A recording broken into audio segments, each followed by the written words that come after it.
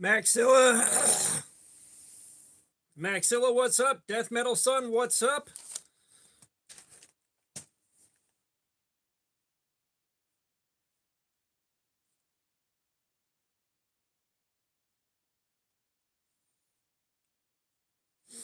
How you guys doing today? Figure we'll try to finish this thing off. Let me create some space.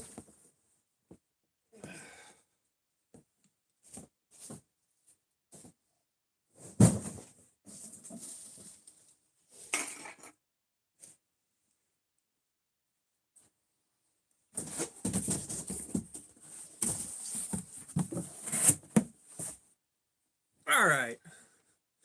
Yeah, how you guys doing today? We're going in on round 2 on this guy. We're going to finish this edge retention testing cycle off.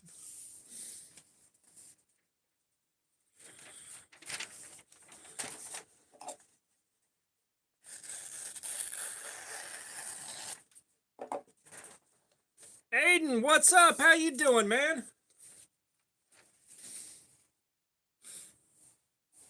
So a little bit of news.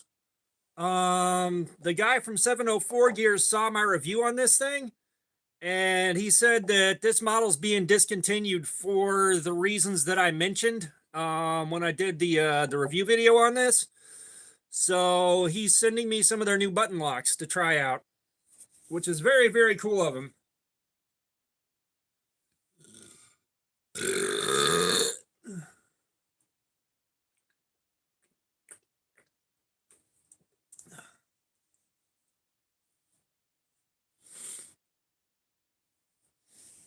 But we'll give it about 6 or 7 minutes, let some people file in here, and then we'll get going on the testing on this thing.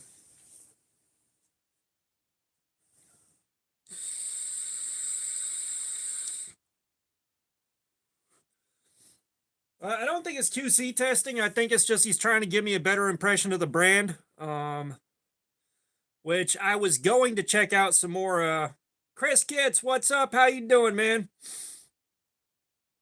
Hey, I don't know if you saw on the video I just uploaded, but I linked off to your channel in the comments on that. We're finishing off the 704 gear. We sharpened her up, and we're going in for round 2 on the 17-degree edge, and we're going to see if it does better on it. So under normal circumstances with normal knives and normal steels, we'll go in and we'll wear the factory edge out, and then we'll do a 17-degree per side edge and then wear that edge out and see how they compare to each other. Because usually the 17 degrees per side polished bevel likes cardboard a lot more than factory edges do. So in about 5 minutes here, we'll get started on this. But yeah.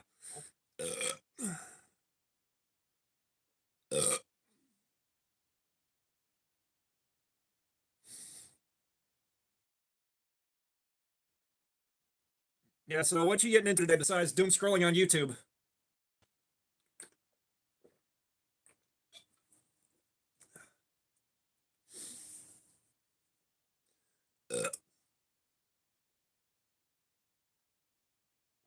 Oh, I bet you've been going nuts with that thing now that you got it. Did you end up ordering the extra stones?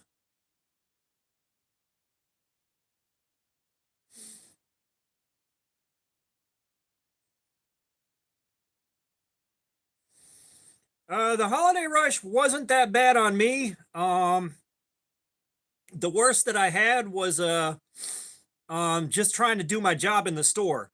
Especially the aisles that I was working on were the busiest aisles in the store, and there were a lot of times where there was no room to move. I just had to stand around and wait for everyone to clear out. Catherine, what's up? How you doing? Yeah, 704 gear, he's sending me a couple of knives. 704 gear reached out to me on Instagram. He said that this model's being discontinued for some of the reasons that I mentioned, and he's going to send me some button locks, some of the new ones.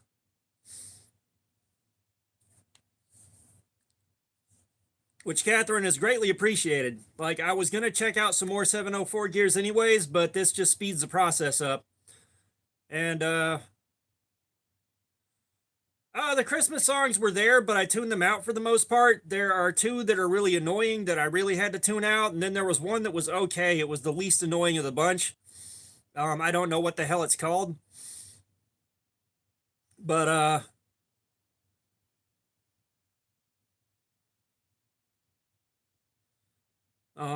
yeah, it wasn't that bad. Like the holiday wasn't that bad. Yeah, it seems to have helped. Jay Brown 6810, what's up? How you doing? But yeah, Catherine, it seems to have helped. He like I said, he reached out to me on Instagram.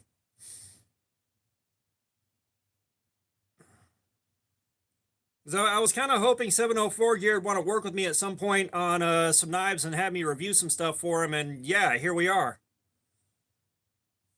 All right, 3 minutes, guys. 3 minutes, and we're gonna get started.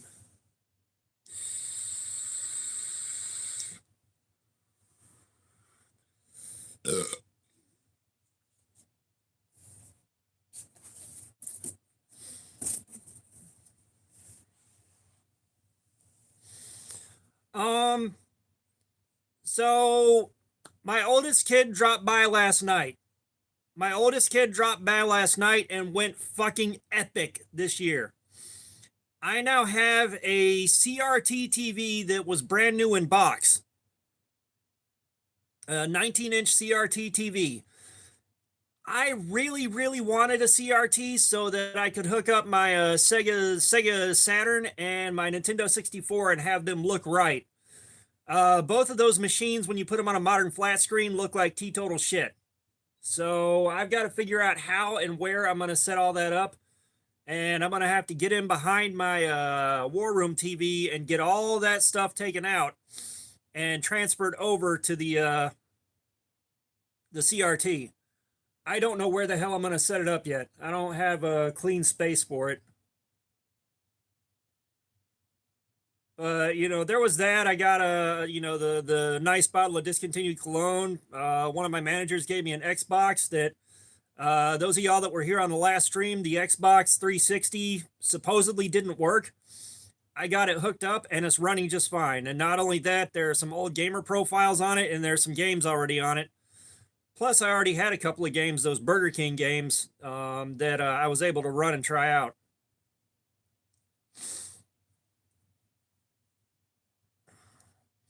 And of course, I bought myself the Devo Growler XL and I bought myself some knives over the course of the holidays. So yeah, that CRT is fucking epic. I just got to figure out where the hell I'm going to set it up. That's the only problem. Oh, Mike Murphy, what's up? How you doing? I've had the Sega Saturn for a long time. I believe it was the Sega Saturn and the Nintendo 64. I traded a friend of mine a half a bottle of Vicodin and I cut his grass for him. But I have had those things forever now. Like, I have had those machines for ages. GameCube is one that I'm missing. I'm missing a GameCube and I am missing like I don't have an Xbox Series. I do have a PS5. But I don't have one of the Xbox Series machines, which I'm not too worried about. Oh, that's nice. That's nice, you guys. But at the very least, if I had discs, I could play GameCube games on the Nintendo Wii. So I have a way to do that. Yeah, I've still got a Dreamcast. I do have a Dreamcast. This is 14C28N, Aiden. This is the same knife from the last stream. It's just we sharpened it, and we're going back in on the new edge.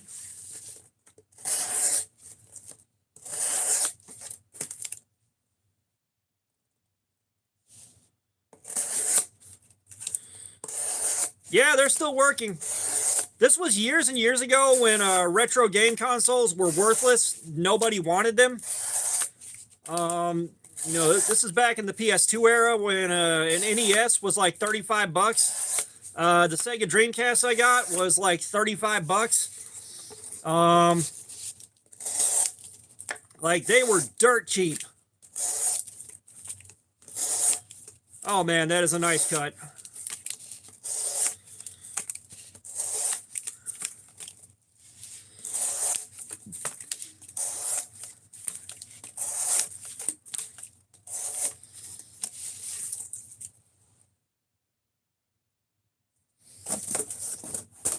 Yeah,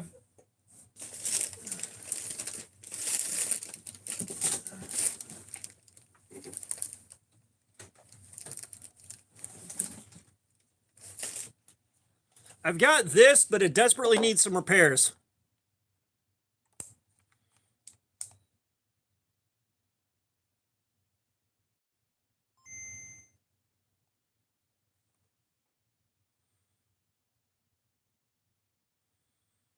Yeah, there's dead pixels on, dead rows of pixels on both sides of the screen.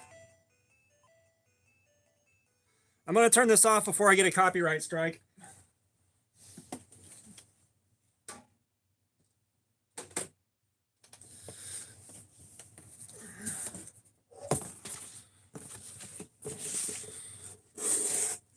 But at least I have one that works.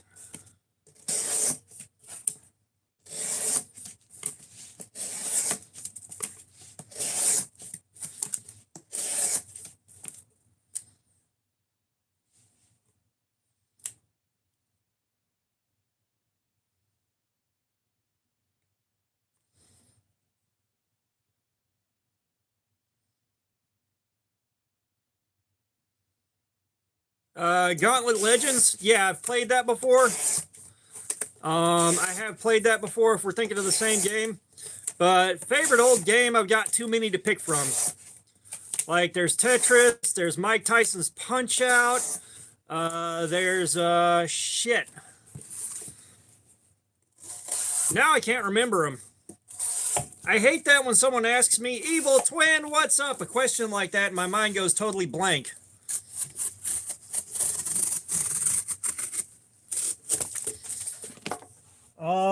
Let's see.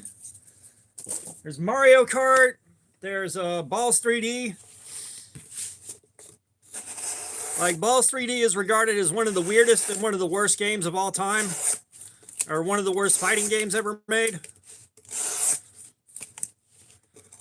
Evil Twin, it's going good, man. Like I was telling the guys earlier, my oldest kid got me a brand new in-box CRT TV. It was opened and tested to make sure it still works, and that was it.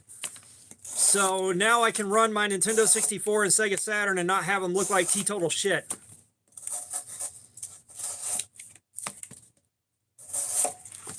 I just don't know where I'm going to set it up.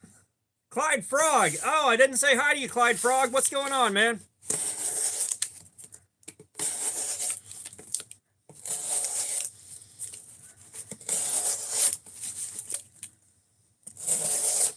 Movo, what's up? How you doing, man?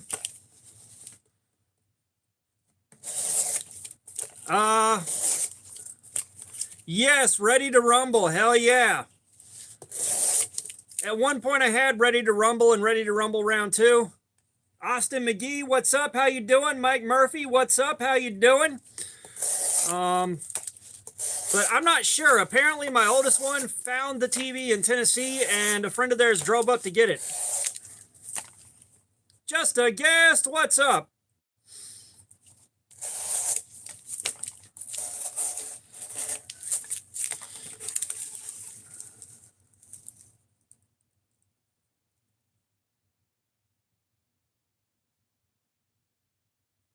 Yeah, Austin, I try to say everyone's name right when they come in. I give it the old college try.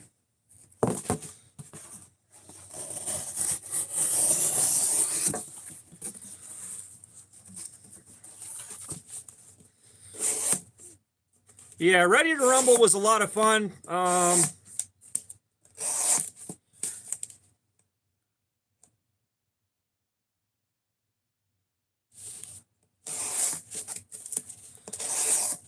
Yeah, Christmas is pretty good.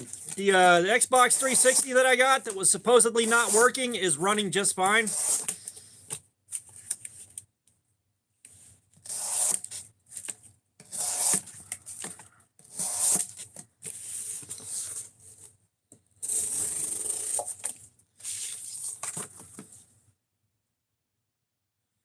Well, I guess if you're going to keep speed run getting banned.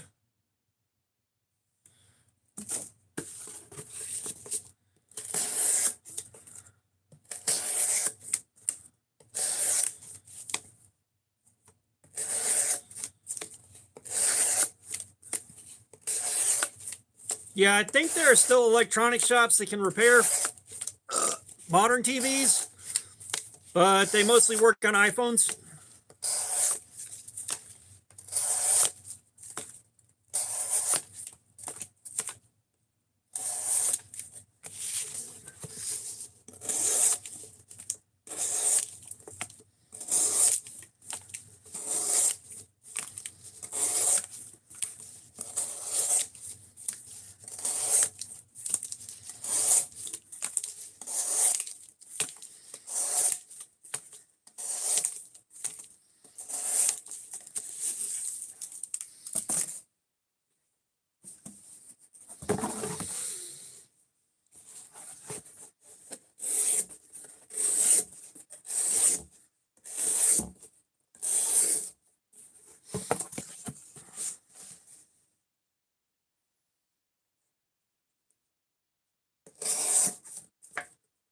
Ed Durbin, what's up? How you doing, man?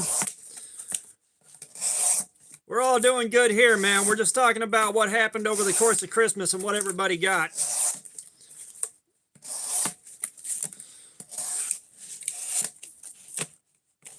It's like my oldest kid was better enough from the flu to drop by last night and bring presents.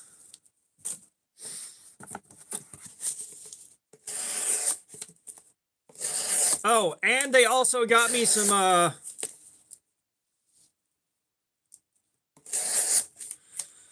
they also got me it's a couple of Ninja Turtles figures, the Eastman and Laird figures.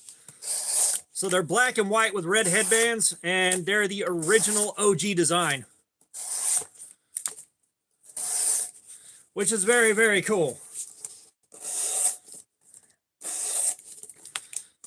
So I got to figure out where I'm going to display those and whether or not I want to take them out of the package.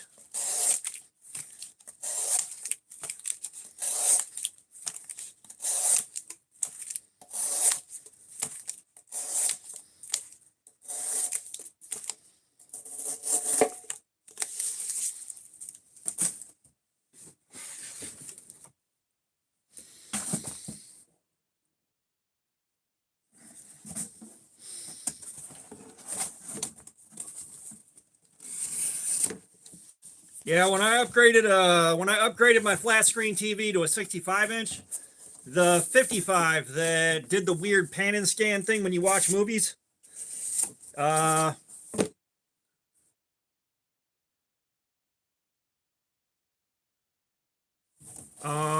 know when older HD TVs kind of do the weird pan and scan deal when you're watching movies, like they don't look right. It was doing that.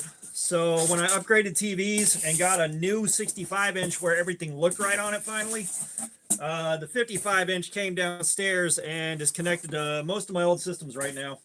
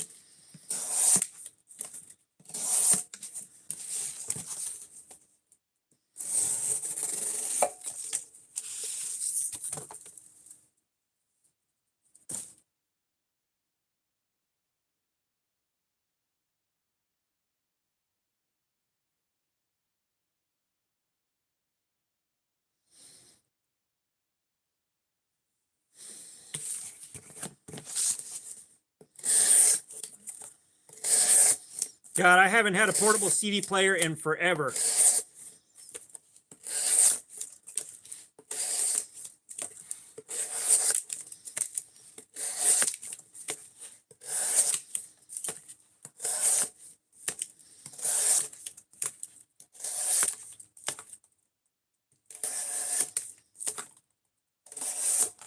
I've still got two PS3s, but I haven't used them in forever.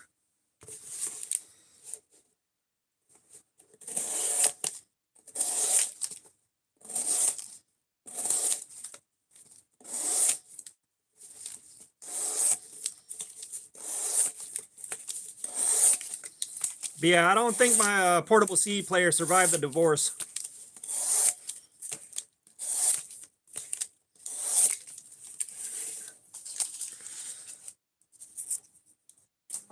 Boy, this is going to be a low turnout stream, you guys.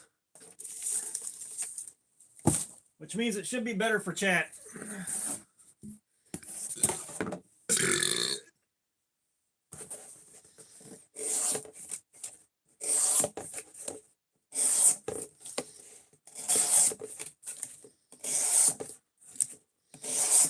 Yeah, I had a really nice anti-skip CD player that I kept on the dashboard of my car to run through the cassette deck that was in the car, because I didn't have the money to install a CD player, and I didn't know how at the time. I didn't know it was as easy as it is. So I ended up with just a portable CD player on the dashboard.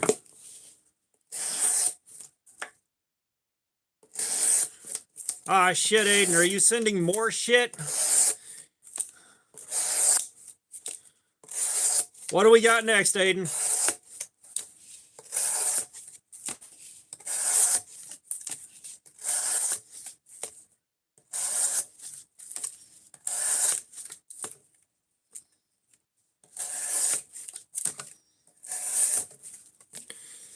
Yeah, as a matter of fact, I was listening to Sweating Bullets by Megadeth when I turned my car upside down 7 feet in the air. I missed that car.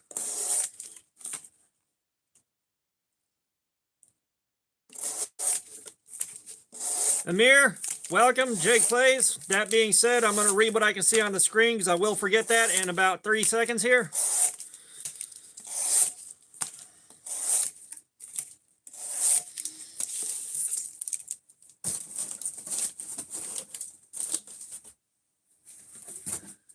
Yeah, that was a hell of a day. Around the cabin, what's up? How you doing?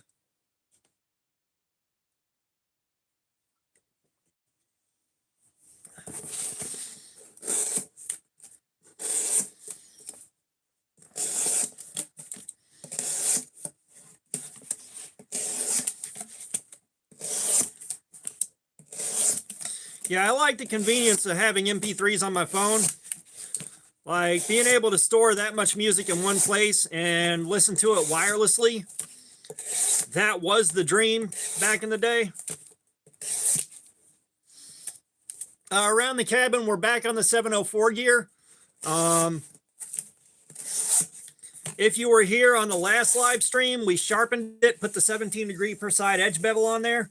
So now we're seeing if it does better or worse on that 17 degree edge bevel like we do with our normal steels. Since we got 14C28 in, we're going back in on it. I'm hoping it does better.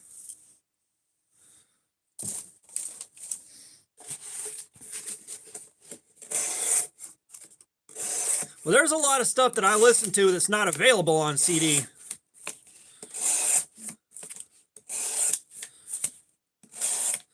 Like, there's a lot of stuff that I listen to that's only online, and usually it's only on YouTube. But my YouTube to MP3 converter no longer works. Trevor, what's up?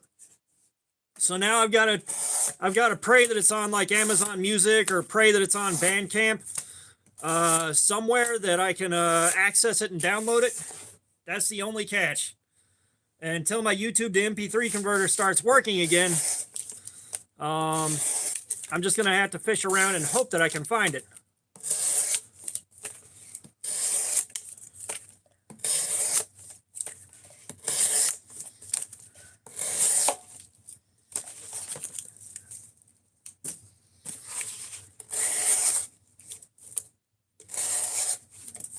Ah, Jake, okay.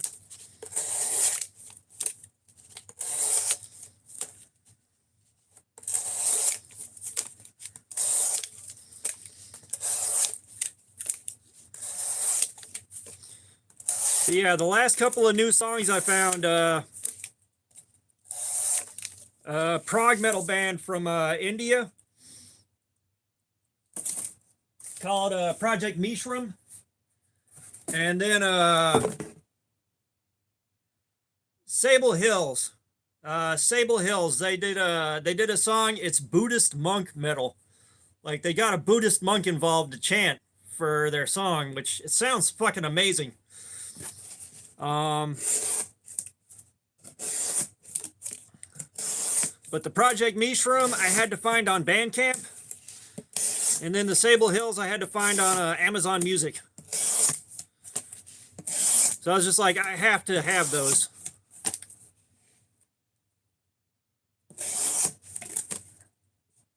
See you later, Jake.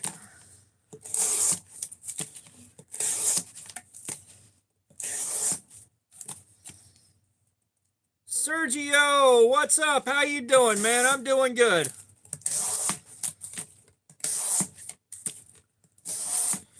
We're discussing the finer points of MP3s versus owning CDs, which, you know, because my taste in music is so specific and so hard to please, literally everything I listen to is MP3s I downloaded.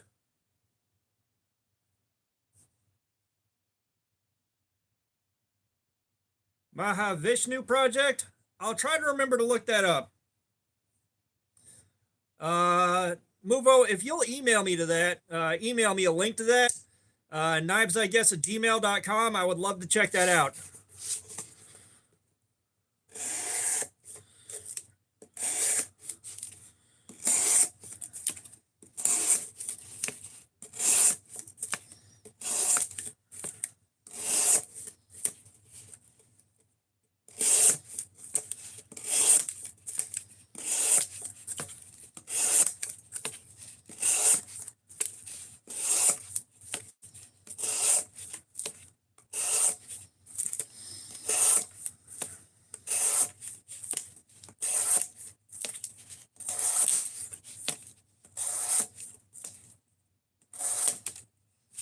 As a matter of fact, I know what I can do. Give me a second, guys.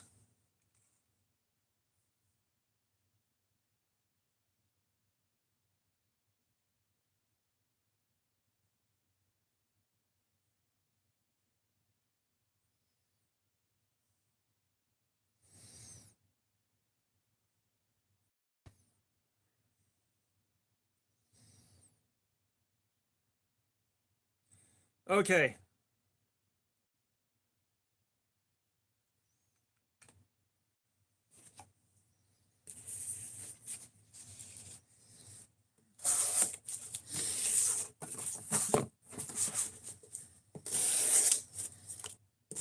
Yeah, I need to back up my SD card onto something so that if I lose my SD card or something gets corrupted, I've still got it on backup.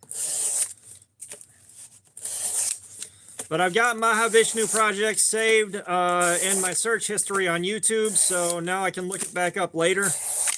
It looks like it's all live videos. They haven't cut a regular video, like a music video for anything.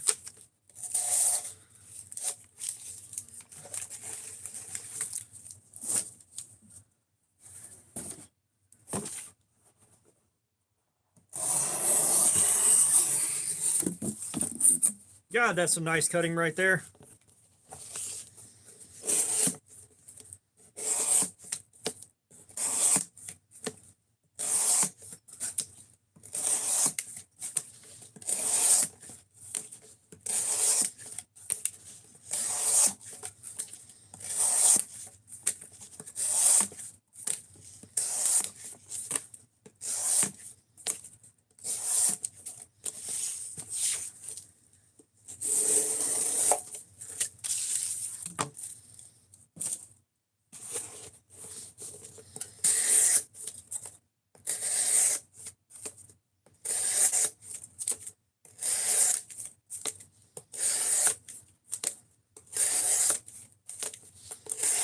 But yeah, that's Painful Evil Twin. That is painful.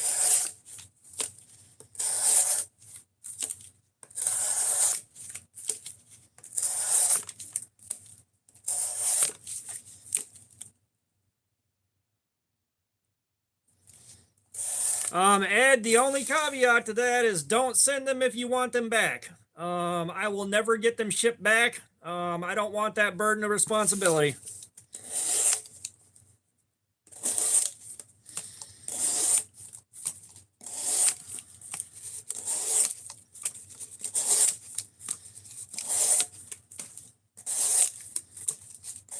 Like I've learned the hard way. When I borrow stuff, I never get around to returning it. And I just, at this point, I don't want the responsibility to return something to somebody.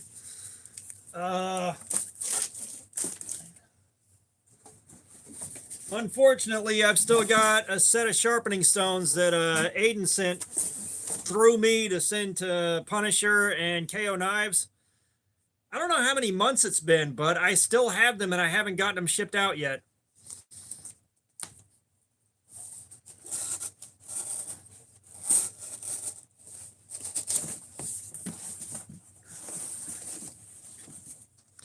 That's part of why I haven't done the giveaway that I bought the knives for yet, is I just don't want to wind up having to ship them out.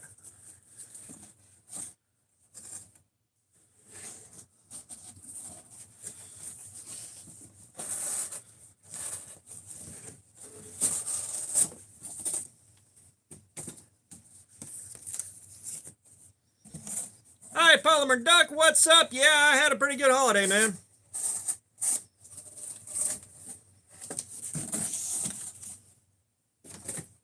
My oldest kid pulled up with a brand new CRT TV. It was still in the box for Christmas this year, alongside the other stuff that I got. But that CRT TV is fucking epic.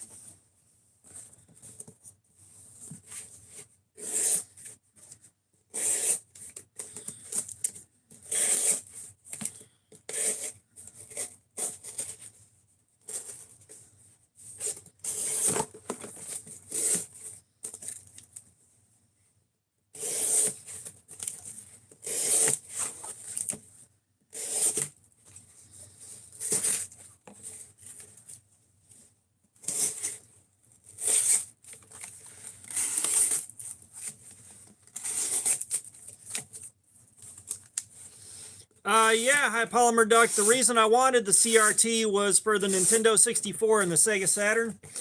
Those two machines in particular look like teetotal shit on a modern TV. The graphics are super blurry and look super fucked up.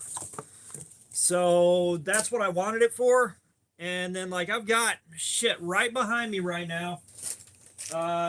TurboGrafx 16, PS2, Sega Saturn, Sega Dreamcast, N64. There's a Retron 3, there's an Xbox One, there's a Wii, there's a PS3.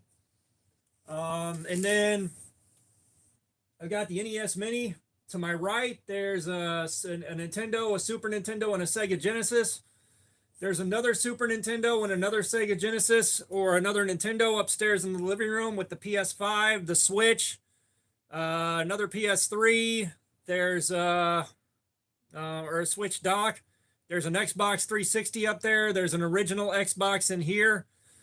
We got two Nintendo Switches. We've got the two PS4s. We got the PS5. We got two or three fake NES Minis. Then we got the NES Mini, the Super NES Mini, the Sega Genesis Mini. Like we got all that going on. The PS2 runs fine. The PS2 runs fine, or it did run fine. I haven't tried the machines out since we lost air conditioning last year and the humidity in the house went up too high. I haven't tried them out in a while. I know the Nintendo 64, the slot for the expansion pack was pretty sensitive. And it's acting pretty whacked out. I need to get that looked at and get it fixed, or get another Nintendo 64. But as long as I can get this one working again, I should be fine.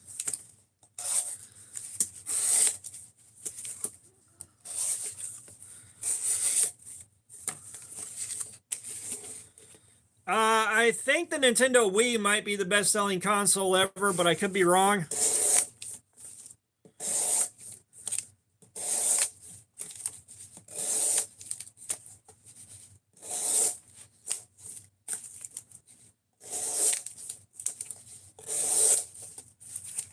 Brando, what's up? How you doing, man?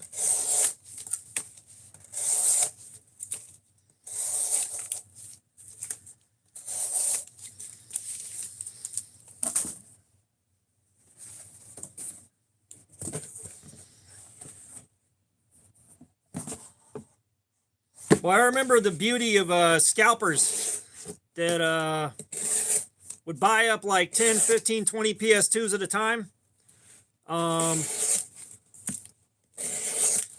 And they wouldn't work. And a lot of guys got hung with them because they couldn't match up the PS2 to the receipt that they had. Like they couldn't match up the receipt they had to the PS2 and which store they got it from, because you were only supposed to be able to buy one at a time from a store. It was kind of like BirdBot in the days before BirdBot, which, dear God. All right, Muvo, we'll see you later, man.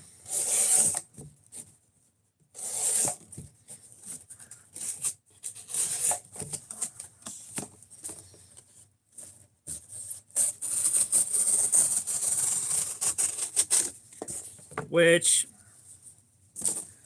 sorry, but scalpers can eat a nice, fat, greasy dick.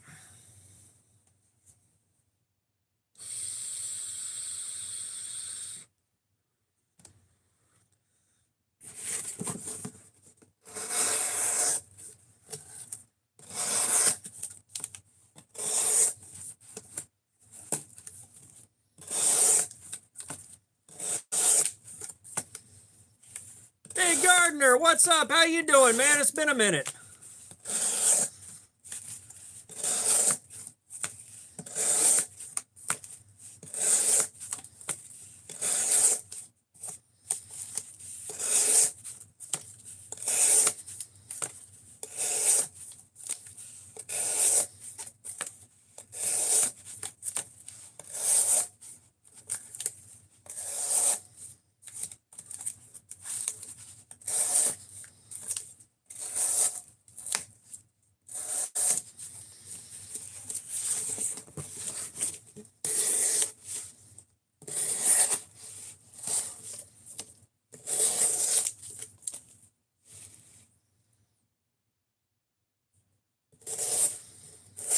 If you're going to spend the money on an upgrade to a PS4 Pro, just buy a PS5.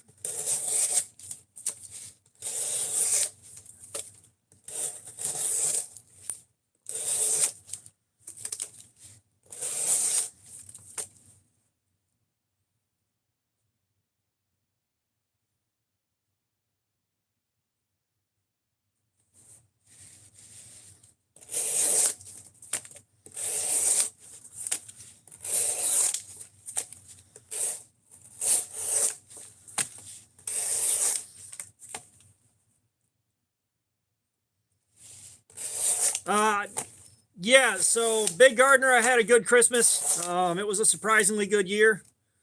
Yeah, the PS5 can run PS4 games. But yeah, I do game. Not like I used to, but we were just talking about that. My retro game collection is fucking huge. And I just got a CRT TV to run my N64 and my Sega Saturn through.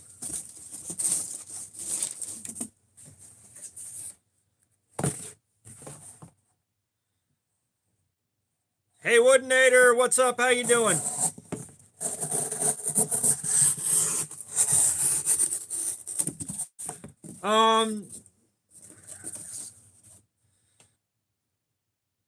Any new games? I just got an Xbox 360 from a manager at work. It was supposedly wasn't working, but I got it running fine. I've got Halo Reach on there. I've got Hydro Thunder. I've got Hexen, Jet Set Radio, and then I got the Burger King. Those three Burger King games. But Julian Garcia, what's up? How you doing, man? We got the 704 gear Urban Ranger Lite V2.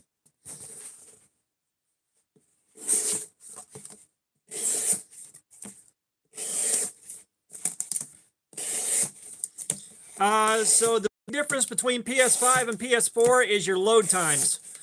It cuts your load times down to next to nothing compared to the PS4. That's the biggest thing with the PS5 is your load times get cut severely. You got a system update, it might take 4 minutes. You got a game that needs to update, it may take 4 to 7 minutes. Like, that's the biggest thing, and that's the biggest reason I wanted a PS5.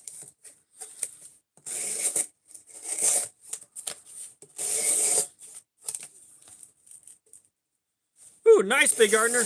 Yeah, I got a nice, like a really nice bottle of cologne that's been discontinued. I got an Xbox 360.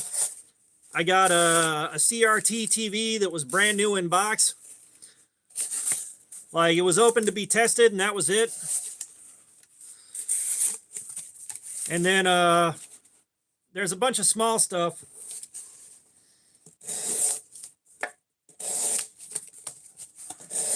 And then thanks to Chris Kits, I got a Drop Bear 2. We got the 704 gear Urban Ranger Lite V2. And this cardboard box does not like being cut up.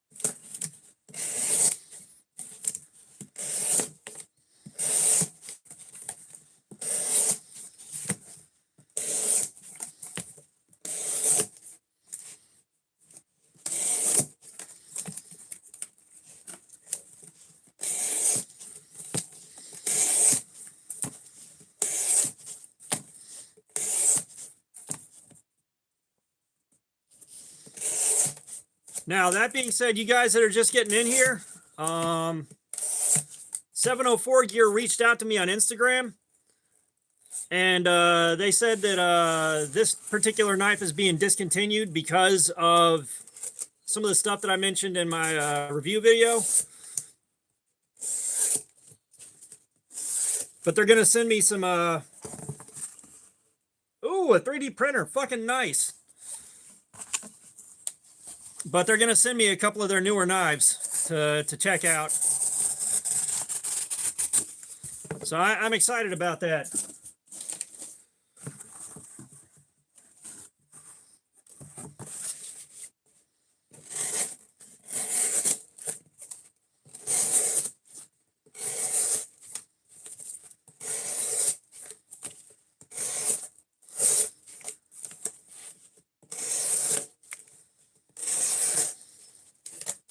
Yeah, like 704 gear has been on my radar for a while. I just never got around to it.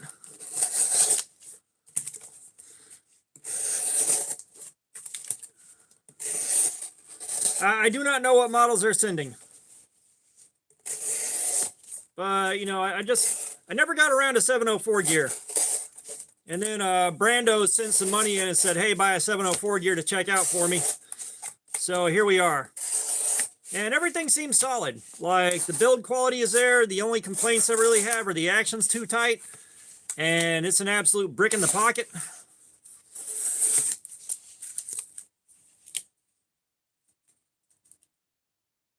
Hey, Woodinator.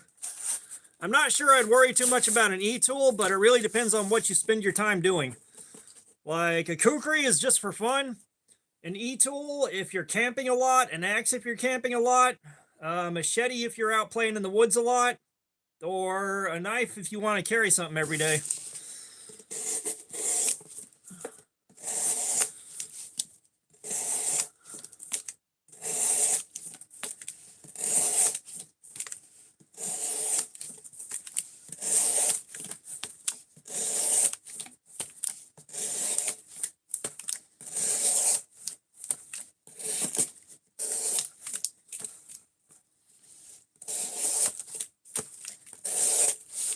Gotcha, hey Woodinator.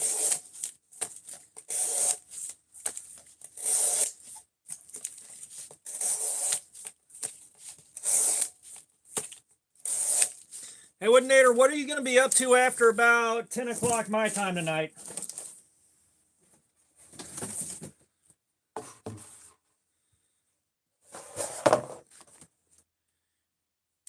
Yeah, get you a Cold Steel Mayhem. Z Money, what's up? How you doing?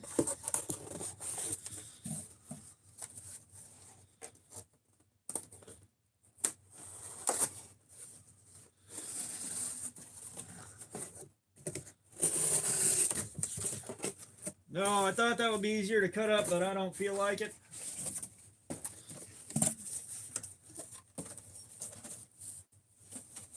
Ooh, nice, Z Money.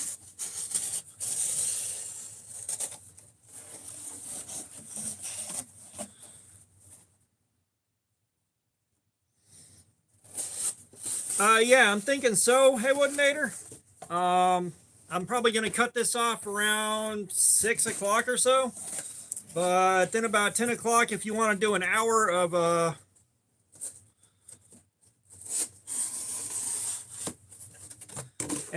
Q&A or whatever it is that you got in mind.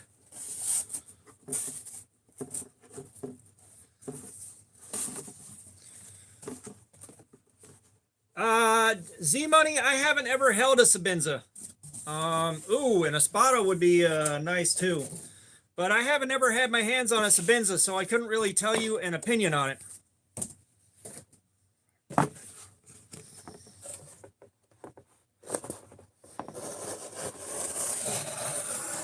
Joseph, what's up? How you doing?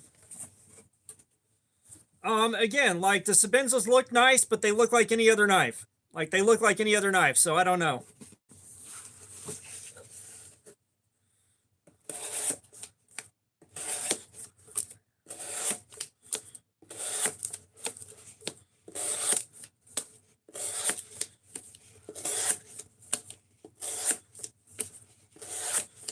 Yeah, so hey, Woodinator, are you talking about working on a Discord or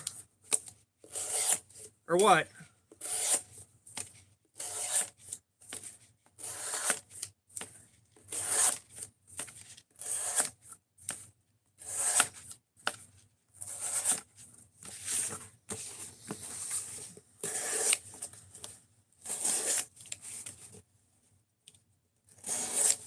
Okay. So yeah, I don't have any software to stream via Discord, but I can be on voice chat in Discord. So we can do that.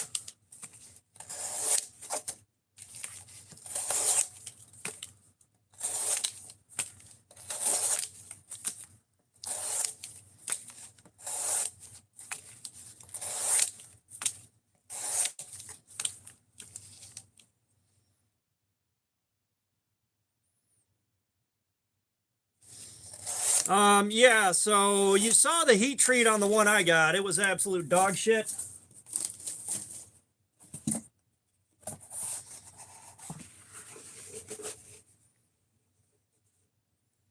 Yeah, that's what I'm going to do, hey, Woodinator, is do Discord through my phone. So I'll be on there with audio.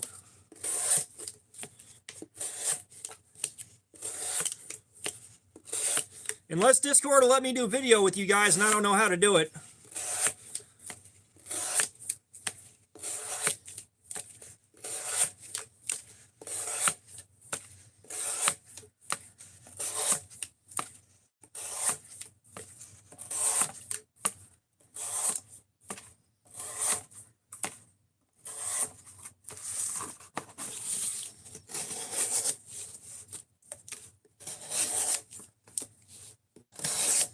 All right, cool.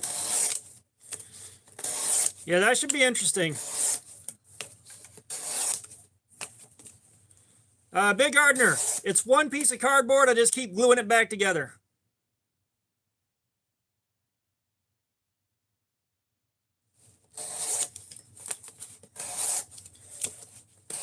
Gotcha, Ed. I've never done video on Discord, so we'll have to check it out.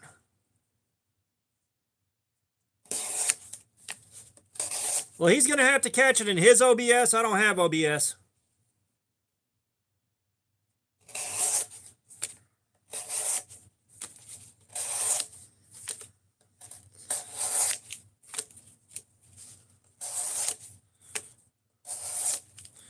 But no, I work in retail, man. I get all the cardboard I want. I get all the cardboard I damn well want. All right, hey, Woodinator. Yeah, Joseph, it's still the 704. Yeah, I will, hey, Woodinator.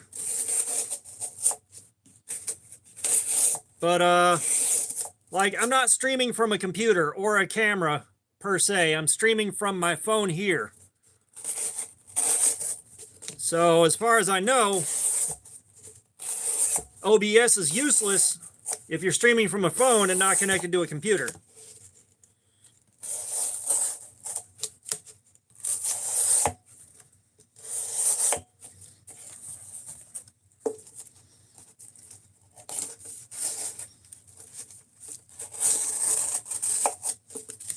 Yeah, hey, Woodinator, hopefully you got some questions lined up.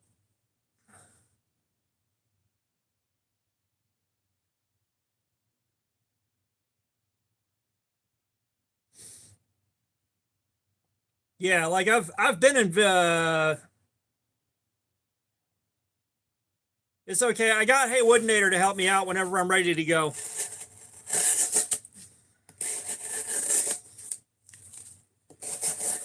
It's like I've been promising Hey Woodinator I was going to do this for a long time now.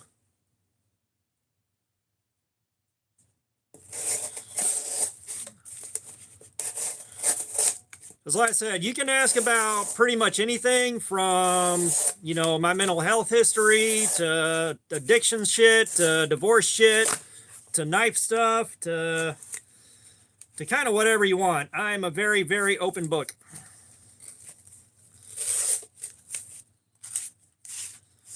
You know, I'm always willing to share my story, especially on the mental health and addiction end, because I never know who's going to need to hear it.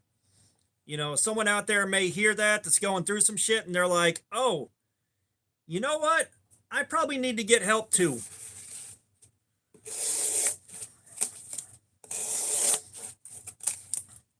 What kind of questions do you want, or what kind of stuff do you want to talk about, Hey Woodinator?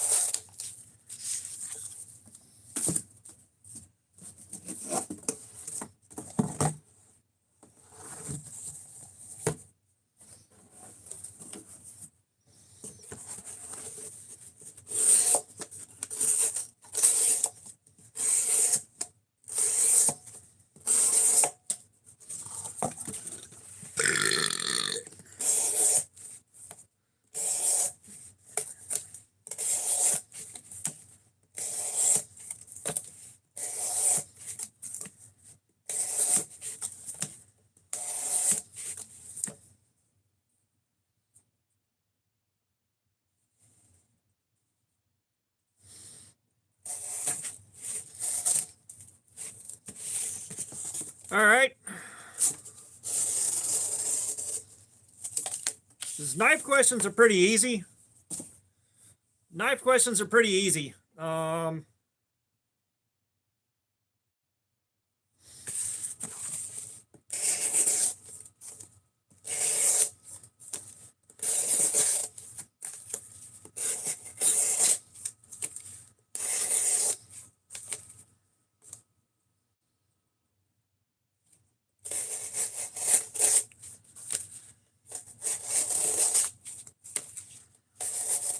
Yeah, you'd have to ask me a real fucked up question before I pass.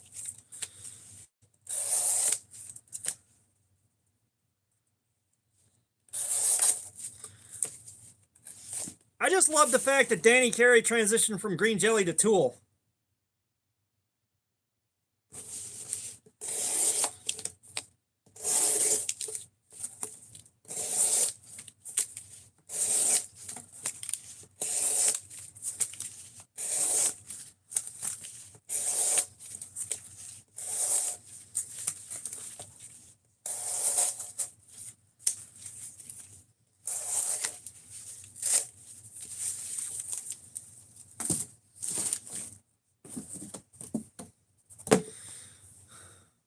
Yes, Danny Carey was Green Jelly before he was Tool. I'm 99.999% sure.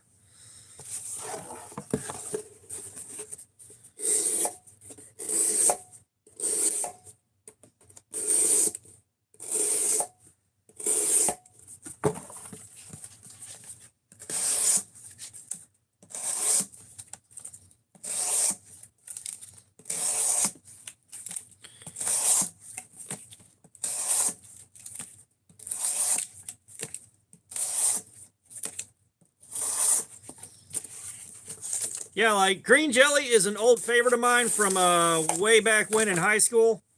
Like if you were in high school in the 90s and you were a white guy with no girlfriend, you loved Primus and you loved Green Jelly.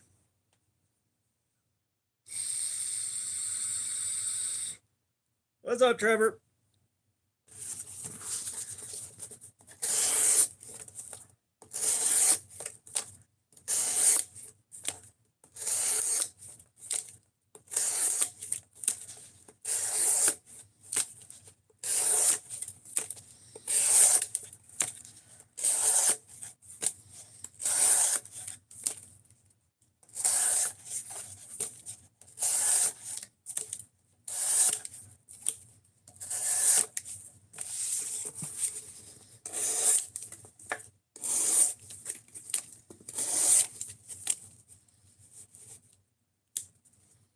Huh. I didn't know that. They also had Green Jelly on the Maximum Carnage soundtrack.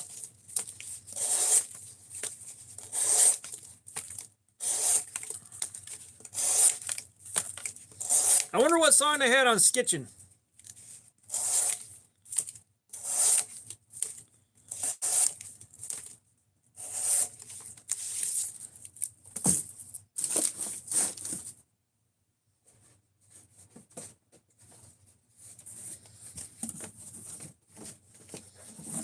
Yeah, I would have liked to have seen Primus when Les Claypool was still at his coked out best, but I missed that opportunity.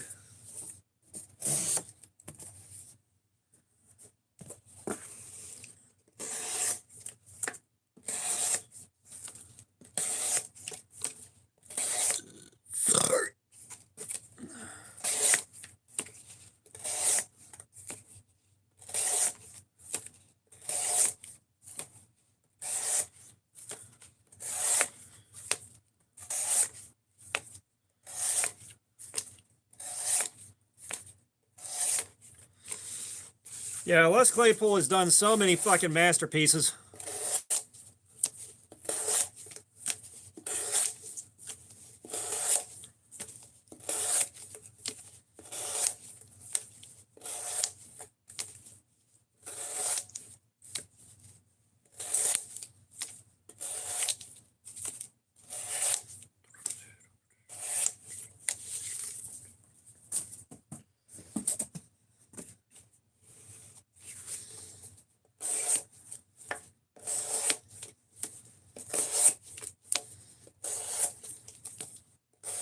Yeah, Tool's done a lot of stuff that I love. And one thing that kills me is Danny Carey played for Primus during a couple of shows when Brain was out for, I think, surgery or something like that. And they did a cover of Enema. And I really wish there was a studio version of that.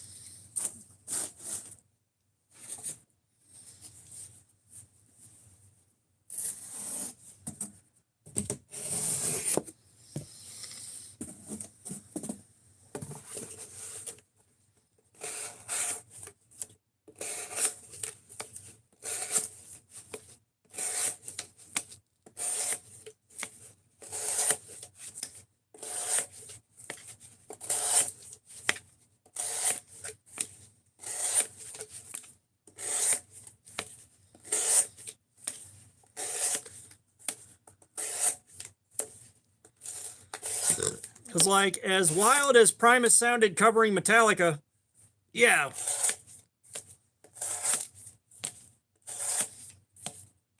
Yeah, Primus doing South Park is really well known.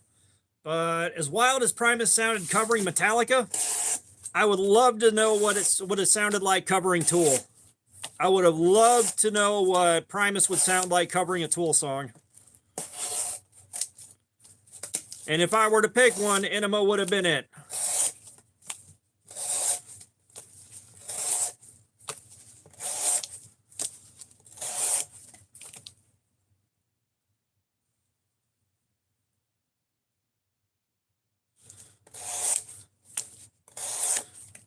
Joseph, you should have gotten the flamethrower out.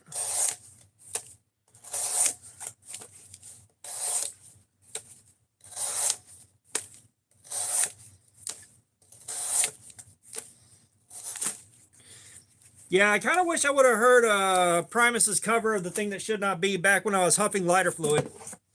Back when I was huffing lighter fluid, that would have sounded fucking amazing. That would have sounded fucking amazing.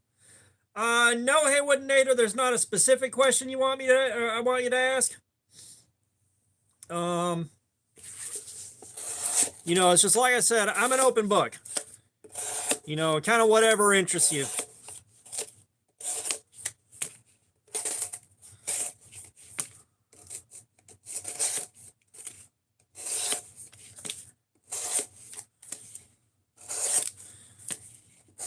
Bruh, huffing Ronson's lighter fluid, man. You talking about blacked out and hallucinating. Holy shitballs.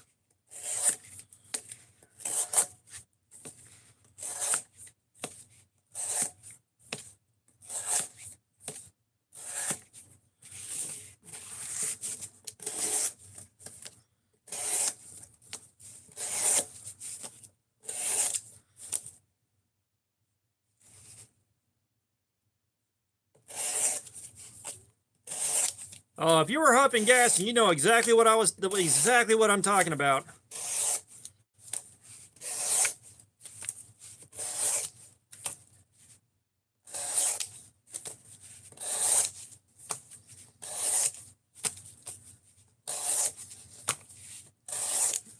Because when your brain has been melted by huffing lighter fluid, Primus sounds fucking amazing.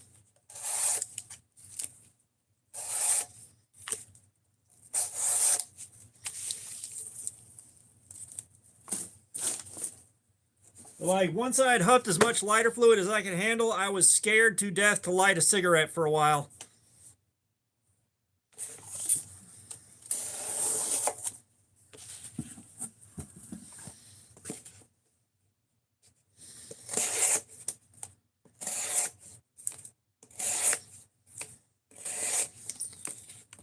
Yeah, I saw two silhouettes of gods standing on a giant square, and they were all flashing red and green, but they weren't in sync with each other.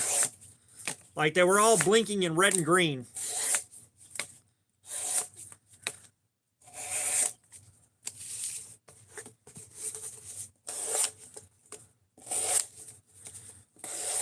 And then at one point, I fried my brain out so bad that I had sworn to God by staring at a chessboard that I had nailed to the wall.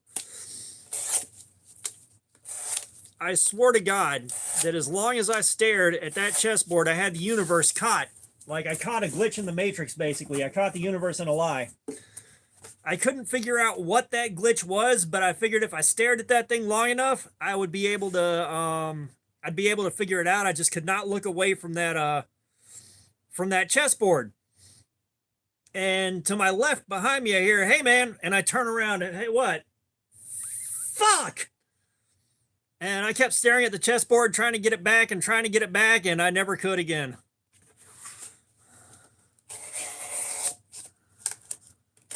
Because I hear, "Hey, dude," and I turn around to look, and I'm like, "What? Fuck!"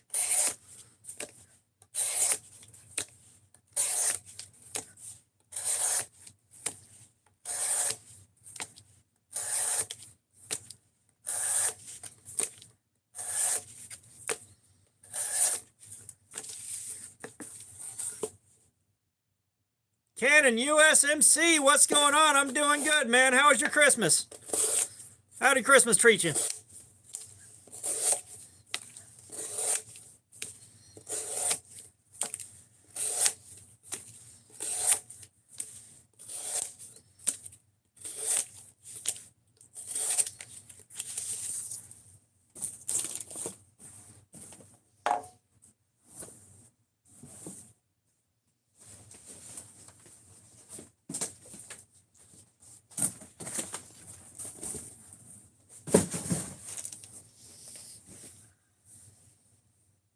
Pocket Privilege EDC, what's up? How you doing, man? We're doing good here, man. We're doing good. We're just flogging a new edge on the 704 gear.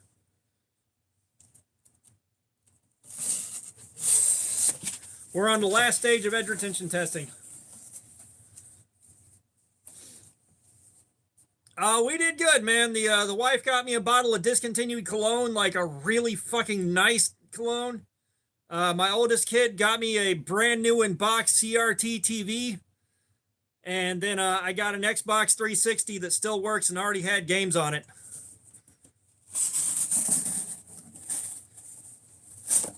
And of course, I bought myself the Devo Growler XL when those things dropped a while back.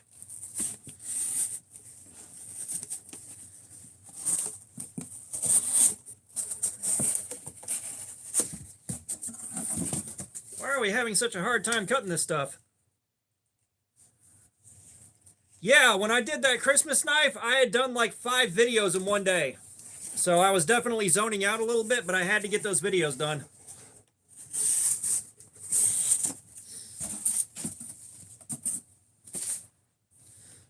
And like, I'm backed up another 5 videos that I've got to get done, which are all going to have to be done in like 1 day, 2 days.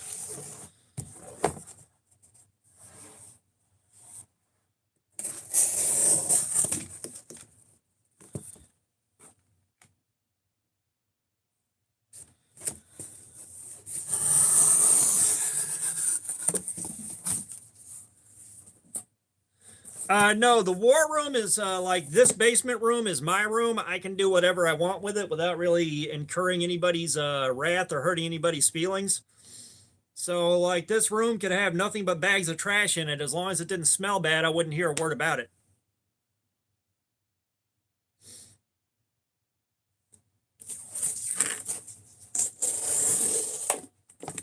Now, if I was doing this in the living room and I didn't clean it up, that would be an issue.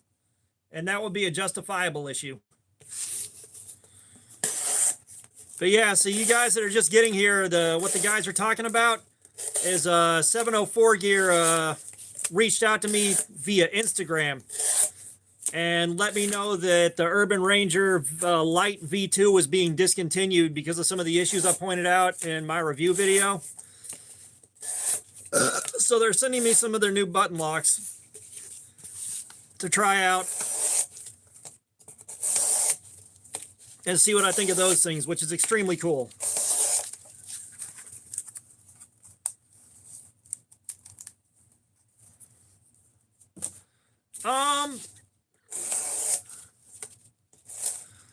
Like, don't get me wrong. I would love to establish a good working relationship and check out new stuff as it comes out from guys like 704 Gear. Because I want 704 Gear to do good. I want them to be one of my go-to budget recommendations. I want them to do well because they're very accessible. They're very affordable. It's easy to get one. You can just get one off of Amazon. I would love for them to be one of my go-tos for budget. All right. It's been an hour. Let's get this blade cleaned off.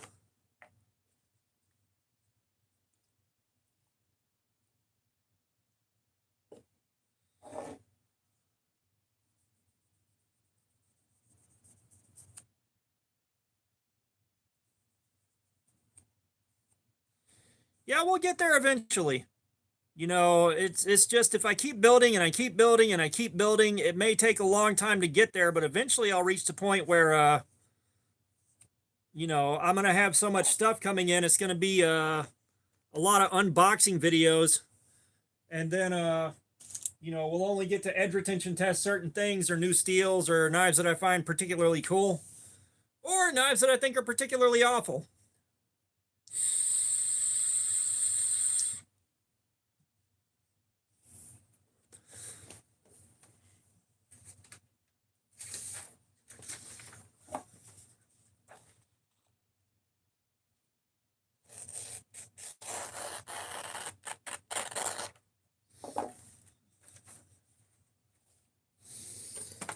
I feel like we're probably going to be around 300.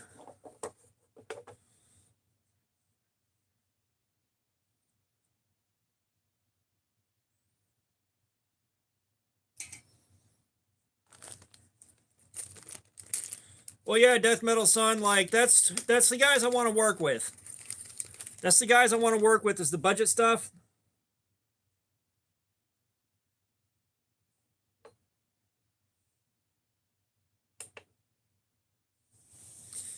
Yeah, but I think if I'm going to design a knife with somebody, I'm going to have to learn how to use some CAD software and get in there and really do the design and then reach out with the design. The Gen thing worked out because KO Knives did the CAD work, the CAD software work for me.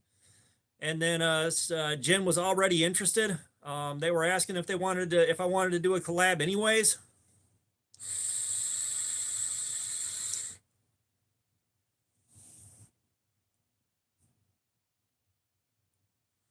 Oh, trust me, I'd love to check out some expensive stuff too. We do check out expensive stuff from time to time anyways, but the bread and butter is definitely the budget stuff.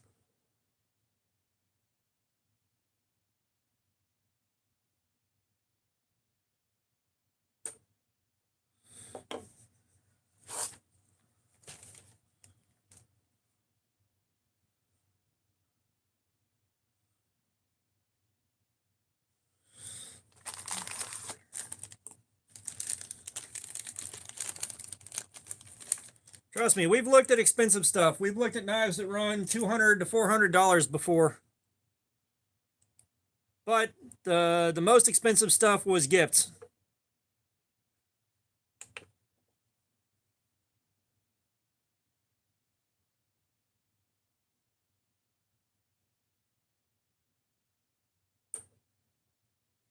There we are.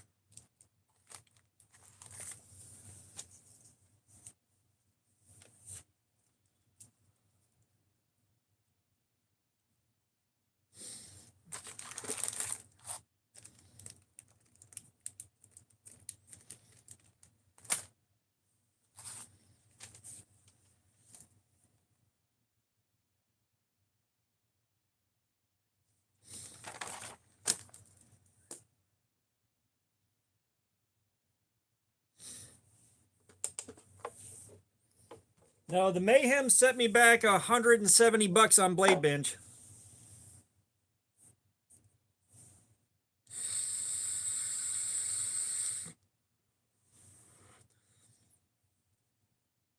Let's see, we got the Spyderco's, we got the Mayhem, we got the Growler V2, and then we got some stuff more mid-range like the Hogue Deca.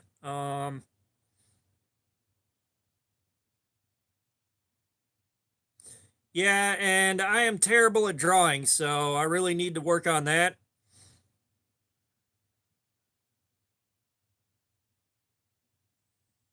Yeah, Aiden is the only one that sends me super steels. Um, but Aiden got my address a while ago, so like he just kind of sends stuff without me asking. It's completely involuntary. Um, Clyde Frog, man, what kind of fucking question is that?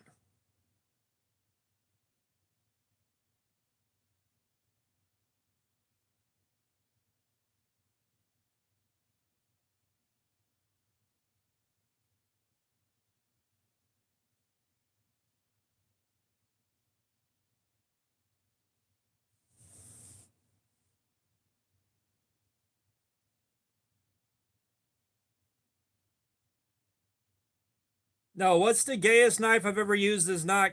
No.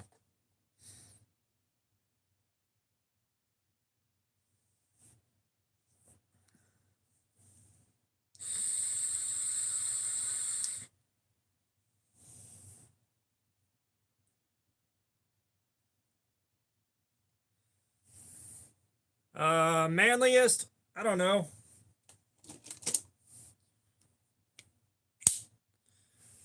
This is up there. The Mayhem is definitely up there. But the Mayhem hasn't gone through Cardboard Slayer yet just because I don't want to sharpen it afterwards.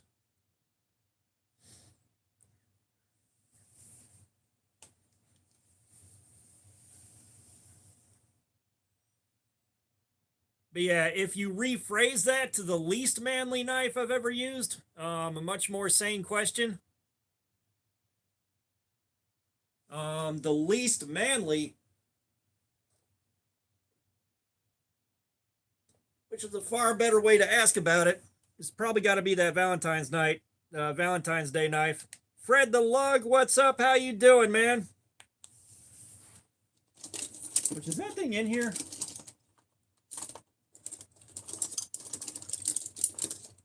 Yeah.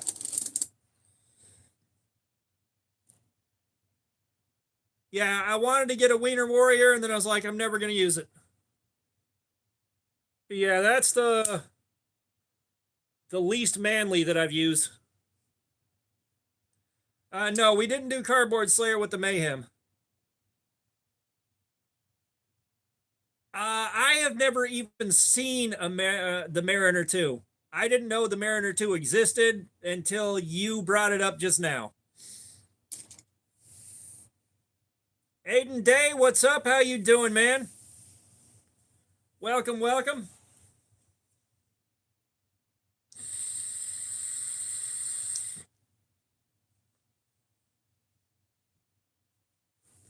I think we did the sharpness tester on the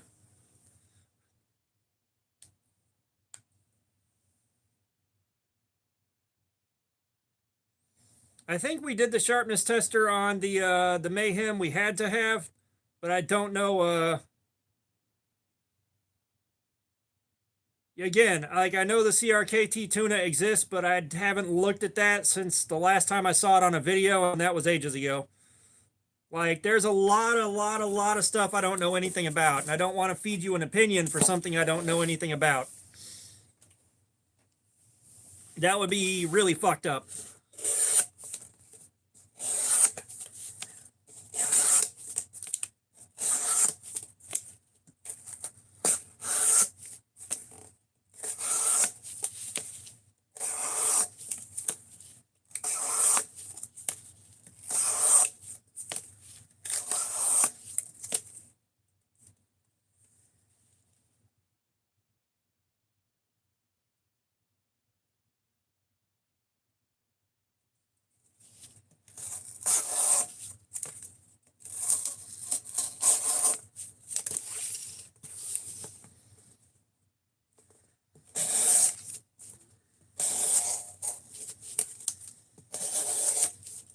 Yeah, I'm kind of surprised the paint stayed on that Tiger knife as hard as it did. Like, that thing did not want to let go of the paint on that blade.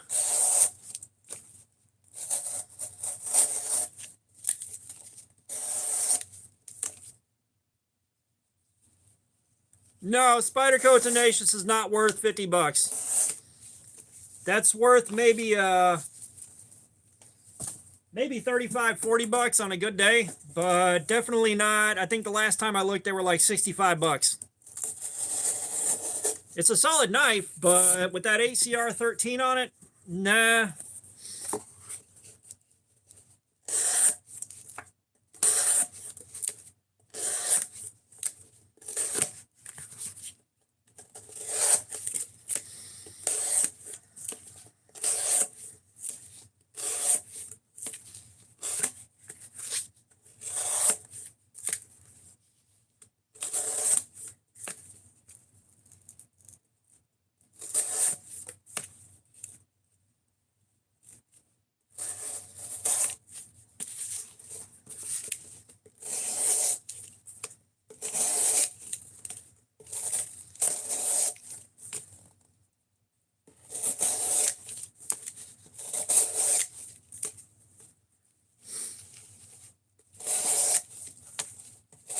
Yeah, I like Spyderco well enough. Like, they make some nice stuff. It's just too expensive for my blood.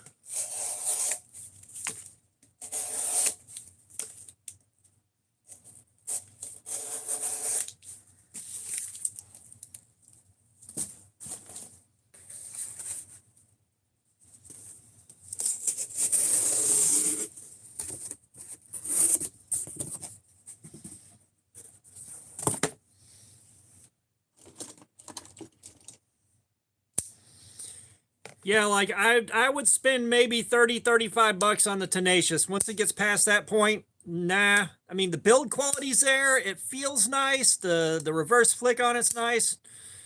It's just that ACR 13. The ACR 13 is definitely not for me. Not at that price. For the 60, 65 bucks, if you had D2 or 14C, something like that, then yeah, you'd be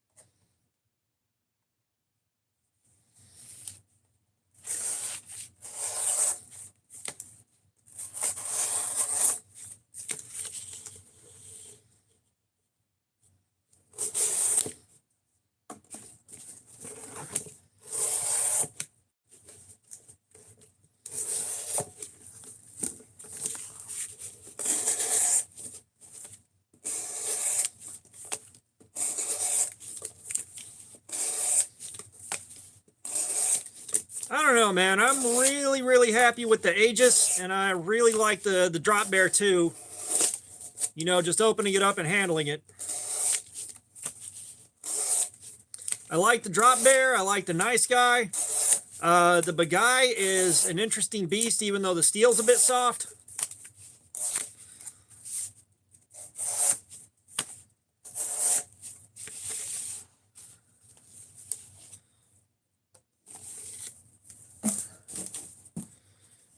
God, at the farting. Guys, I am farting so much right now.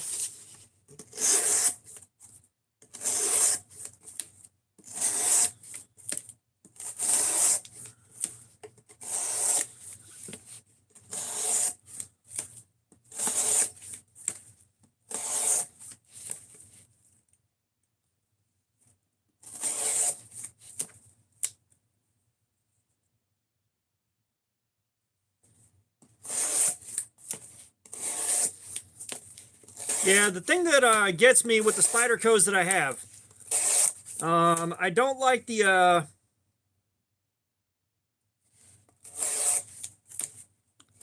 not high polymer duct. This is in the cardboard is kept inside an air-conditioned house. The humidity level in here is pretty damn stable. If it was being kept outside, that'd be different. But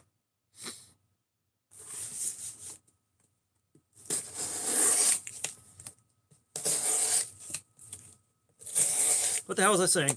Yeah, I've got the Drop Bear with the clear acrylic scales. The Drop Bear 2 is a holiday edition.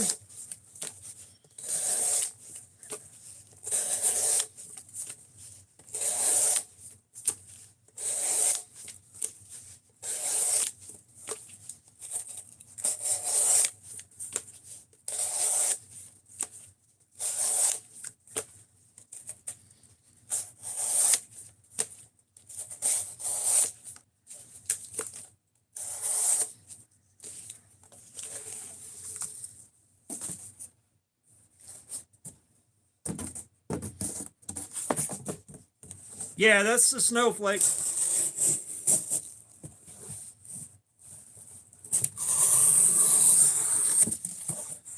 Fred, the Drop Bear 2, at least the Drop Bear 2 I have is a button lock. And then the Drop Bear is an axis lock. That's the difference between my two. Me with knives, what's up? How you doing? Oh, I would have liked to have attended a Kaiser dinner. But yeah, Brando, that's the green one with the snowflakes that I just did a video on earlier today, or I just uploaded the video earlier today.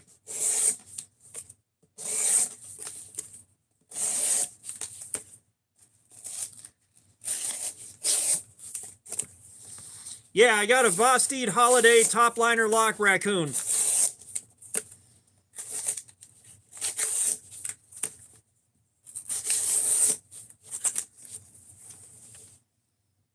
What, the Vosteed? Bro, that was last year's knife. Like, that was last year's knife. That was a year ago, dude.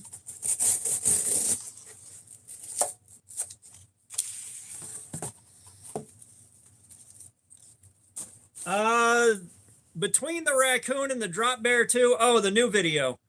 Between the Raccoon and the Drop Bear 2, I would probably recommend the Drop Bear 2, but only by the smallest margin. I mean, only by the smallest margin.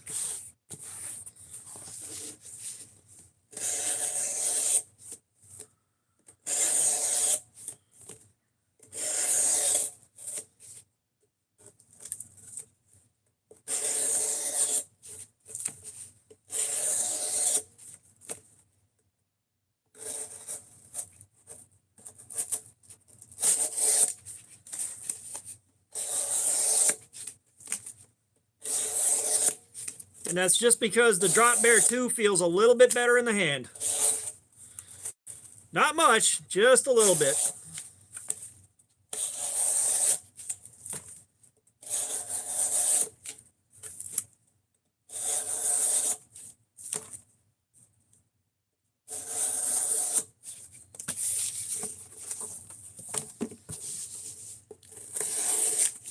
But yeah, the thing with Spyderco's, which I was in the middle of talking about before I got sidetracked, I don't like the ball bearing lock a whole hell of a lot, and I don't like the compression lock very much. But that's what's on the nicer ones that I've got. The Snowflake is both the Drop Bear 2 and the Kaiser Aegis. Both the Aegis and the Drop Bear 2 have snowflakes on the blade.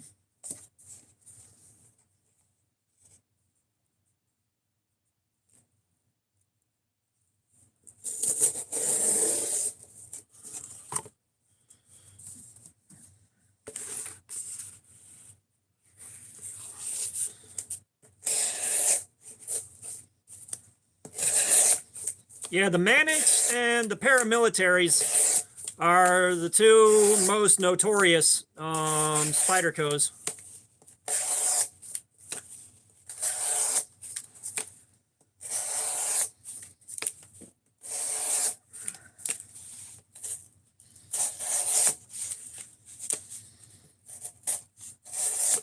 Let me tell you right now, the emotional support scented candle is going to war. Jesus Christ. We light a candle to forget.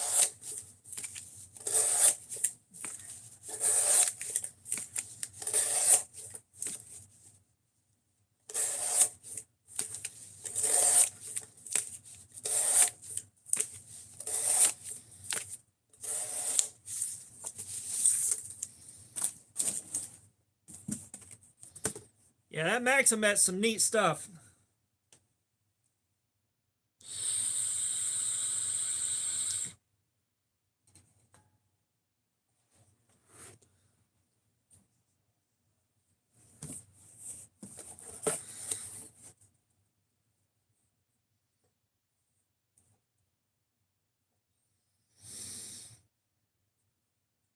That's what I've got.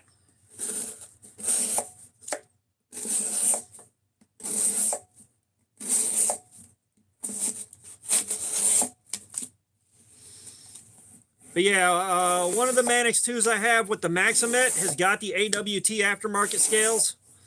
And then the other one has the 15V has the factory lightweight FRN scales.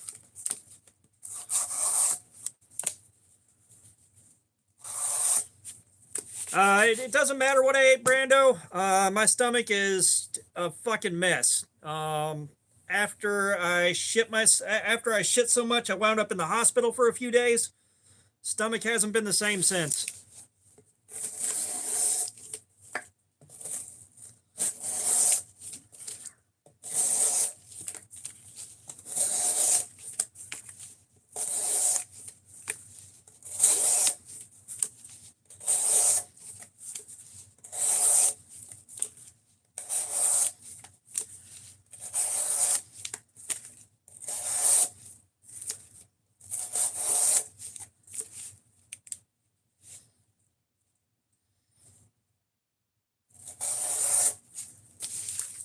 Yeah, do me a solid, hit that like button, guys. See how quick we can get to 50 on that.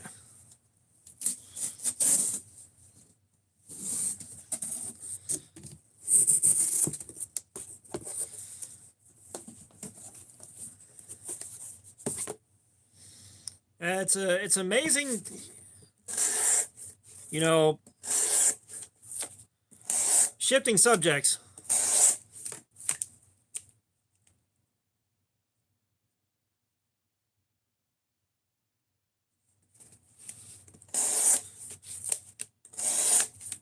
The ball bearing lock just makes the action feel super tight, and the springs on them are a bit too strong in my opinion.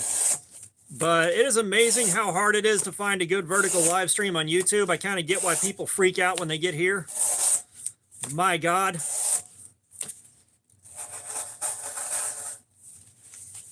The other night I watched two guys just like I didn't spend much time on it, but it was just two guys live streaming getting high. They weren't really reading comments. They weren't doing anything else. They were just sitting on the couch passing a joint back and forth, and the camera was on the other side of the room. It was like, bro, that's all it takes?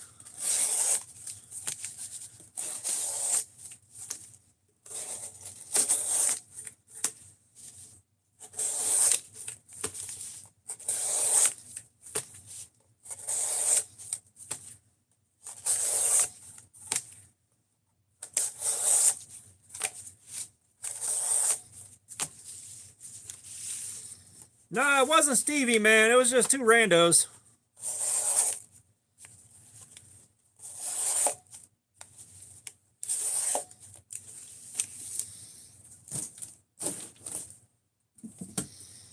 And I tell you, even though I've been through it, even though I've been through what I've been through, there's never not going to be a part of me that wishes I could do that responsibly.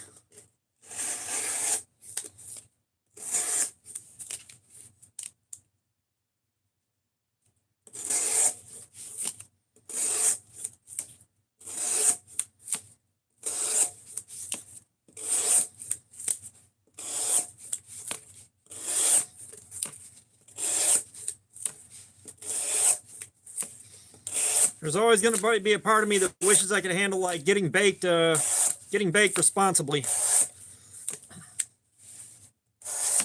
No, it ain't for everybody. I can't fucking control it. Like I can't fucking control it. After that first one, I've got to be like that 24/7 or I'm not okay.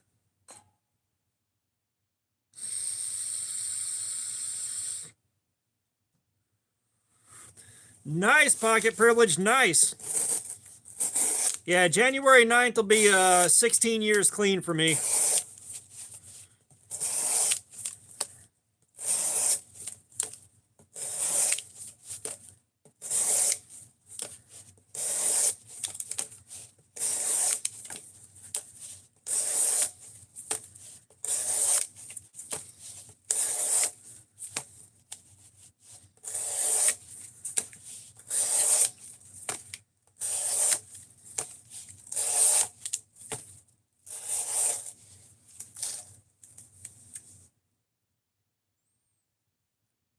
Yeah, fucking nice, Miwa Knives.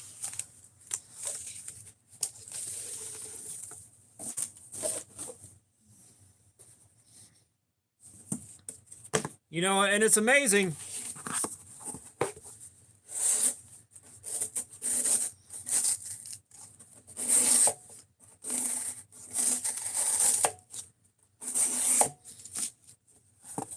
I guess it's not super amazing, but the number of people you run into that are super into knives that borderline,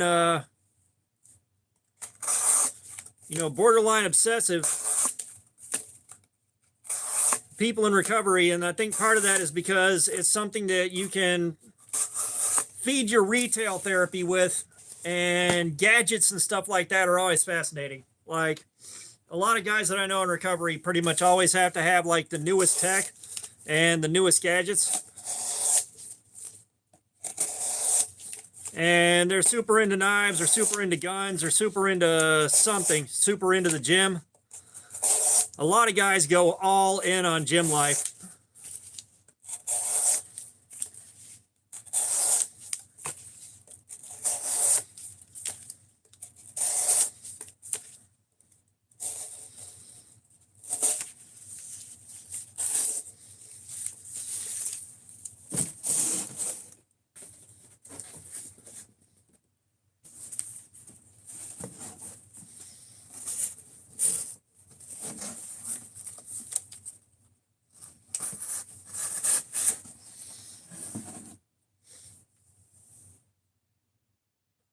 Nah, pocket privilege, blow the chat up, man. The faster the chat goes, the better.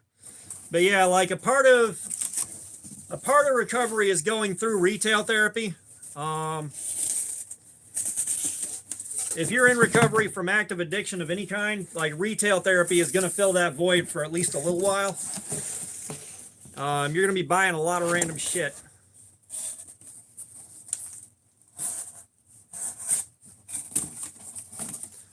It's just part of the process.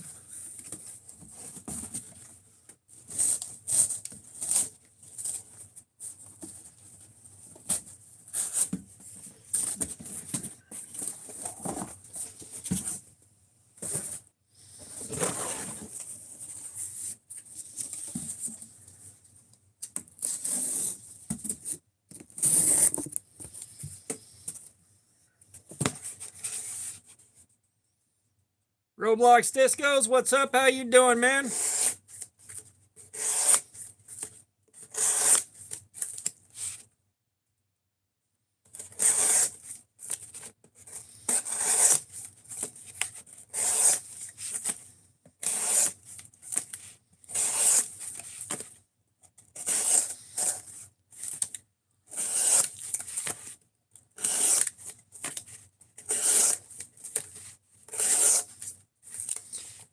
Yeah, I think what helped me out is I got desperate to quit living how I was living. You know, having to Roblox, I'm doing good, man. I'm doing good. Had a good Christmas, hanging out with you guys now. I'm doing good. Mostly the cardboard. The knife is still fighting the good fight right now. Like you can see, we're almost all of our cuts are clean.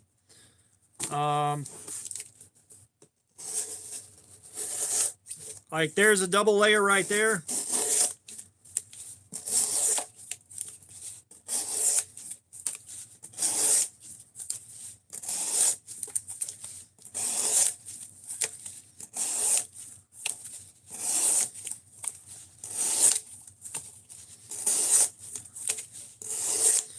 But, you know, I got desperate to get away from rock bottom.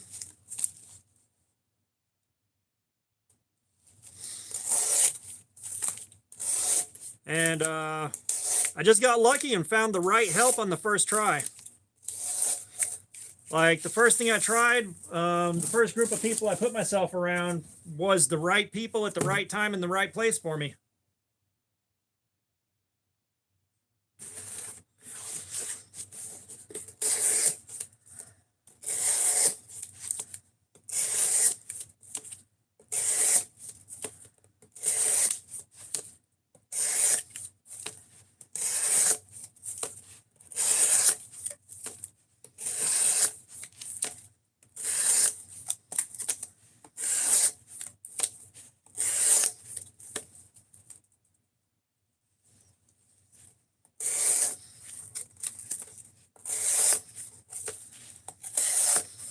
Yeah, thankfully, at the point where I hit rock bottom and I needed help, and I realized I needed help, I was only using by myself. Like I was using by myself, it was my supply. I wasn't sharing, I wasn't getting high with anybody else. Occasionally I'd get drunk with a friend or two, but I didn't have to change the people around me all that much. There were a couple of changes I needed to make, but those were kind of outside the context of using.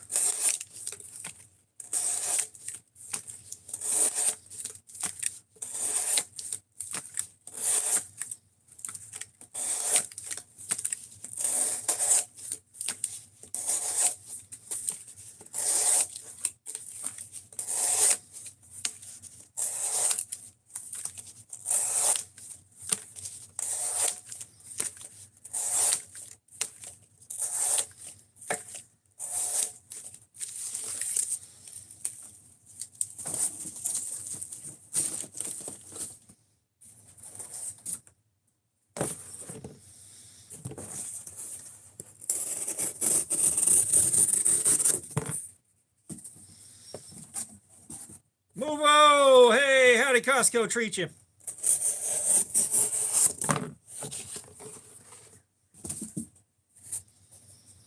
The Edge is still fighting the good fight, man. We're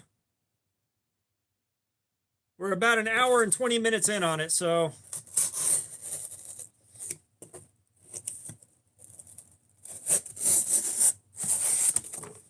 we're still fighting the good fight.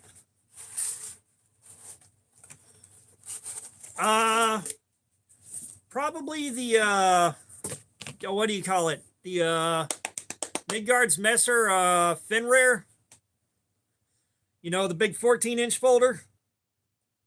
Roblox, I appreciate that, man. I appreciate the sub. Thank you for that.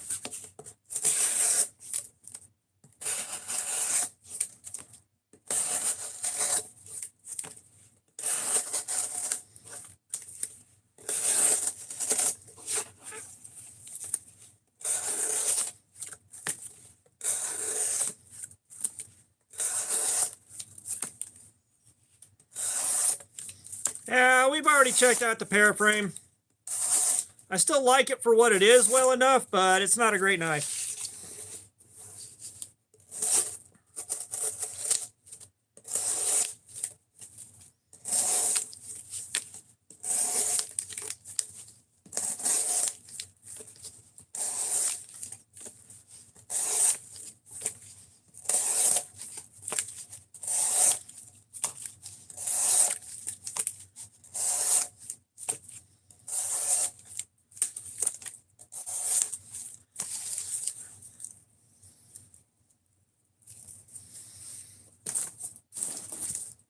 Oh, $100 washer knife. What do I know that's on washers for about $100? That's about the point where you start looking at Spyderco. I'm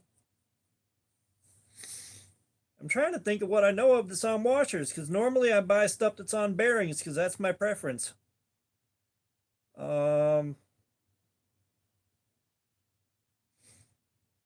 Shit, I don't know. Like if I was buying something specifically on washers, I'd be looking at Spyderco.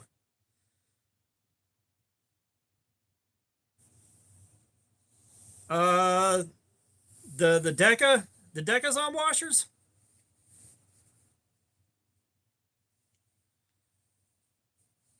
I've already got a chainsaw, so I'd take $100.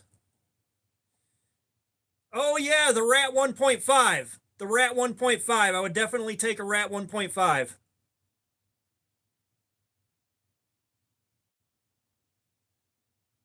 Well, no. It's thinking up some knife questions are easy. Like trying to figure out a good knife question for hey Woodinator, that's easy. 77, what's up? How you doing, man?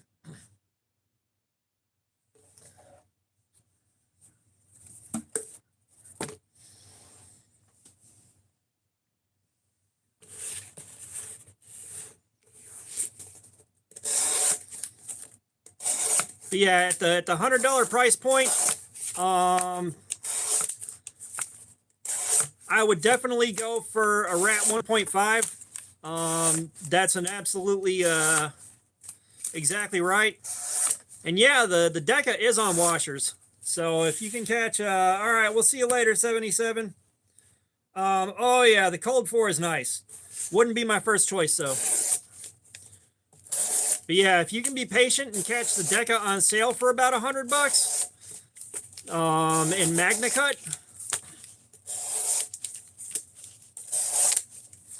that's where I would go first. But tied for first on washers is definitely the Rat 1.5.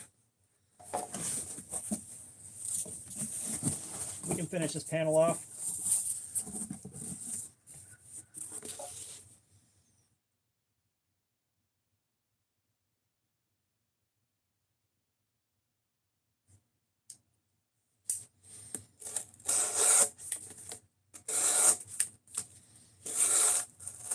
Yeah, if I could only have one for a long time, I'd have to go with the Devo Growler.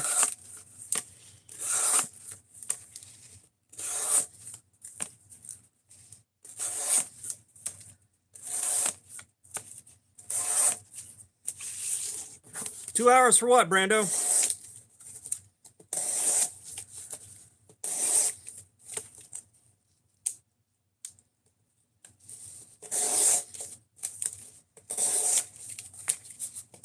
Yeah, I haven't gotten to handle any Doug Ritter.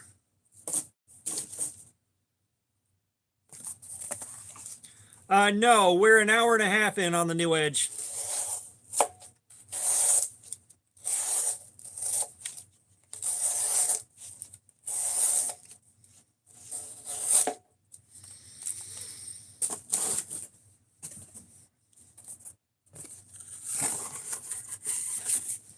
Yeah, cold steel knives are fucking great depending on what you buy.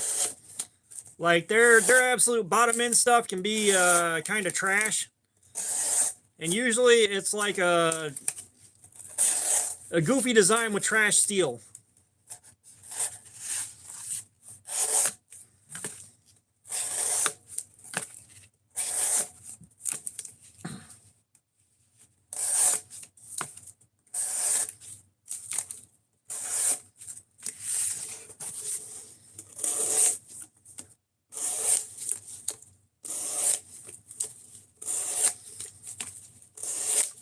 Man, I wish.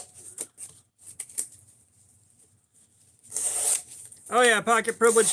The factory edge did 2.5 hours of cutting like this.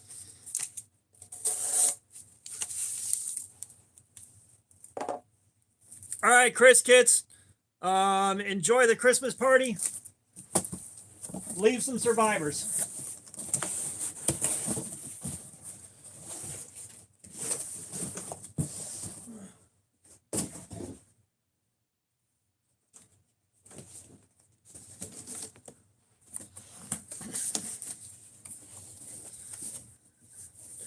Which, speaking of which, if you guys haven't yet, drop by Chris Kits' channel and give him a sub. Same thing with Pocket Privilege. Drop by their channels, give them a sub real quick. Help a brother out.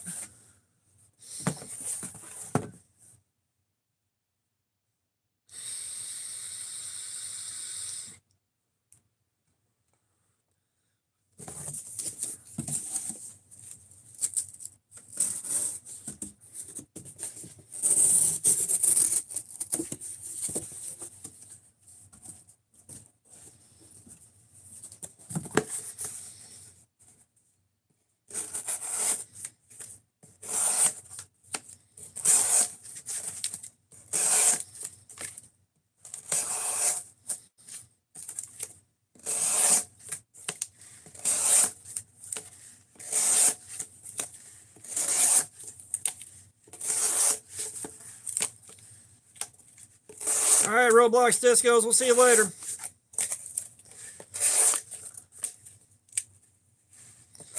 I don't remember how long 14C lasted the last time we did it.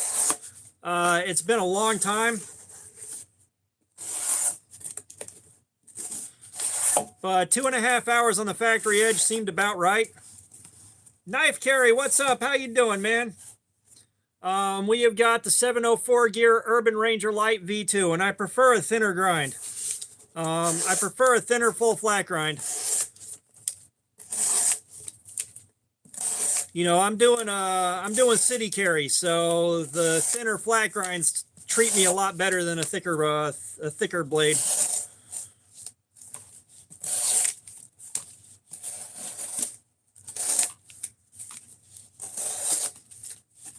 Now, don't get me wrong, if it cuts well, I'm fine and dandy with a thicker blade.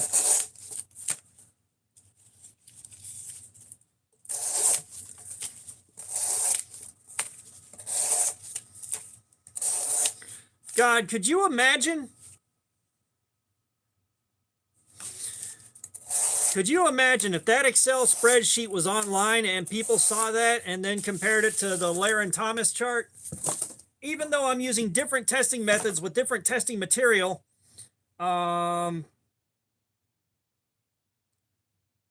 I'm going to have some new 704 blades to check out. I know this one is doing well, but I'm not a fan of how thick it is and how far the thumb studs stick out, but I'm going to have some new ones to check out soon.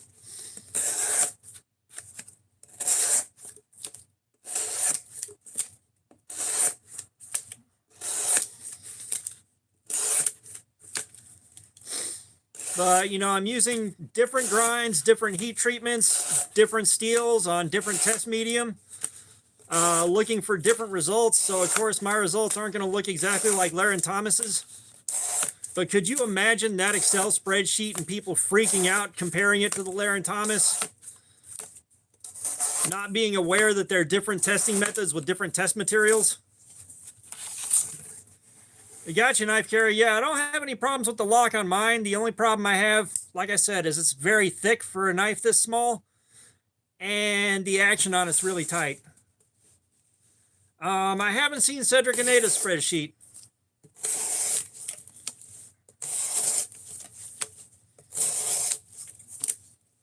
Jacob Humphreys, what's up? How you doing, man? I'm doing good. I'm doing good, man. Hopefully you had a good Christmas, and hopefully you're doing well.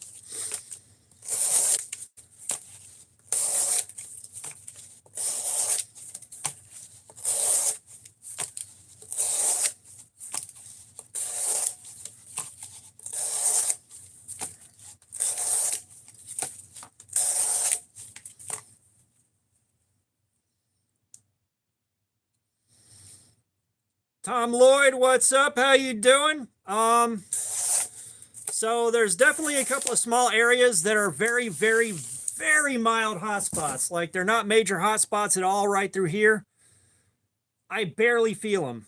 They're there, but I barely feel them.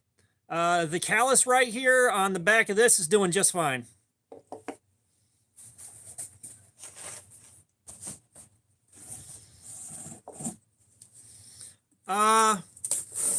It really depends on how they're shaped, Death Metal Son. It really depends on how they're shaped. Like I prefer a thinner handle. But I'm not bothered by a thick handle as long as it's shaped well.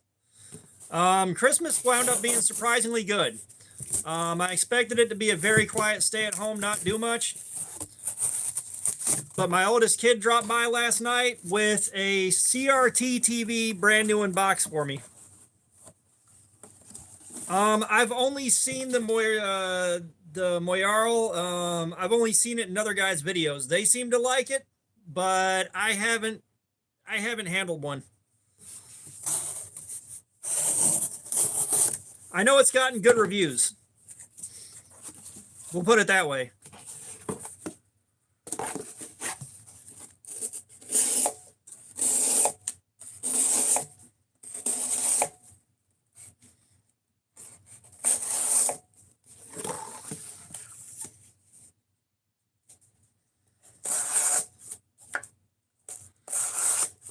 Yeah, it's a new old stock TV. Apparently they had to send someone to Tennessee to pick it up.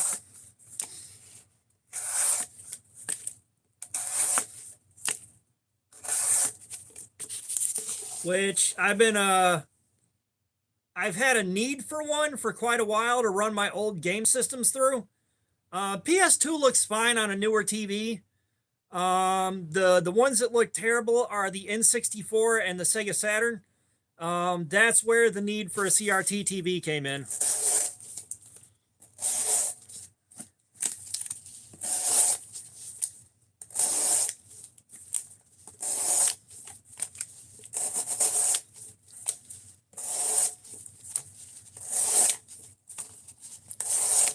Because I gotta tell you, both of those systems, they look terrible. Like well, no, I've got a Dreamcast, but the Dreamcast looks fine on a newer TV. NES, it looks fine on a newer TV. At least the newer TVs I have, the NES looks just fine on them.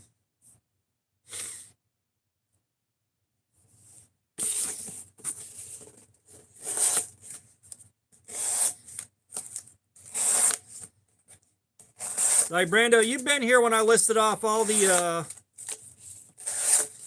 machines that I've got here. I've got an absurd number of different machines.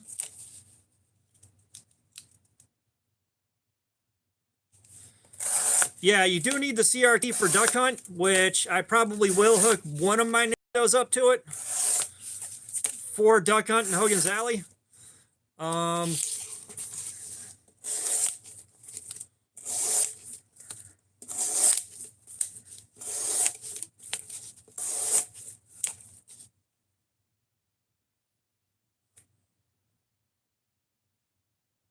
Sega Dreamcast. And I would love to burn a bunch of Dreamcast games to discs, but I never got into that. And now I don't trust anywhere you can pick ROMs up because of Nintendo. But no, I haven't seen episodes of Fallout, but the Dreamcast is a Sega.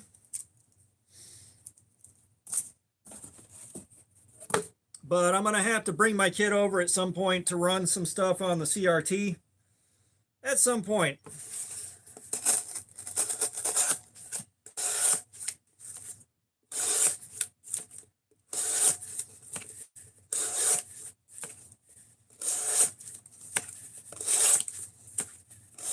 I'm not sure when Dreamcast came out, but I'll tell you, I really wish they hadn't fucked up the launch on that thing.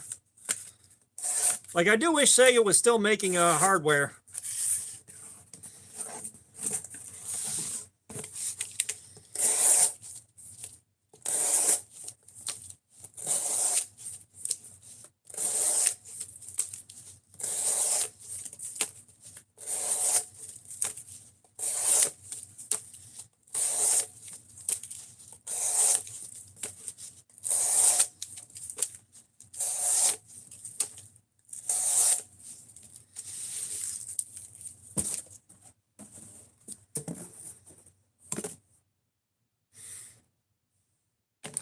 Okay, Pocket Privilege. I was doing my live stream, and as you can see, I like live streaming barefoot, or I like being barefoot. Somebody popped into the chat at random and just said, "Here's $2. Put some socks on." So somebody else, like, I go and get socks and put them on, and someone else is like, "Here's $2. Take them back off again." And then somebody else is like, "No, here's $2. Put them back on again." And it bounced back and forth for a few minutes. And then that just wound up becoming a thing. Like, it happened at complete random.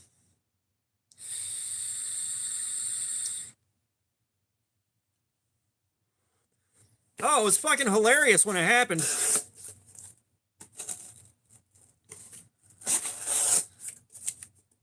I've had live streams where I made like $60 just off of the sock game. Like, the sock game doesn't happen often, but when it does, it helps support the channel. Like, right now, I'm saving up for Blade Show 2026.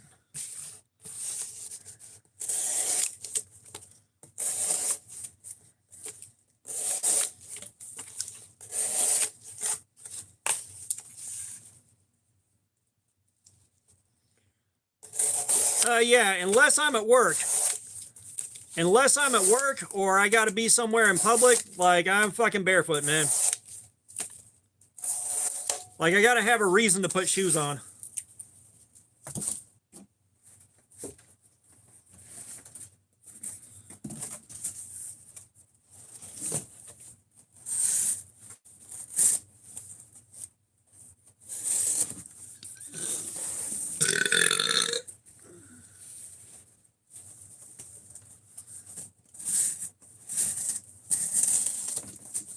Shit, back when I was a kid.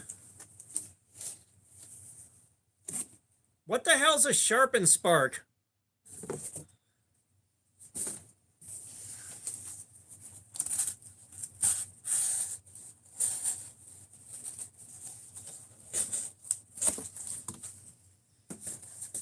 But no, back when I was younger, back when I was like a teenager, the only place, it was, again, I had to have a reason to wear shoes. But if I didn't have to wear shoes, man, I'd be out all day, every day, barefoot. Like, I could walk across gravel barefoot and be fine. I could walk across hot pavement and be fine barefoot.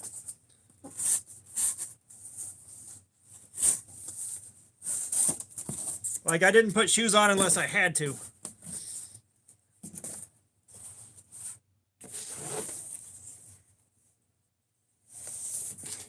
No, I haven't seen Brad Buckner. That is a new one to me.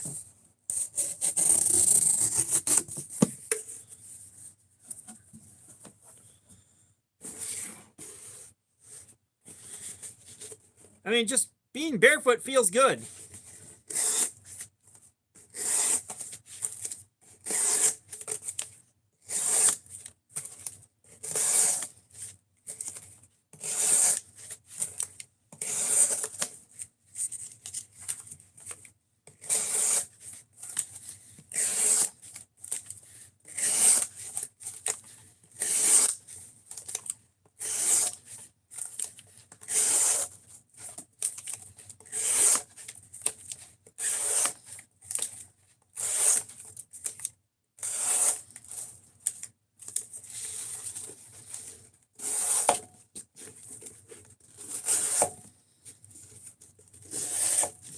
Like, don't get me wrong. I have no qualms with wearing socks for the sock game.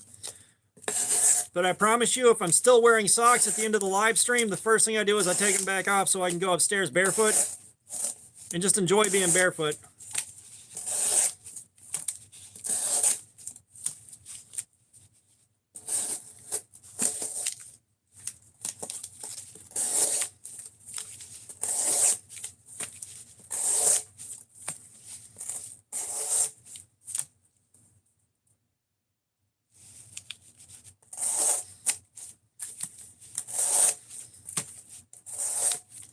Are we talking about something like the Sharpen's Best guy?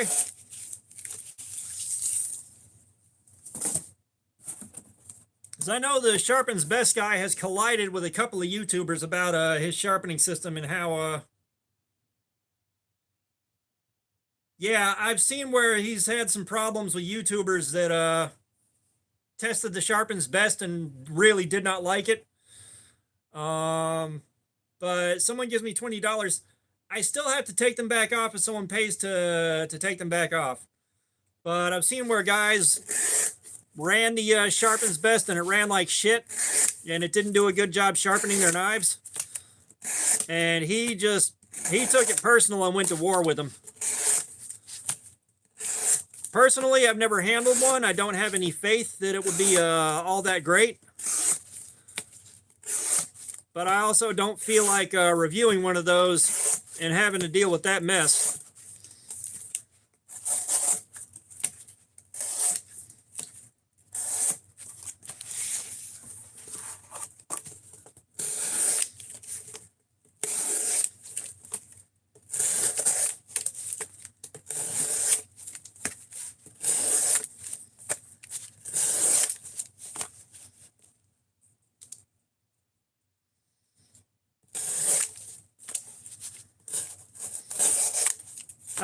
Maybe pocket privilege, like at $100, like no one's going to donate $100 for that to begin with.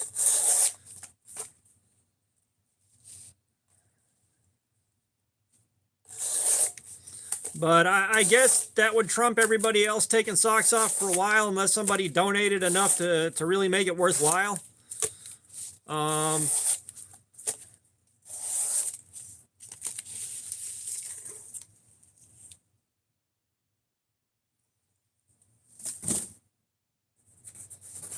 Like I said, I don't know. It's a situation I've never run into, so I'm not sure exactly how I'd handle it. I'll be honest.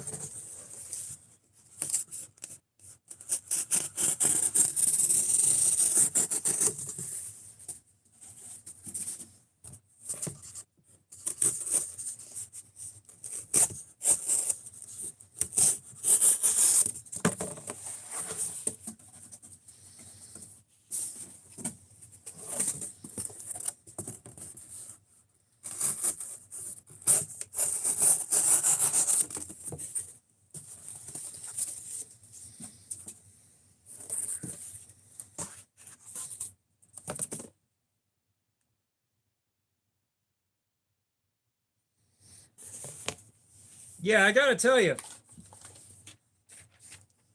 short of a paper towel, notebook paper is the hardest paper I've found to get a clean cut on. Even harder than newspaper print.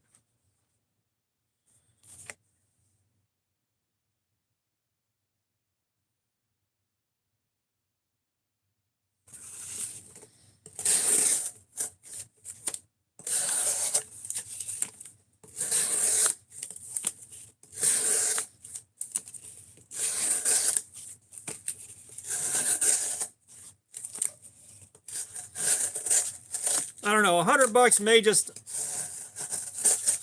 just end the sock game for the stream.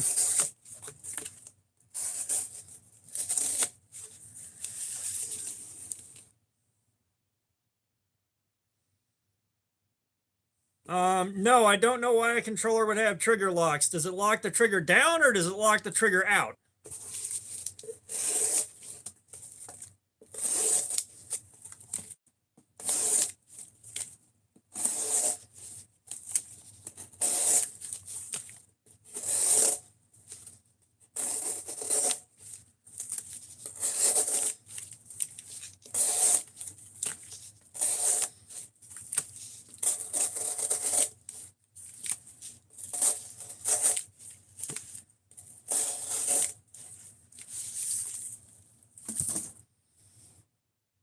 that's not good.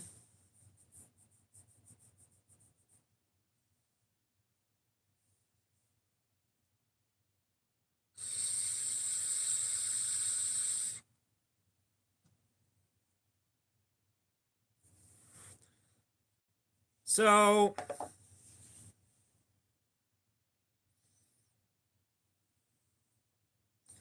I'm not sure how long this table has been out here. I know I made it a while ago, but I'm not doing a new table unless I have to.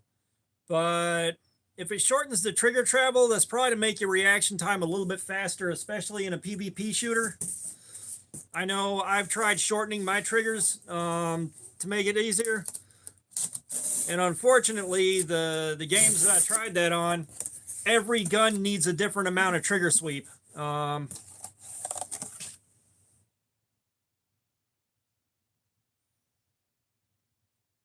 Yeah, I'm still learning how to use the diamond plate the most effectively it can be used. But yeah, like Call of Duty World War II, I tried shortening up my trigger to make it a little bit faster. And the pistols, it worked great with. But the rifles, because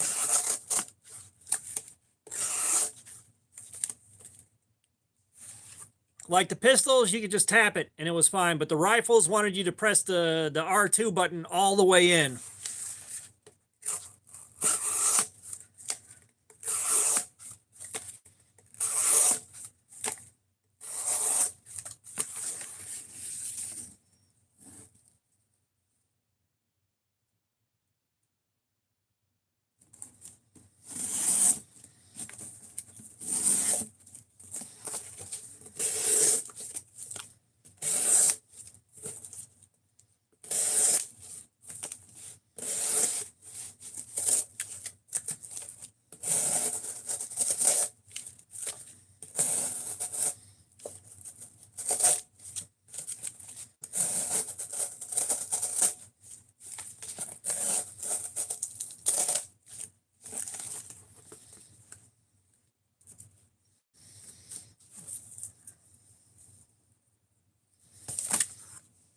Can we get clean cuts?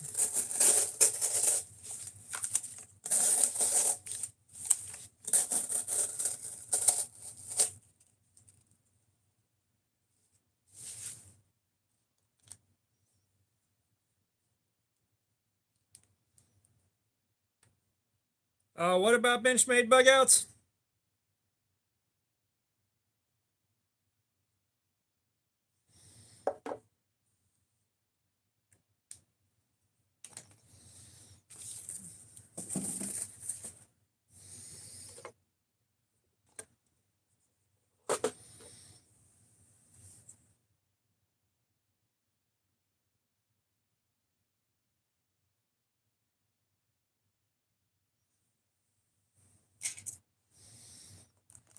Yeah, my PC is no good for gaming.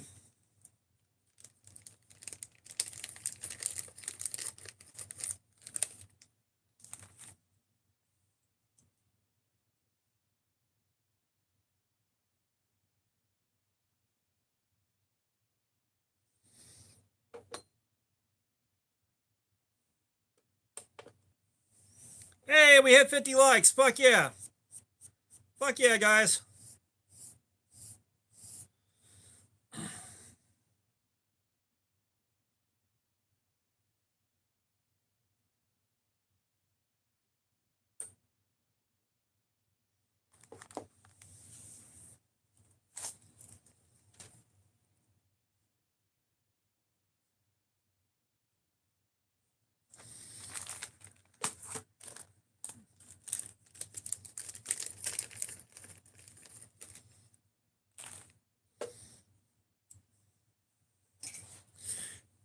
Yeah, well, a 2-hour live stream for me is incredibly short. That is an incredibly short live stream.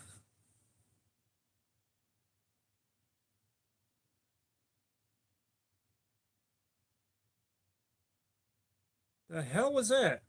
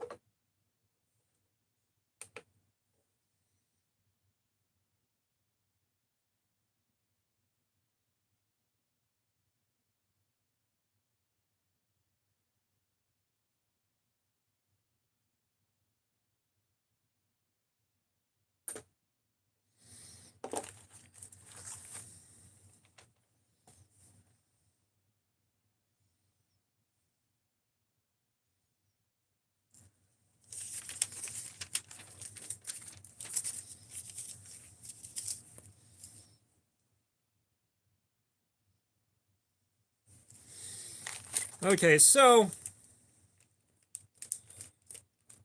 yeah, I got more clips.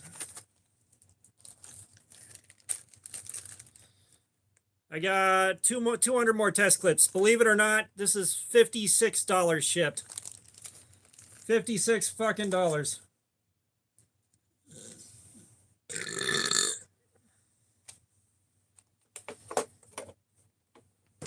Yeah, we got a 558. So the edge is not done. That particular piece of cardboard just doesn't like being cut up.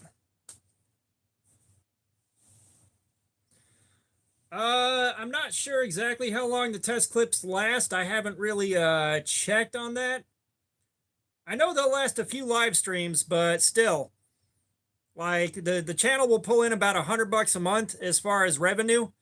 And when I gotta order those, half of the revenue for the month goes to test clips.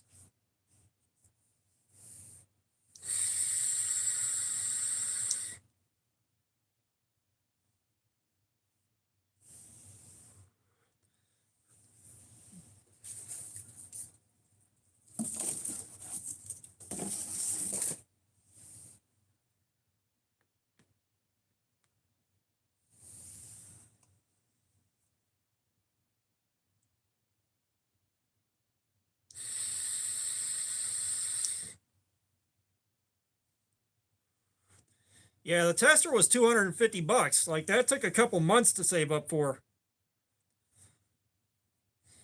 That tester took a couple of months to save up for.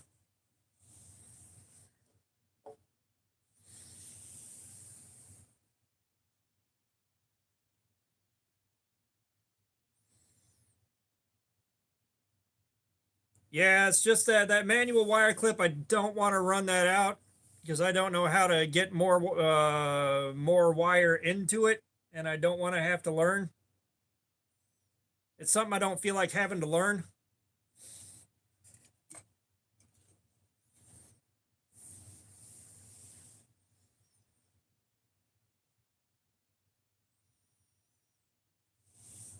Yeah, no one likes buying ink cartridges.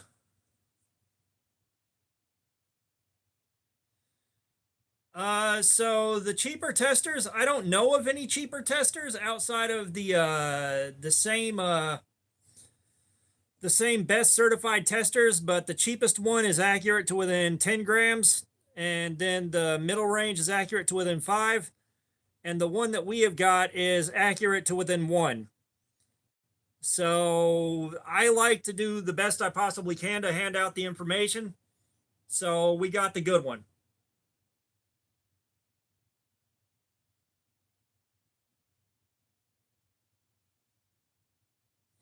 I'm not sure how worth it the cheaper ones are.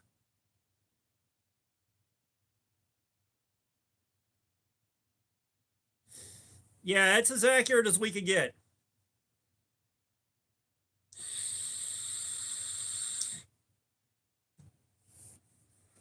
I'm not even sure why they'd bother selling the 10 and the 5.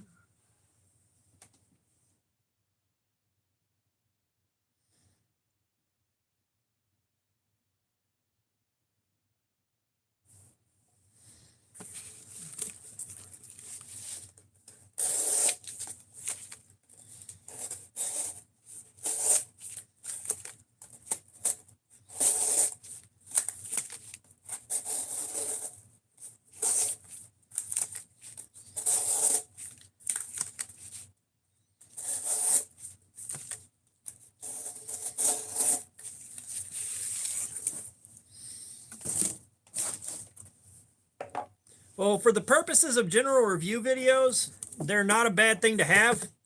They're really not.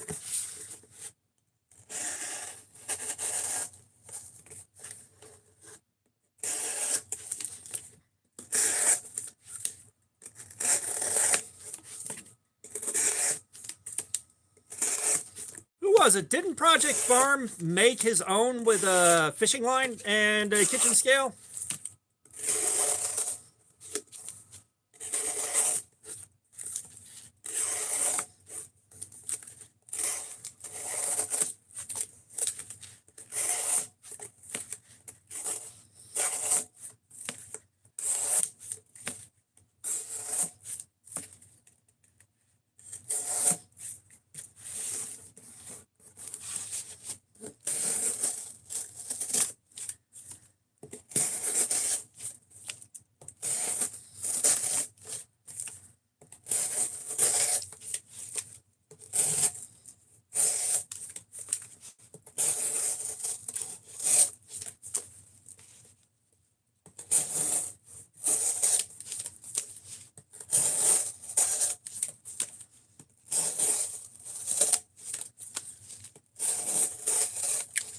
Yeah, that's one thing I don't understand.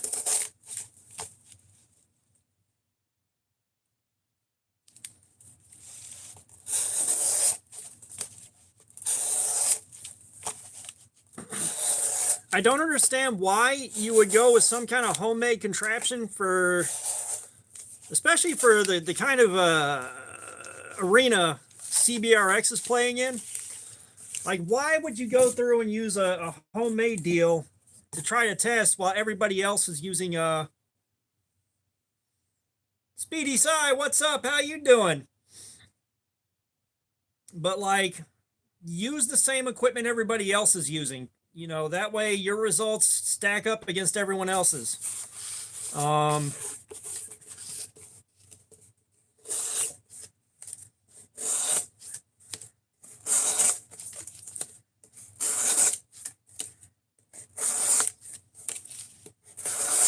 you know, it's just like CBRX with the fucking lead tester.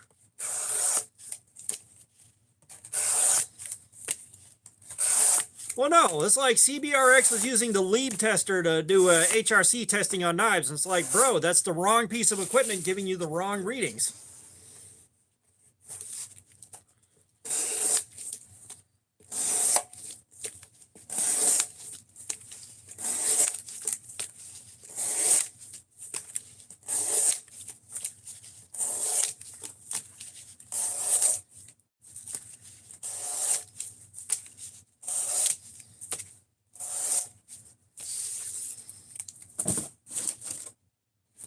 You know, I feel like CBRX did good owning the fact that he was fucking up with the lead tester and doing something about it, but he still owed people apologies that he never gave.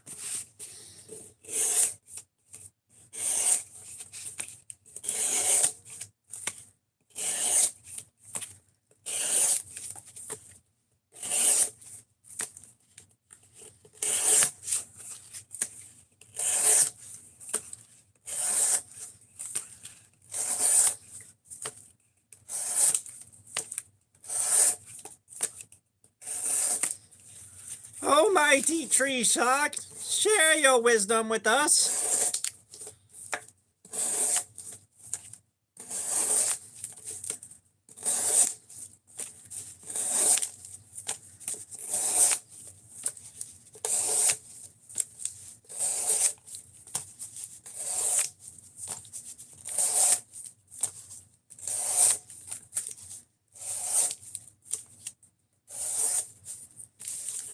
Share with us your wisdom, tree sock.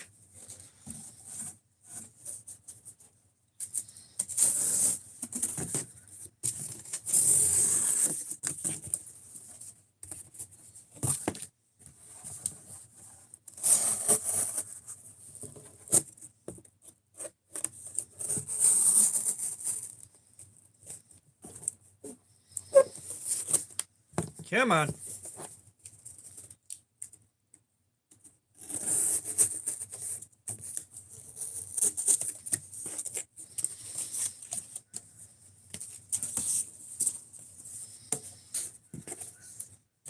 Jerry, what's up, brother? How you doing, man?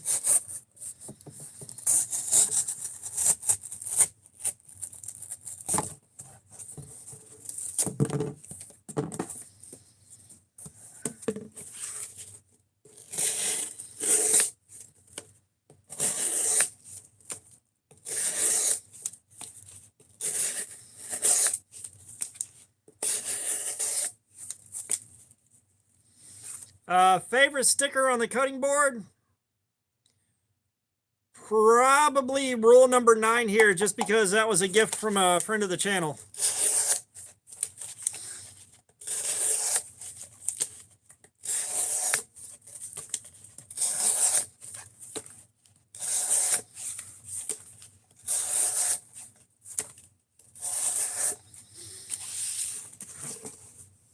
Christmas was good, dude. It was good. Christmas was kind to me this year. Normally, Christmas is a really muted affair. I'm not big on holidays, but this year was special.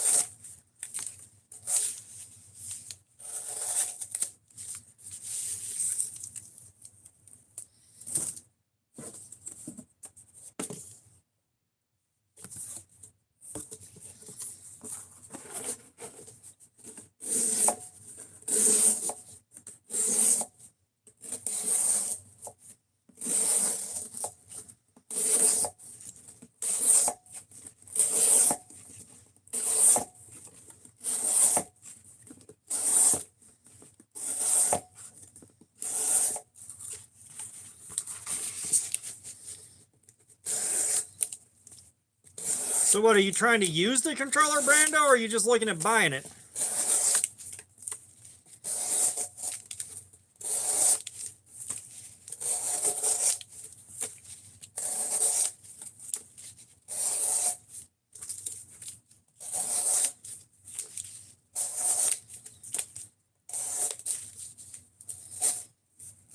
Yeah, like I said, I think it's just this particular cardboard box is fighting me on getting cut.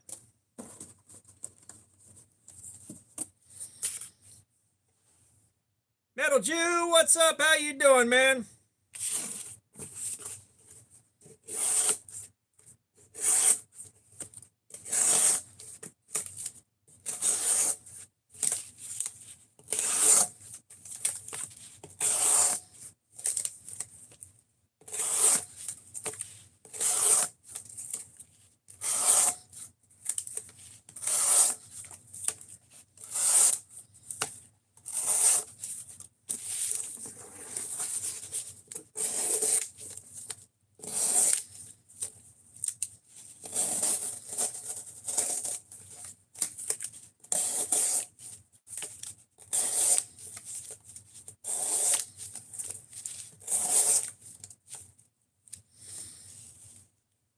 Swiss Tech, they make some good shit. I've only got one Swiss Tech, but it's definitely a very, very good knife. I've got the Swiss Tech Werdig. I know that to be a good knife.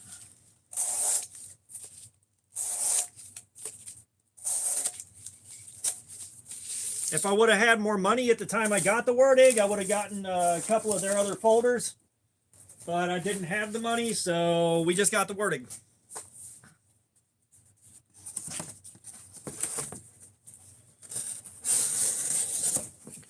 Yeah, there we are.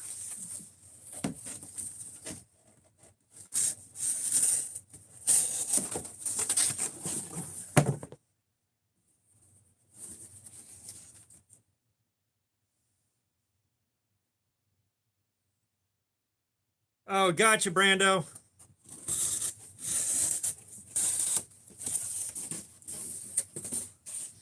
Unfortunately, I don't know shit about that, so I can't really help you on it.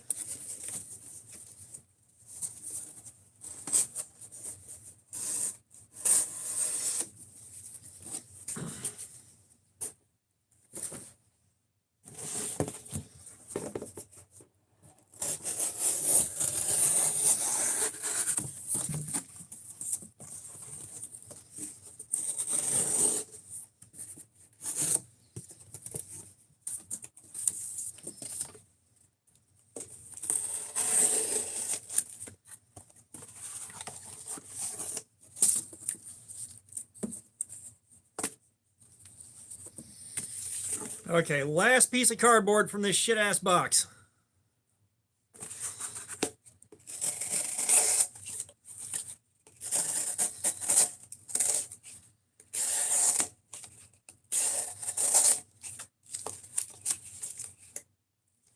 Monster, what's up? How you doing? Welcome. Yeah, hit that like button, guys, man. Let's see if we can reach 100.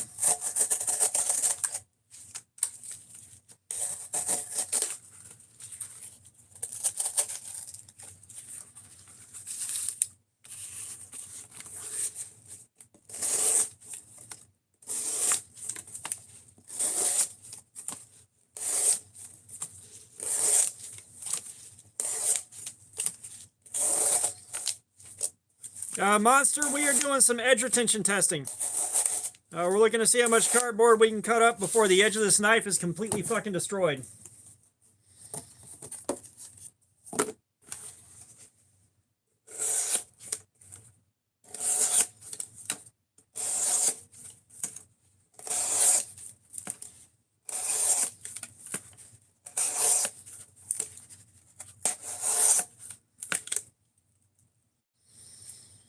It's not going to bite down too hard. I sharpened this up to 3,000 degrees per side, and I put a mirrored bevel on it.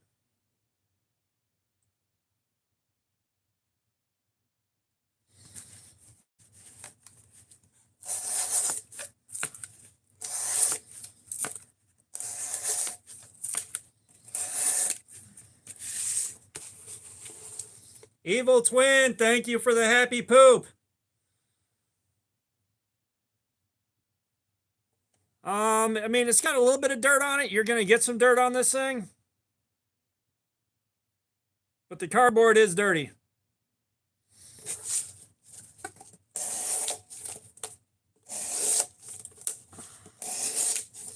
Yeah, Brando, I would not spend $200 on a Pro controller, but that's just me.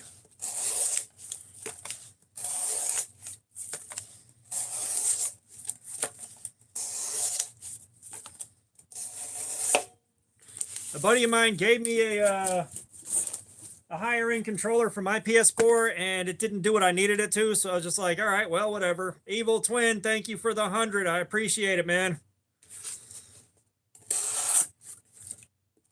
But all I wanted it to do was shorten up the trigger sweep. Another 100. Thank you, Evil Twin.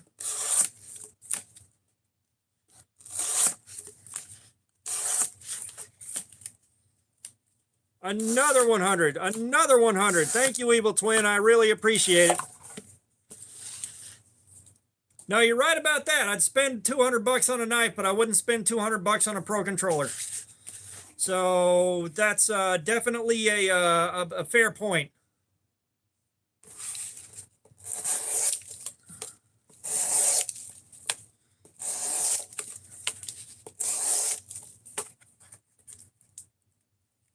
What do you mean, why are my lights cut?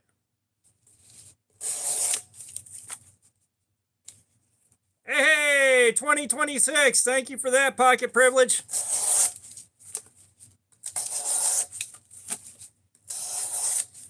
Yeah, we got New Year's Eve coming up in a hurry. Now, the LEDs aren't cut. They got some trash laying on top of them, but they aren't cut.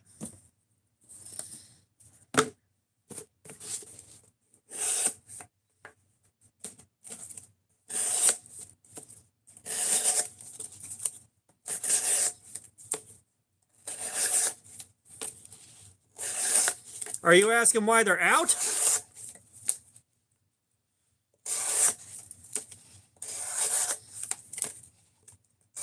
Yeah, Pocket Privilege. My shit did a complete 180 after I got clean.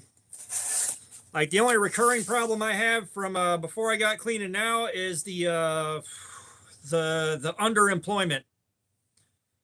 I have yet to fix being underemployed.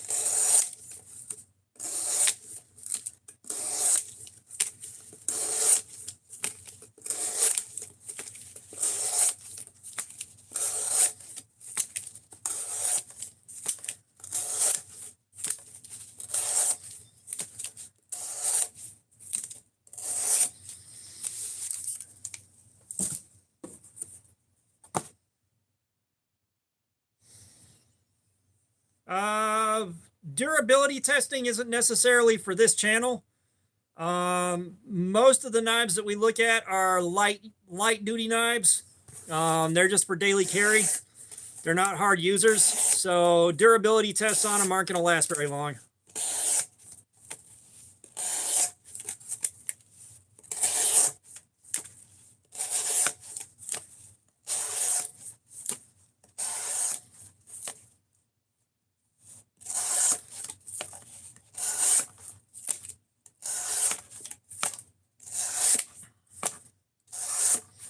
You know, if I was specializing in durability tests and I was set up to do durability tests, that's a different story. But I'm not even sure where I'd start doing that.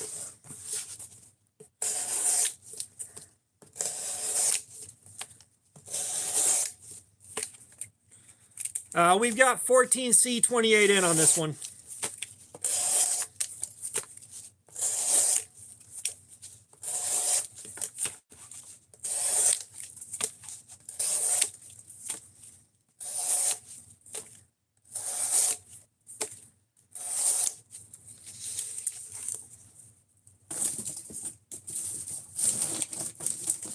Yeah, I feel like D2 is more of a budget super steel than 14C, but I've gotten so much D2 with bad heat treatments lately that I'm scared of it.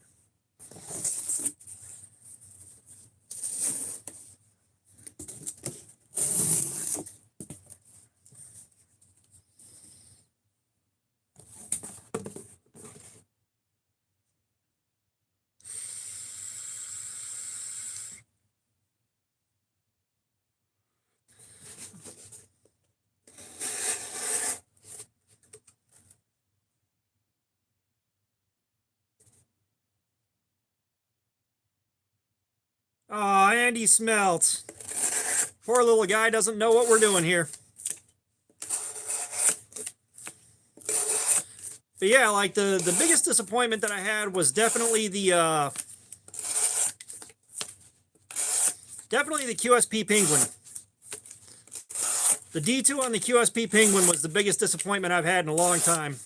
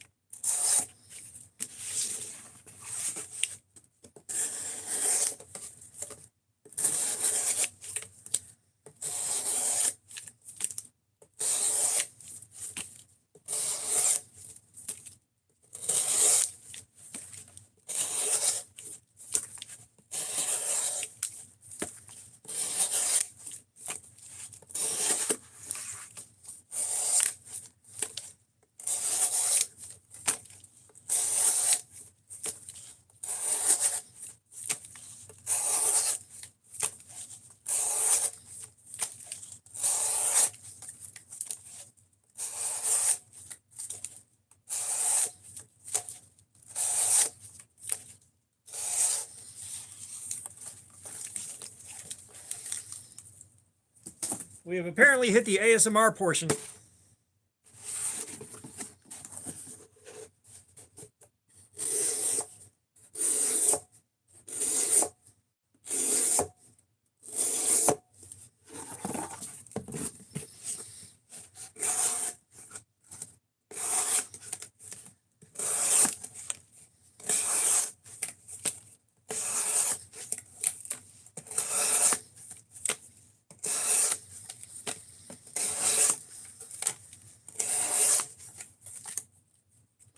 Mad Yako, what's going on, brother? How you doing, man?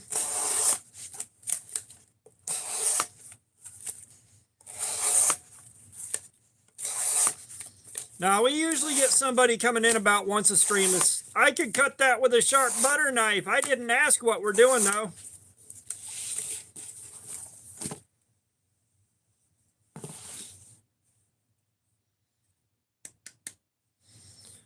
We're going to go ahead and break into the emotional support caffeine. No, I am not aware of the manly wasp. What the hell's that?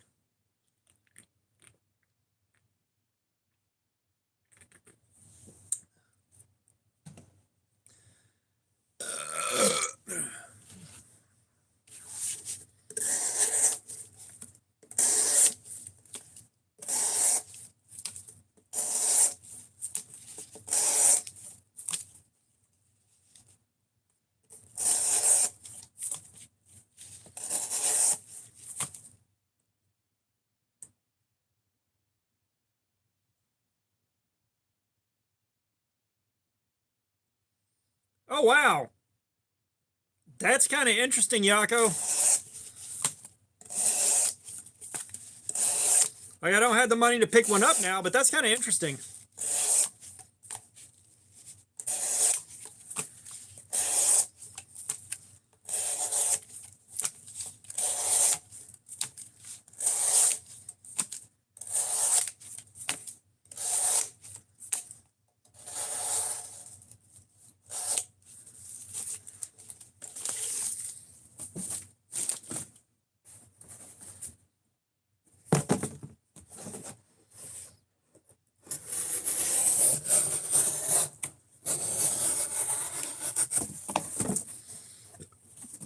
Yeah, well, I mean, the S90V for 23 bucks is way harder to believe.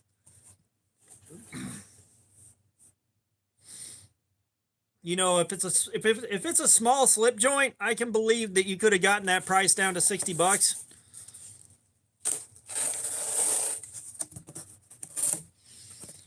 Especially just because slip joints, from what I've seen, tend to be less expensive than modern folders. In a lot of cases with comparable materials.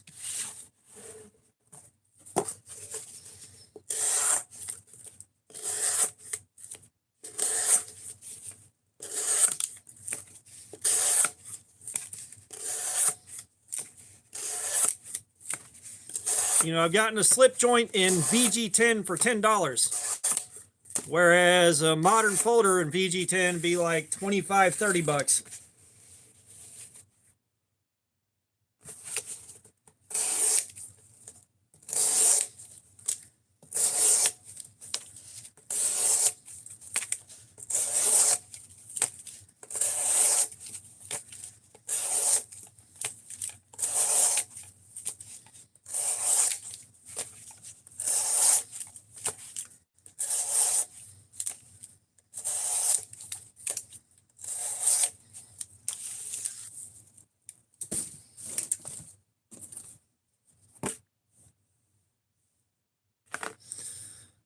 Oh.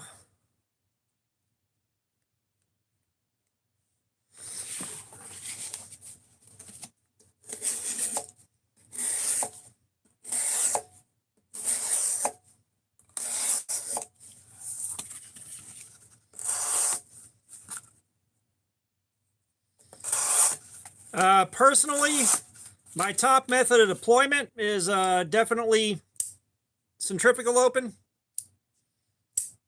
I like my centrifugal openers. Either that or give me a good thumb hole. Blade steel, probably a MagnaCut.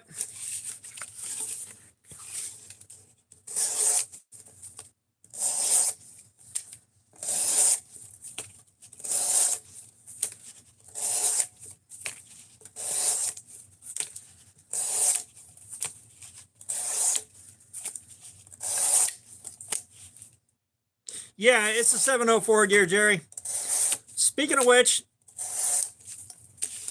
I know you guys that have been here for a while have heard it, but 704 gear found out about my review video on this one. He said they're being discontinued for a couple of reasons that I had pointed out in my review video.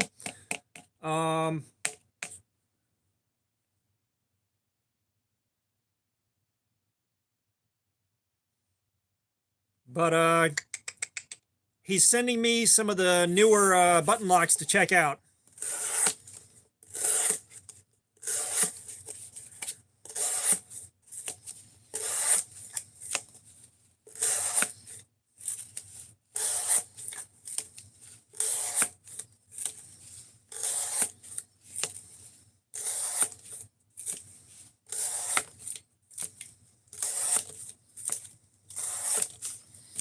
Yeah, if you were paying Chinese labor cost, phosphor bronze. Train Hutton, what's going on? How you doing? I am person.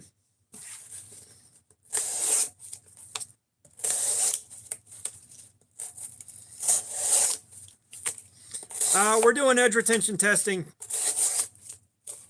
We're doing edge retention testing, Train. We're looking to see how much cardboard we can cut up before the edge of this knife is completely fucking destroyed.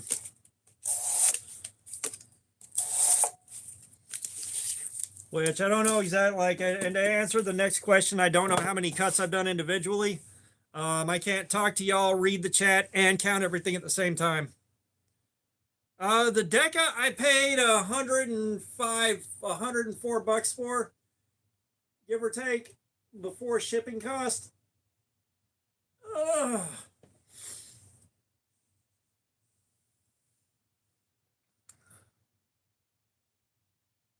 Oh no, pocket privilege. I just work in retail, man.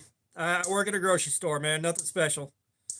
12C27, it's a steal, man. It's not a great steal by today's standards. 12C27 is just not a great steal by today's standards.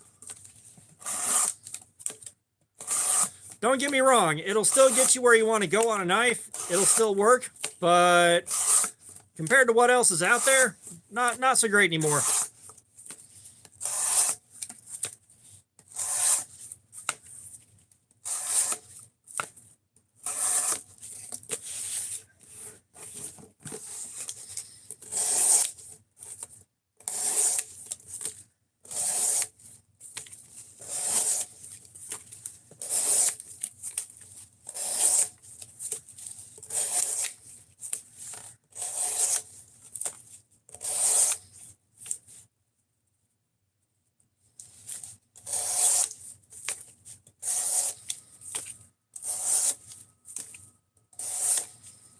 But I mean, you know, there's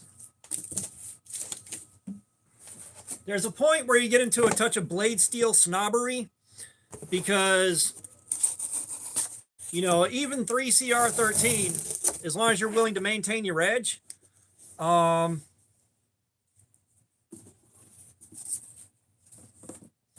it's honest work. But, you know, as long as you're willing to maintain your edge, you know, 3CR13 will take care of you.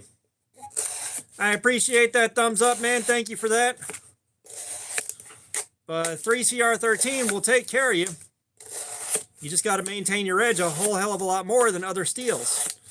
So there does tend to be a bit of being a snob come in and a bit of being spoiled by better steels being very affordable. You know, 12C27, it'll take care of you, but you're just going to have to maintain the edge a bit more diligently than you would with something else.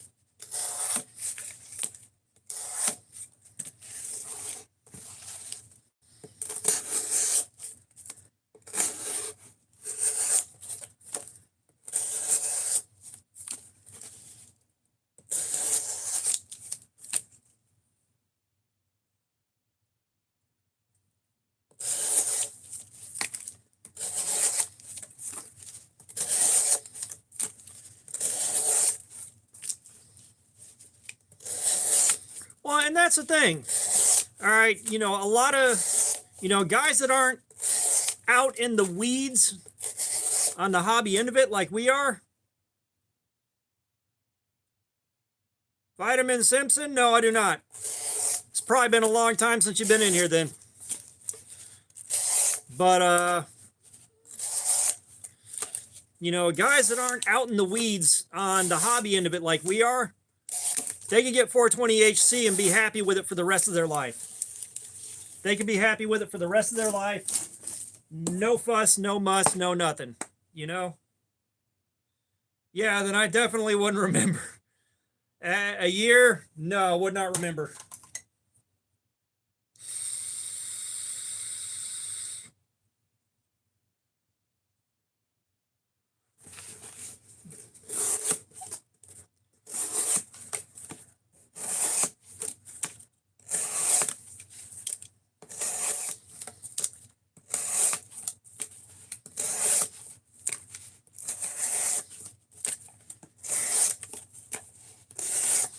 Like if I wasn't out in the hobby into this, and before I got into doing YouTube, I was just fine with knives that had 4CR14 on them.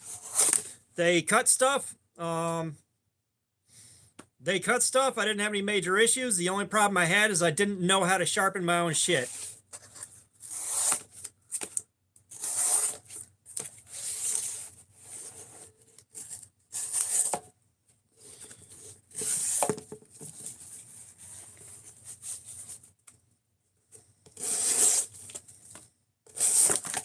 Yeah, and I mean, that's part of why the channel focuses on the budget stuff, the $30 to $50 stuff for the most part. You know, is so you don't wind up running yourself broke chasing down shit you don't need to chase down.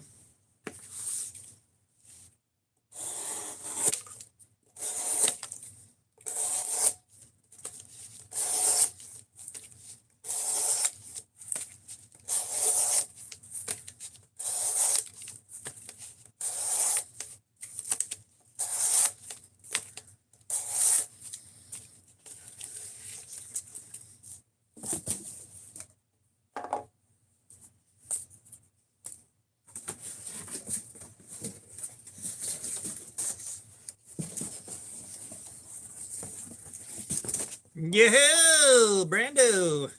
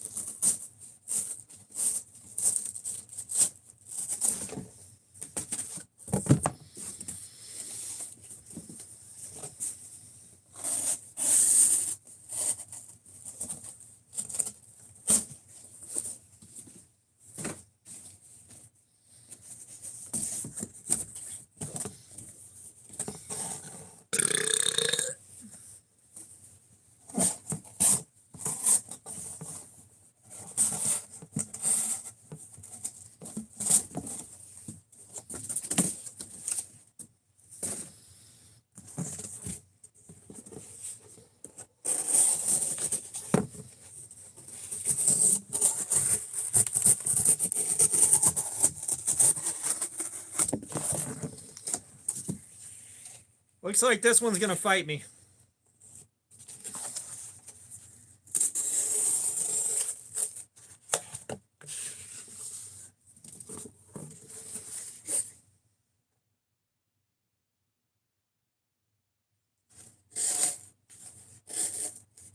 I have no idea, but someone in the chat may know a lot more than I do.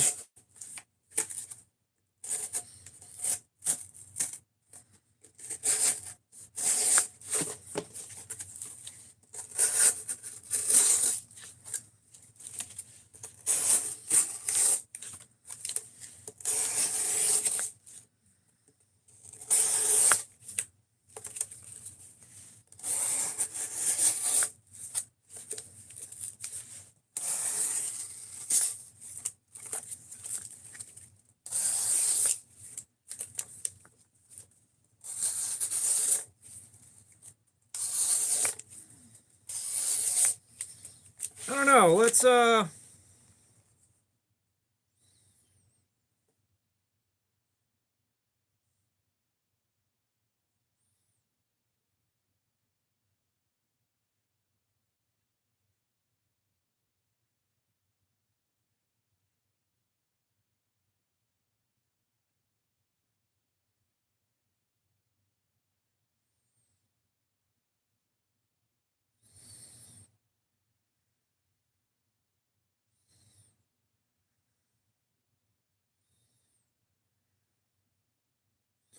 it might be a Delica 4.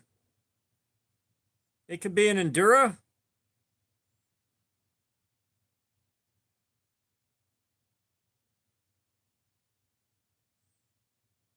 Maybe it's an Endura 4.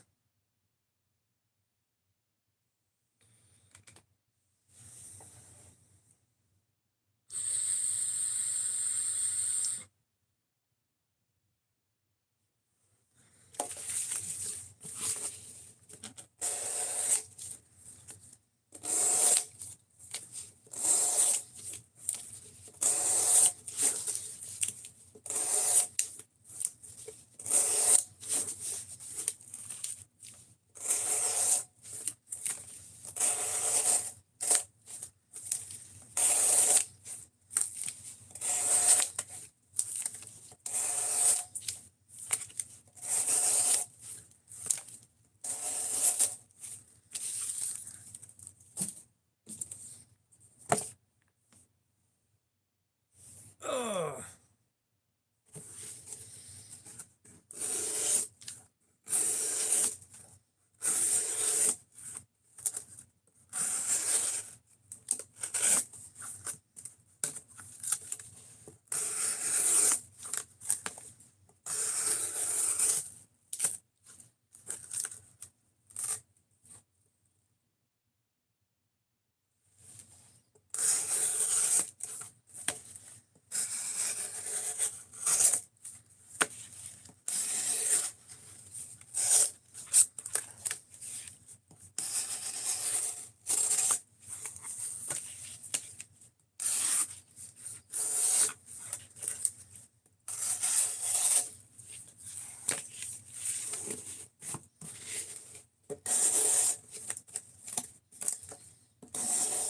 Doesn't sound like a bad score for $5.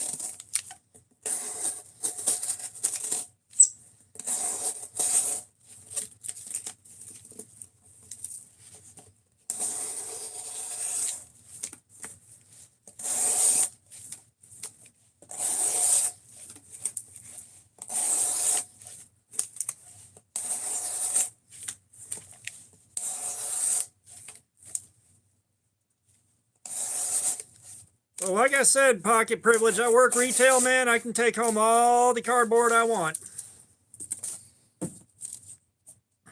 I bring cardboard home from work. And then I take it back to work to recycle it.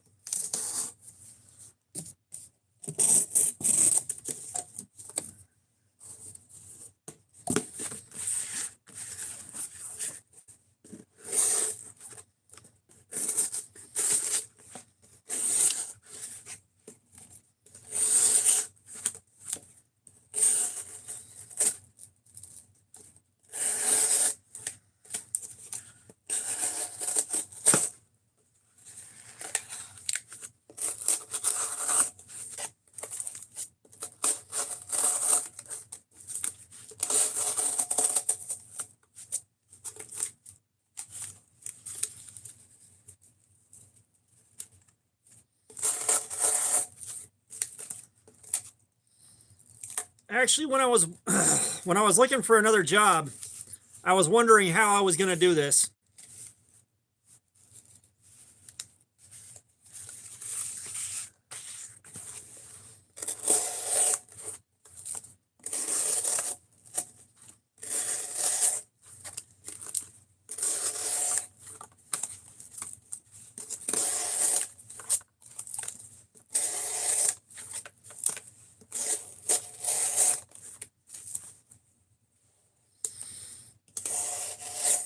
Hi, brother. I'm about a half hour away from Blade Show Atlanta.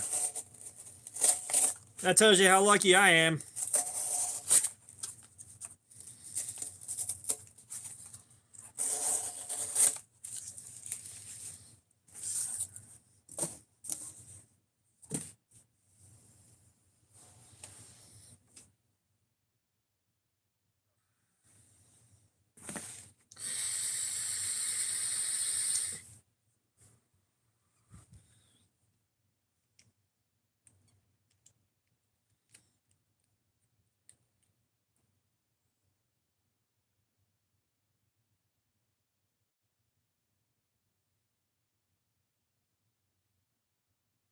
User, what's up? How you doing?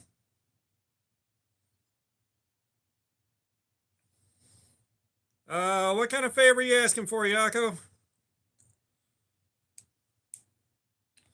Oh, my great grandmother lived in Madison.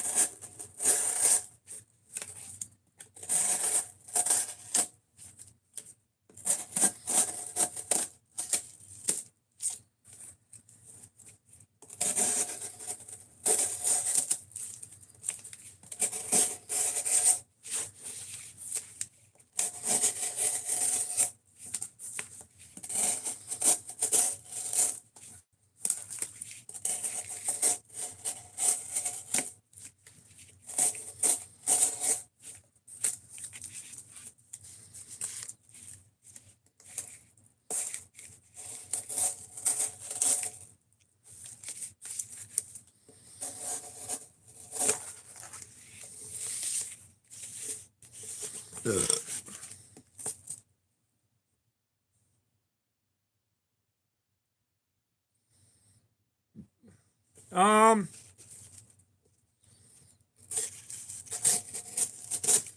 I'm not sure what me trying to show your knife to people would accomplish.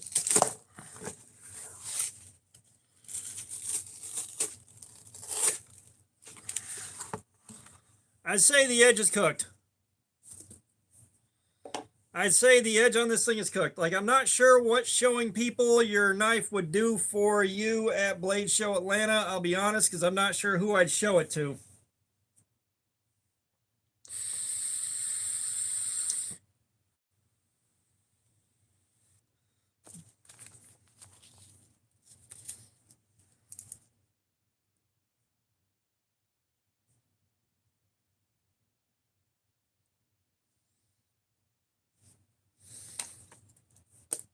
Oh, yeah, like, I don't have a ton of homies at Blade Show, but I know you want to send me one to do edge retention testing on anyways. So let's see what we can work out.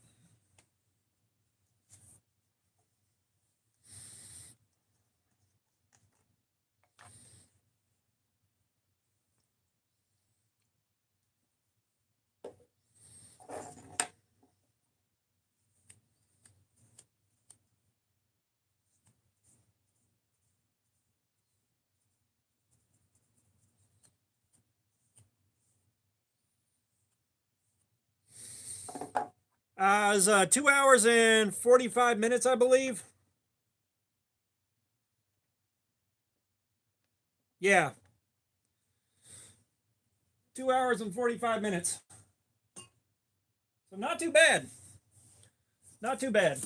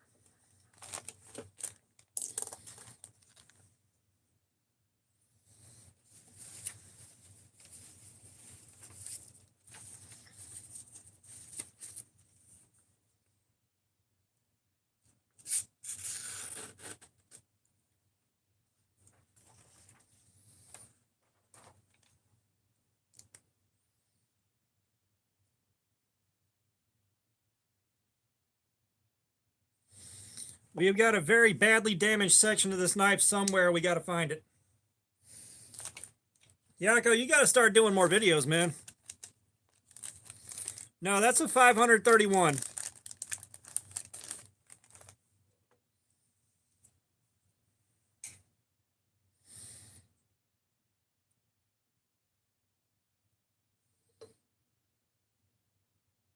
I will give you a word of warning with Mad Yako. He keeps his butter in the freezer.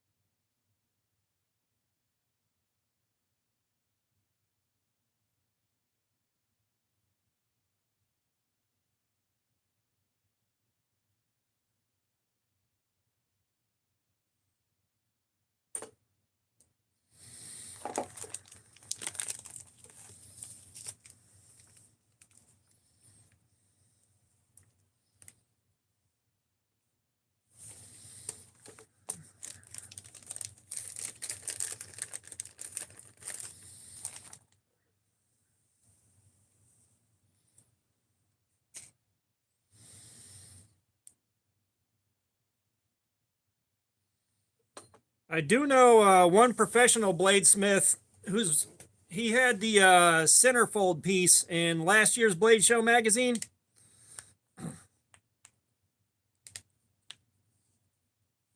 Yeah, we got a 576, but he had the centerfold spread in last year's Blade Show magazine. I can show him and get his thoughts on your knife while I'm at Blade Show.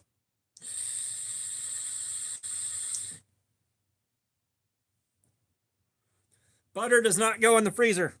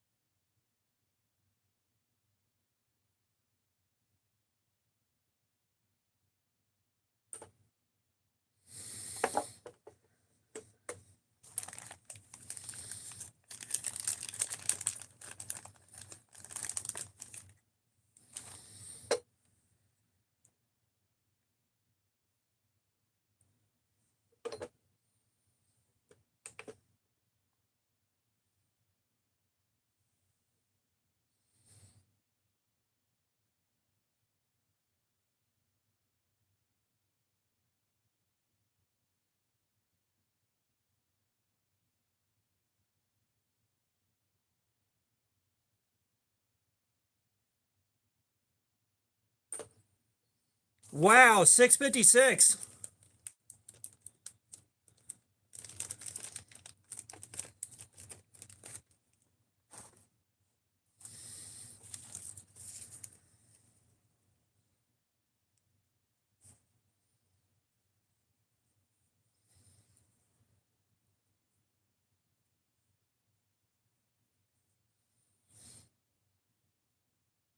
Yeah, we normally see about 600, but it went to 656.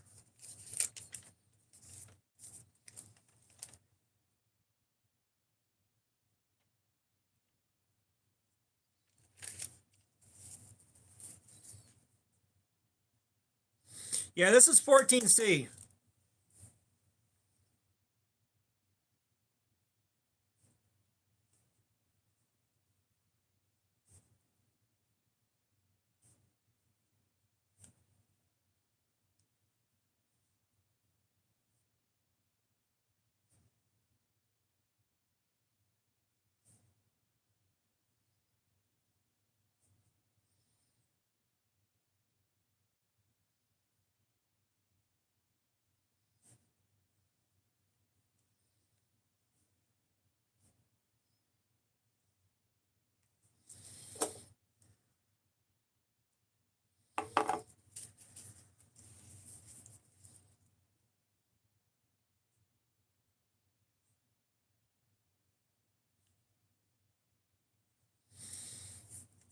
Pocket privilege. Thank you for the 100, man. I appreciate it.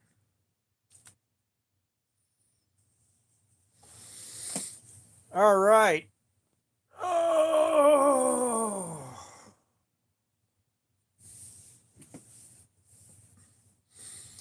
Yeah, that 656 is impressive.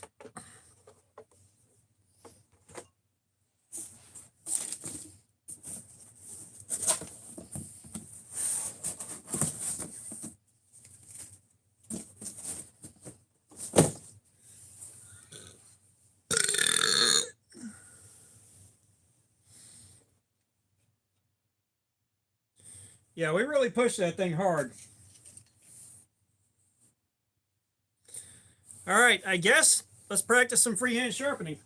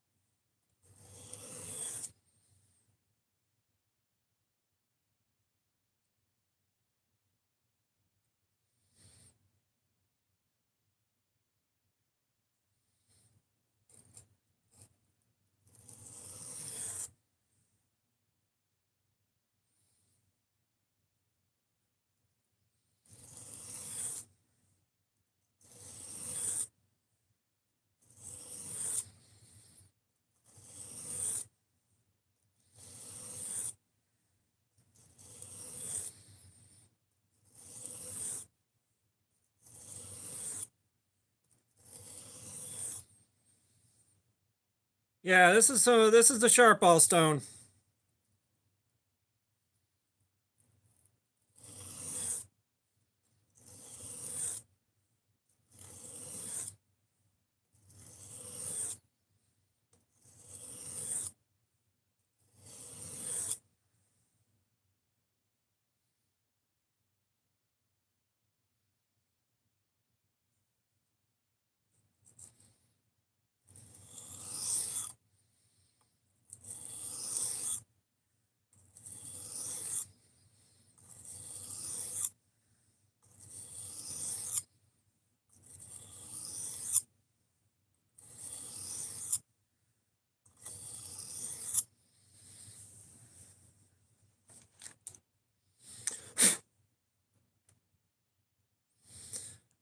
I'm liking the sharp ball stone, even though I'm not that good with it right now.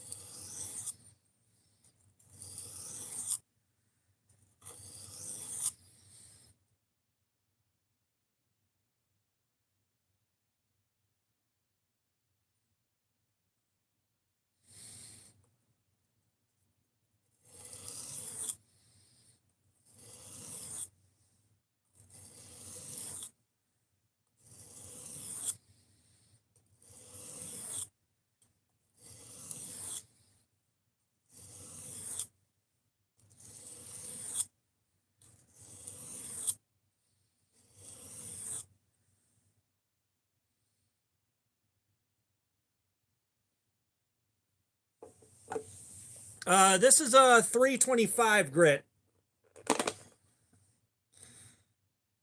325 on this side and 1200 on this side.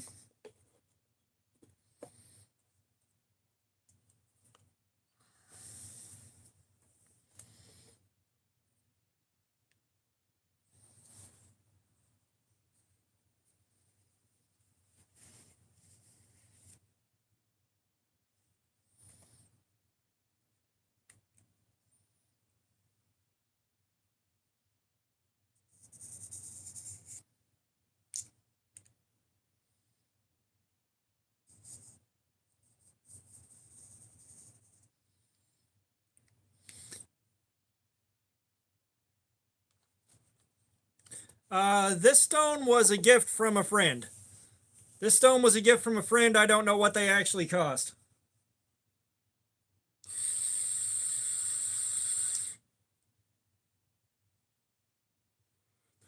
What I do know is you're supposed to be able to get things extremely sharp.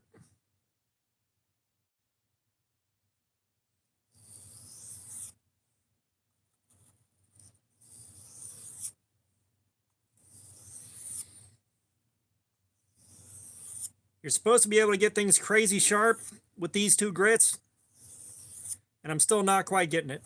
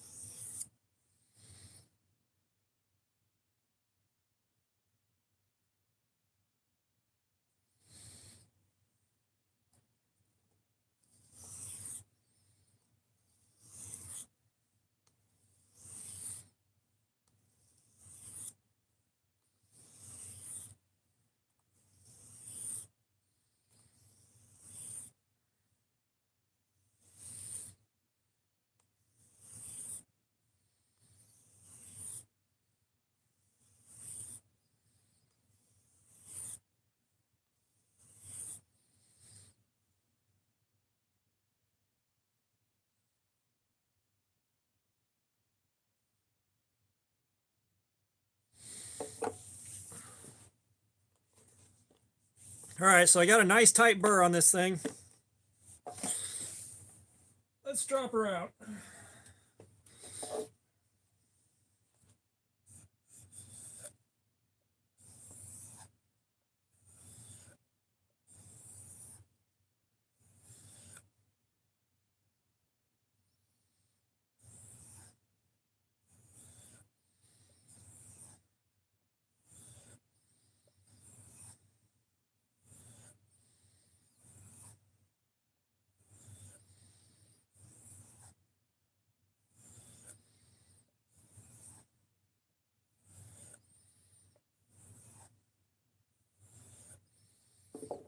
See, Money, what's up?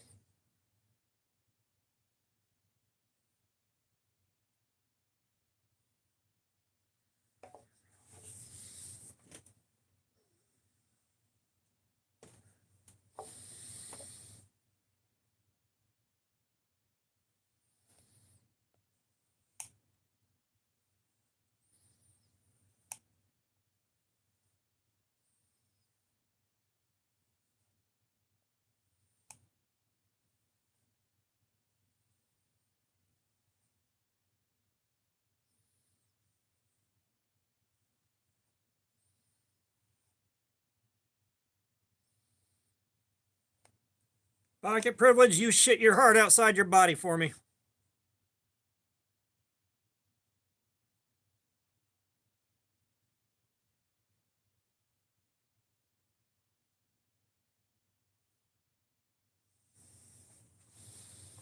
Oh, I did not wipe my edge off after that. Oh well.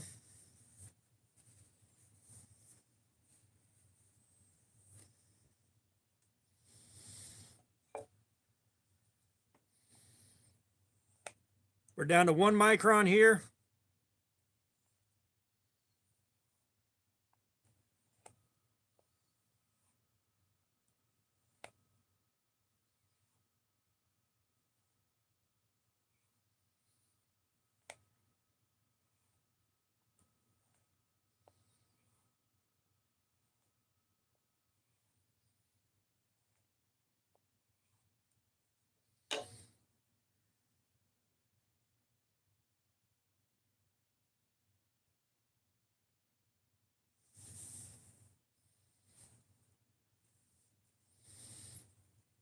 Phew.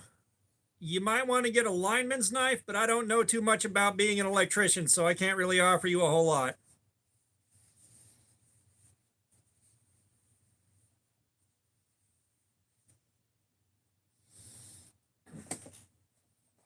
And now we're down to 0.1 micron.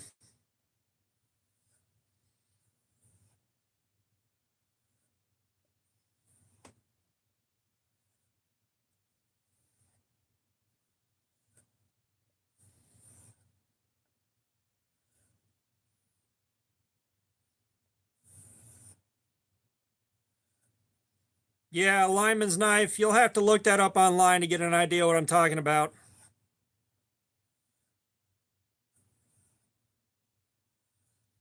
I think that one is designed for electrical work, but I could be wrong.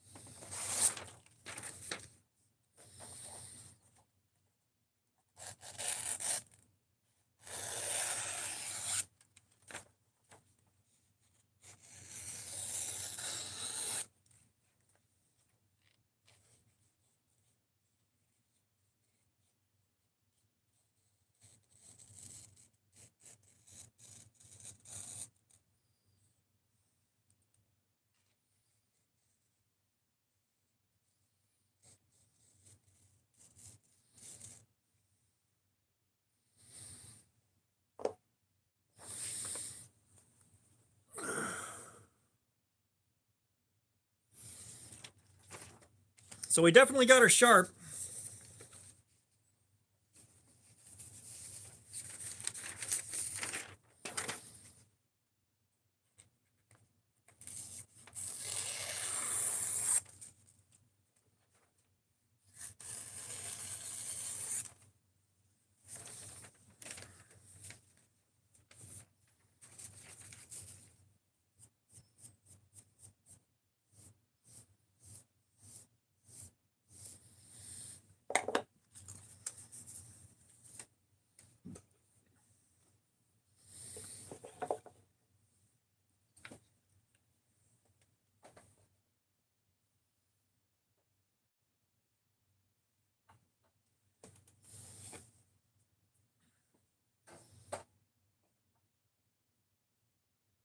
Yeah, let's see what kind of numbers I hit on the scale.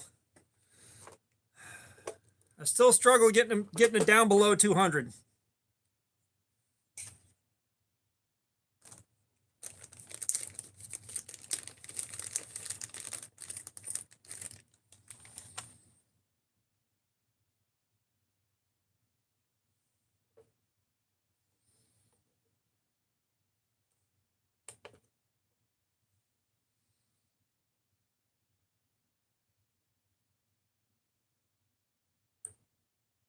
Hey, 159. I'll take it. That's maybe the best freehand sharpening I've done in a very long time.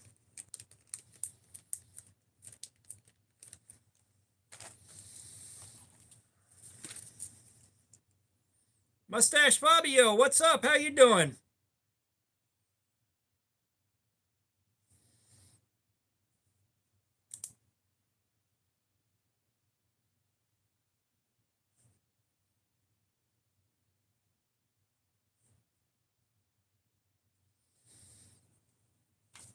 You win 3 internets, High Polymer Duck. Don't spend them all in one place.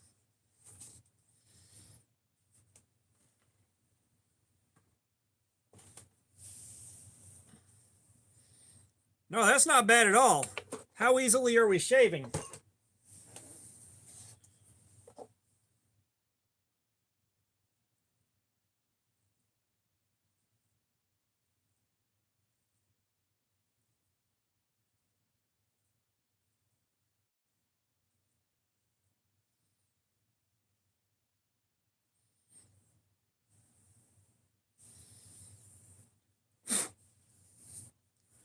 Well, if that bald patch is to be believed, that new one right there, this thing's shaving pretty good.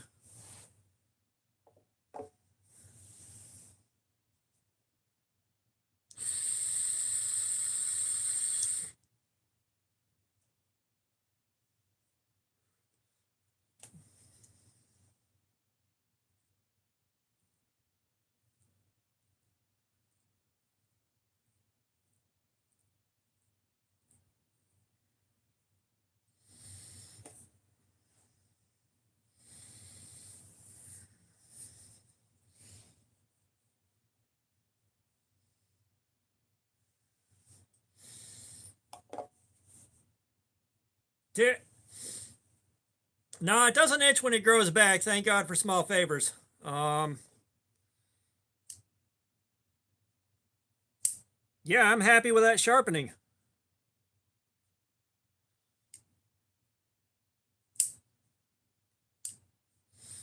I wonder.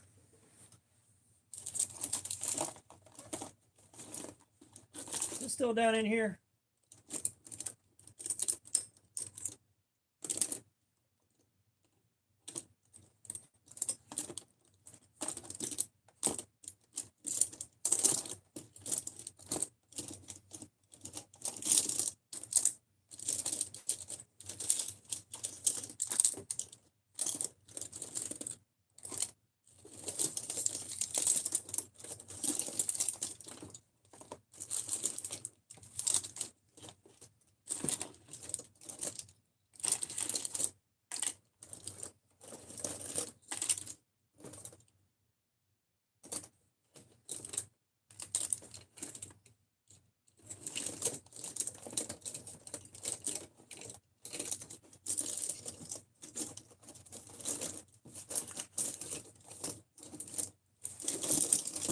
Hang on, guys. I'm trying to find something.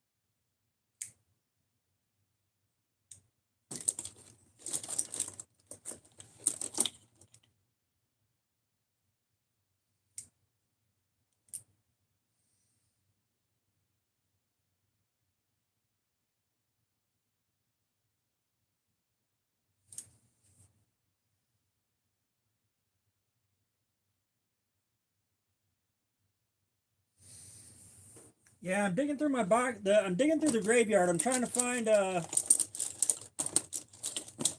very small slip joint.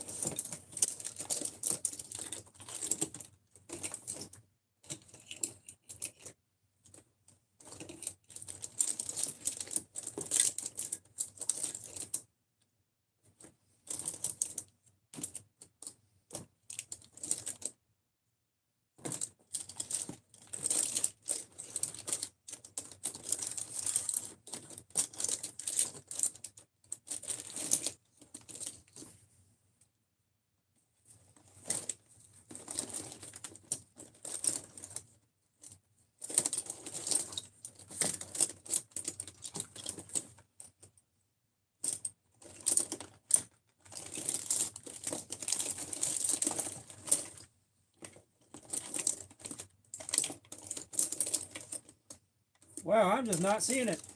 Bummer. Bummer.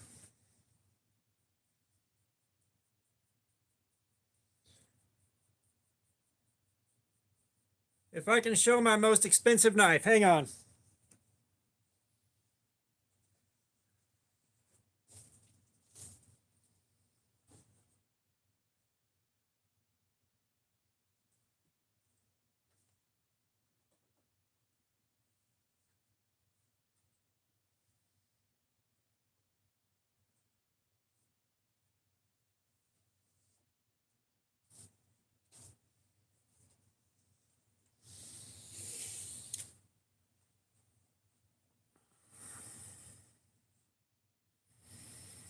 We've got a Rambo First Blood Part 2 prop replica autographed by Sylvester Stallone.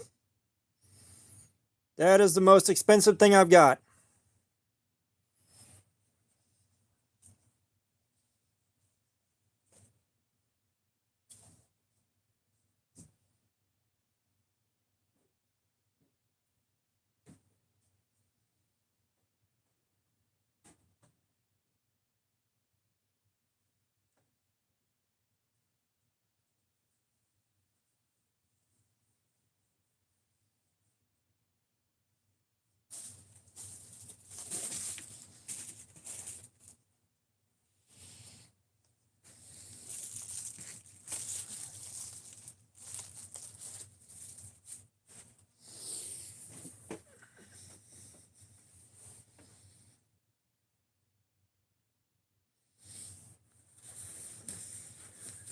I have been told, I haven't verified, but I've been told they push like $1,800. But I haven't verified for myself.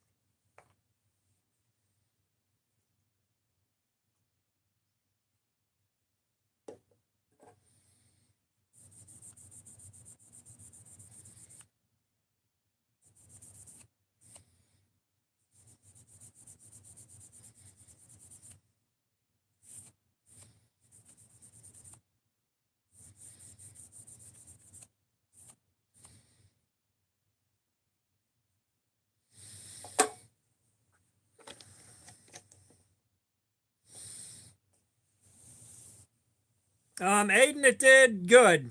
It did good. We got 2 hours and 45 minutes out of it, and then I took the sharp ball and sharpened it down to a 159. So that's the best job I've done on that sharp ball so far.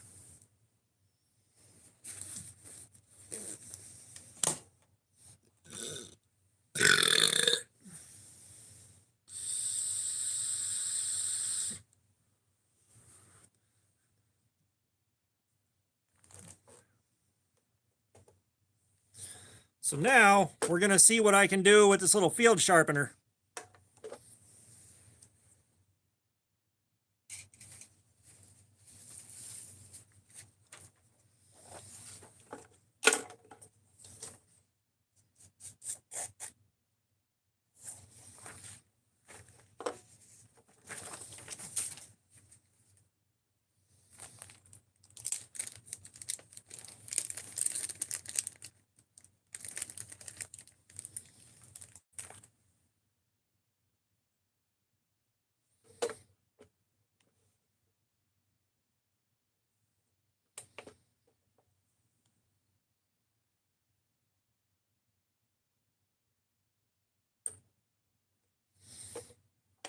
Okay, everyone remember 303.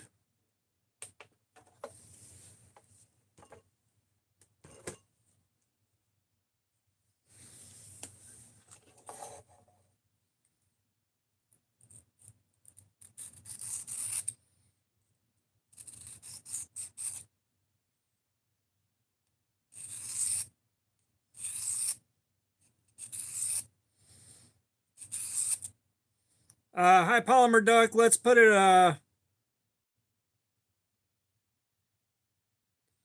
let's put it this way. This is consequence free.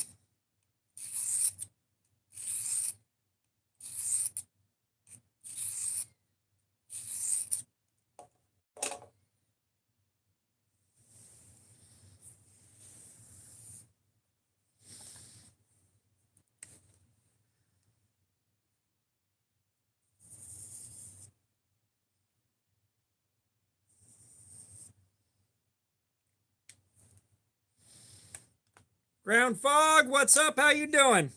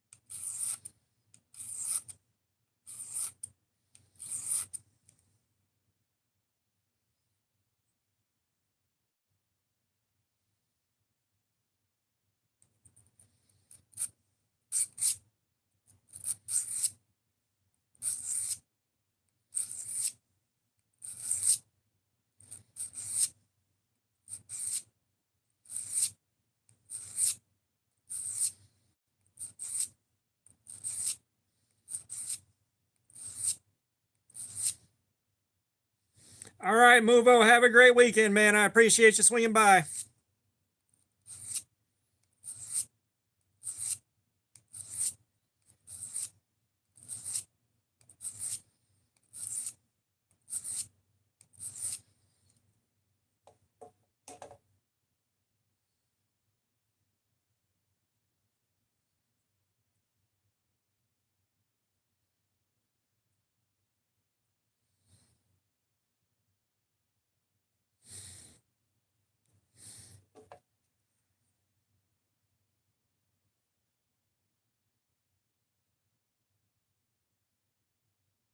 All right, Polymer Duck, I am so sorry. My condolences.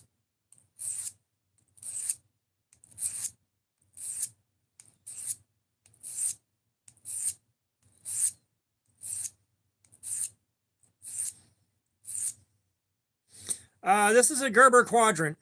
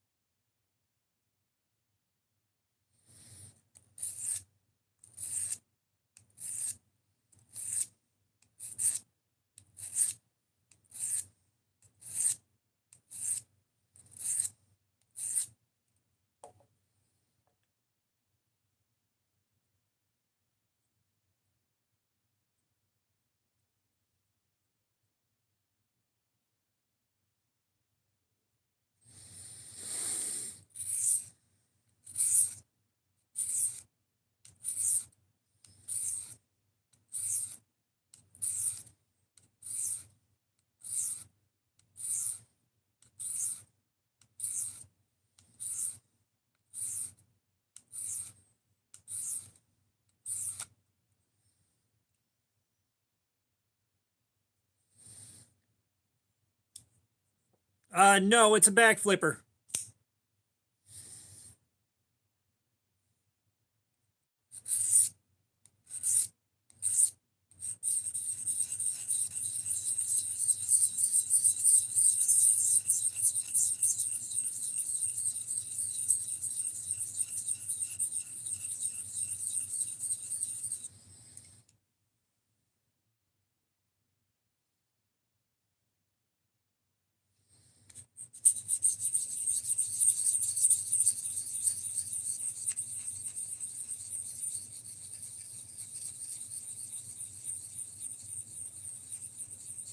Kenneth Roden, what's up? Why did you go in timeout?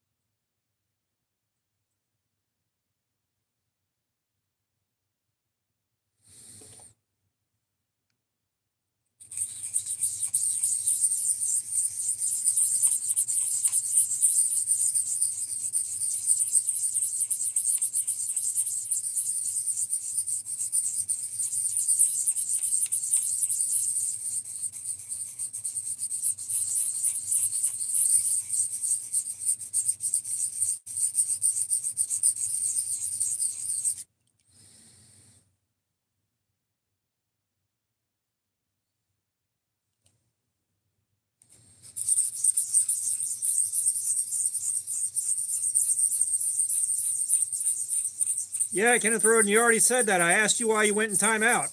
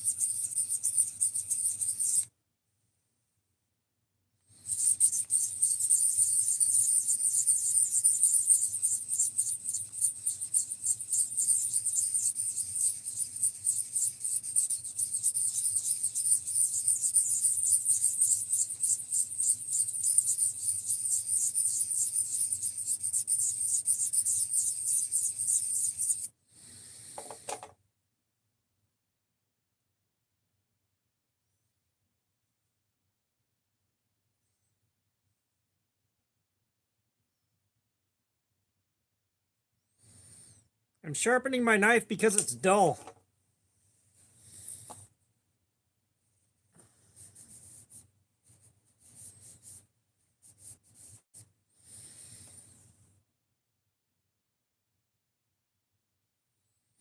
I have very clearly apexed.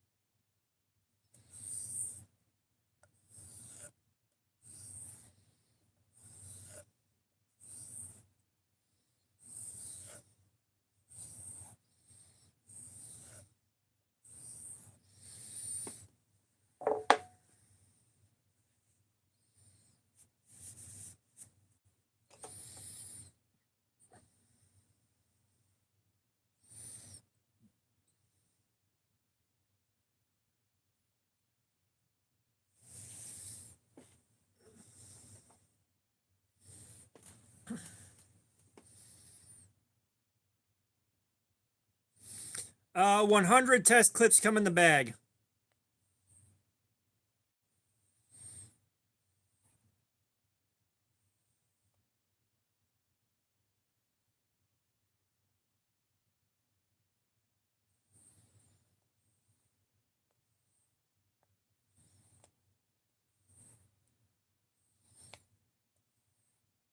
So they break down to like 25 cents a clip.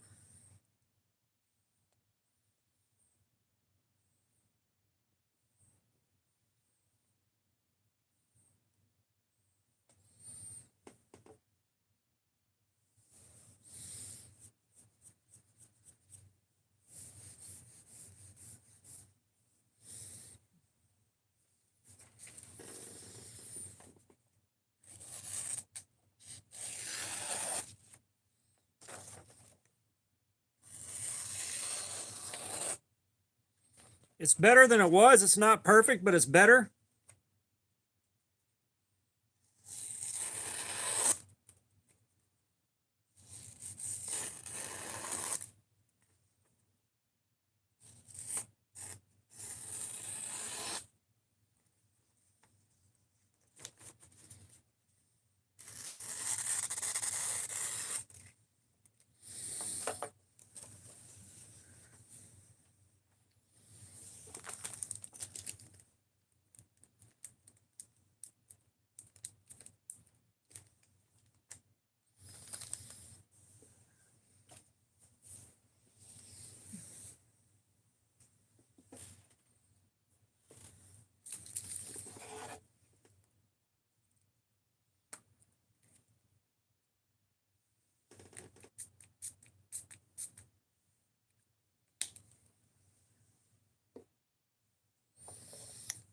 That was a sharp all stone. If Aiden Miguel is still in here, then he can tell you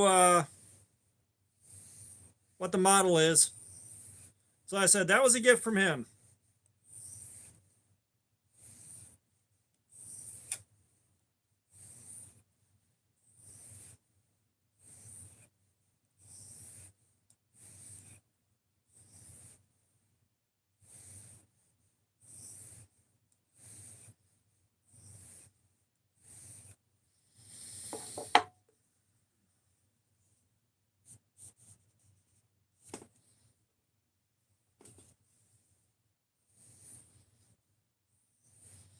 Yeah, apparently Aiden is gifting me some more Rex Series steel.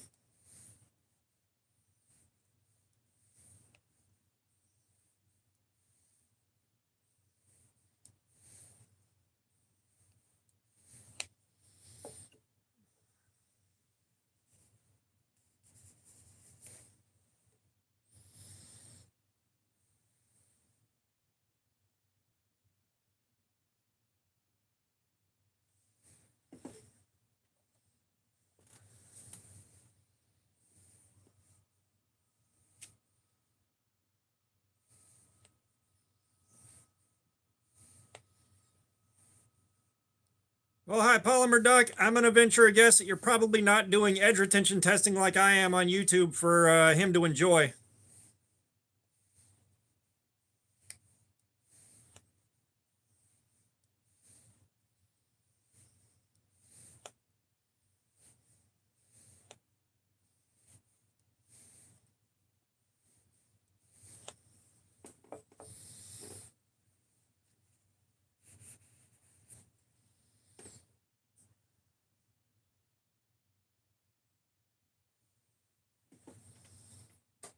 Oh, we already did Rex 121.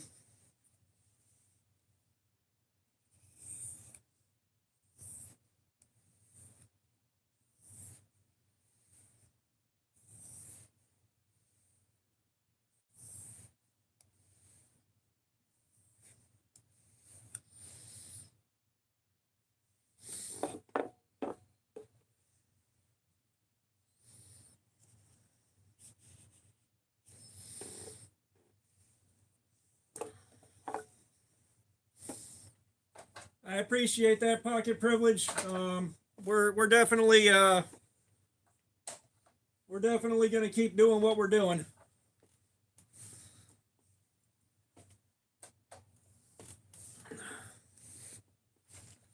Okay, how are we looking now?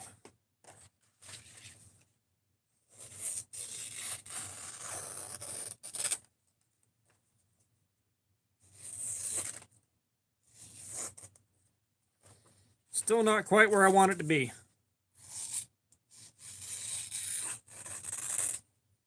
No.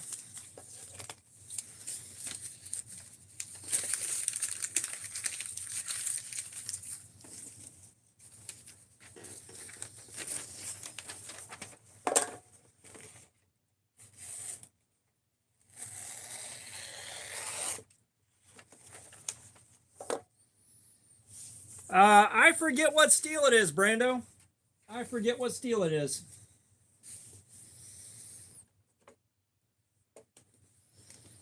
So you guys know 3CR that's properly heat treated can take a crazy ass edge. I believe we were at 303. Let's see if we made any improvement.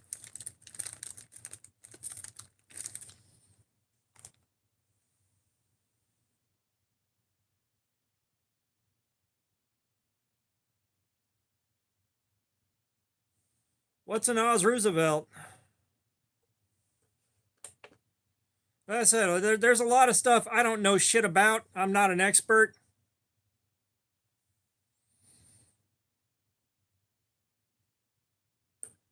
Hey, 237.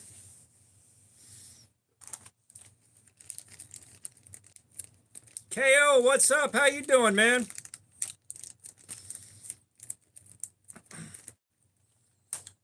You'd be proud of me, dude. I freehand sharpened this down to 159. I took it from 656 to 159.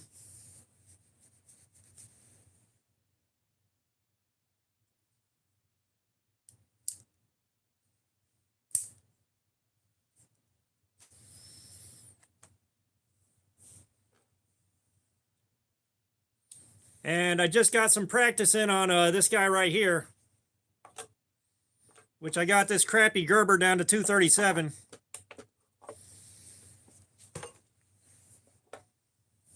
Will it shave?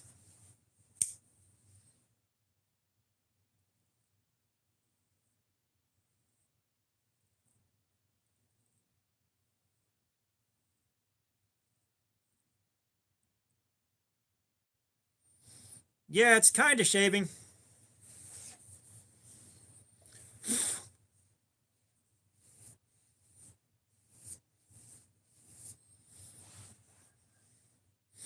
No, I don't know how well it's going to show up, but that field sharpener right there somehow scratched the hell out of the tip of this thing.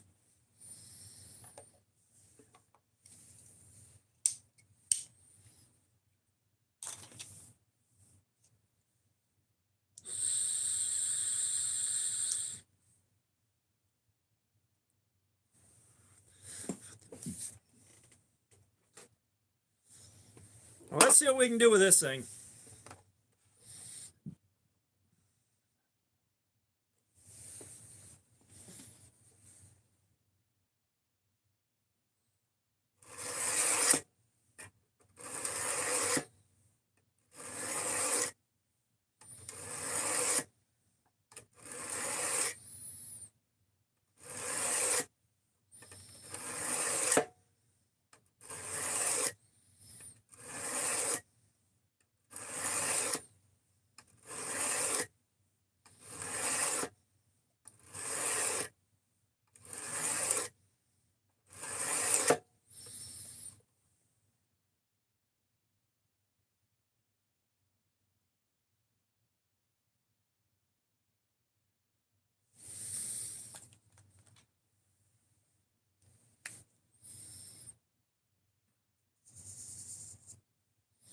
Yeah, this is why we practice on knives we don't give a shit about.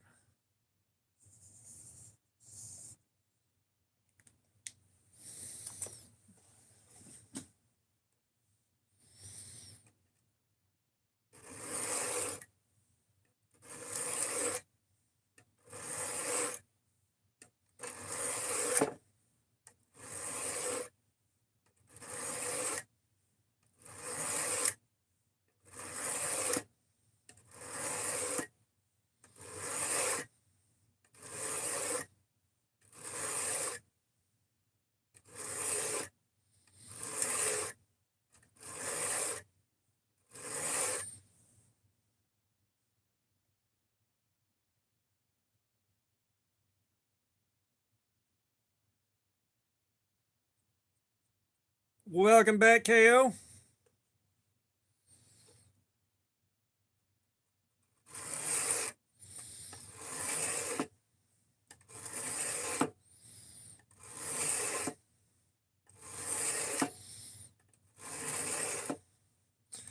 I gotta tell you, I'm really excited to see what 704 gear sends me.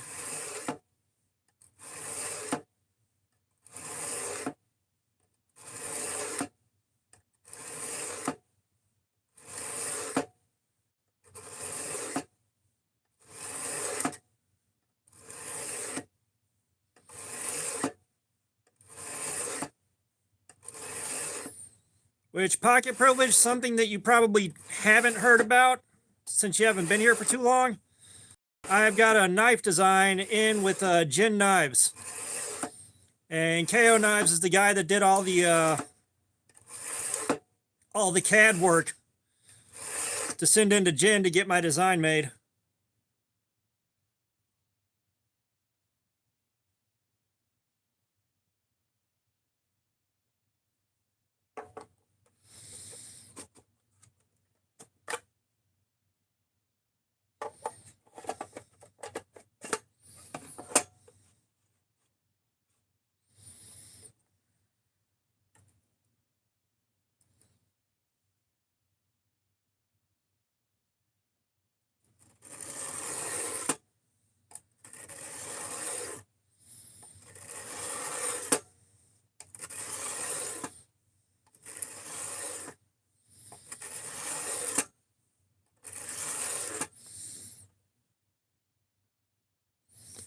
Jin, Jin.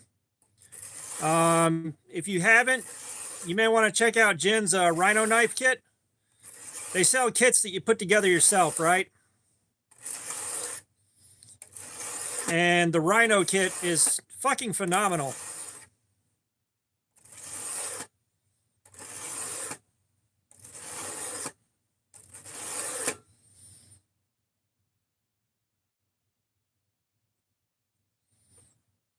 Well, I tell you what, I am not pulling up a burr on this thing.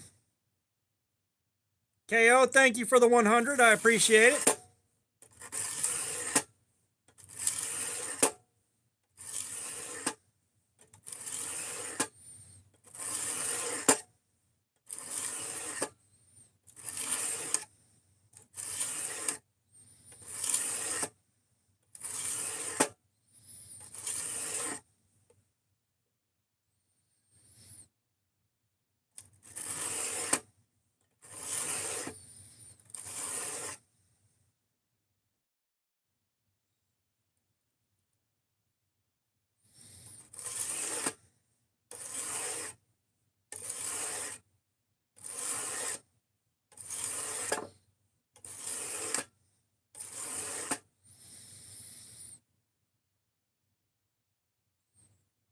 Plastic, I actually haven't really gotten into Fallout. The sticker was a gift from a friend, and that's how it wound up on the table.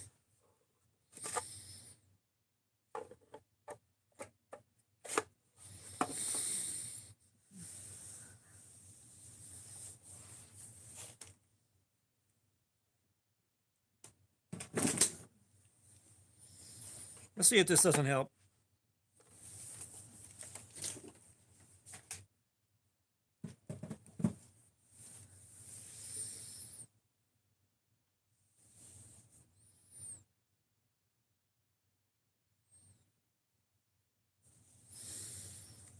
KO has bought more than one CRK.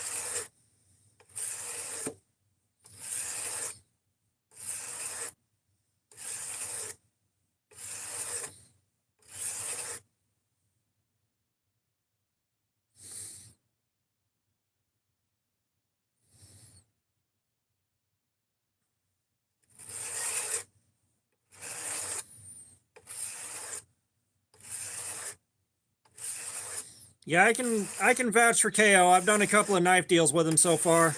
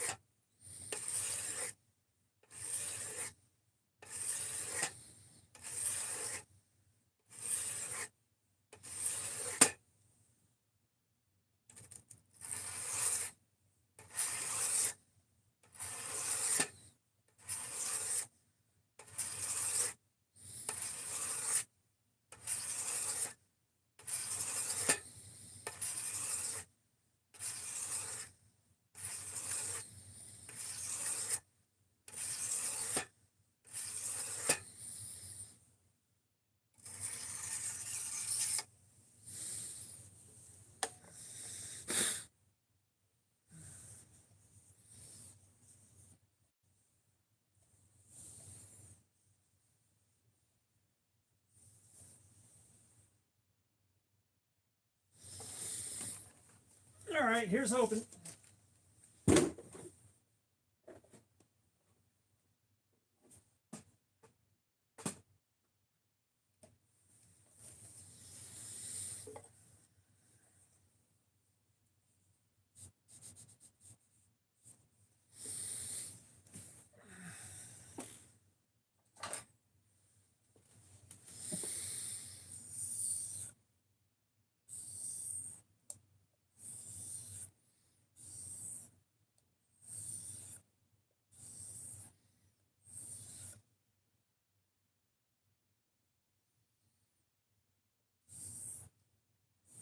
Yeah, I'm still waiting to get my hands on a prototype of the Gen knife.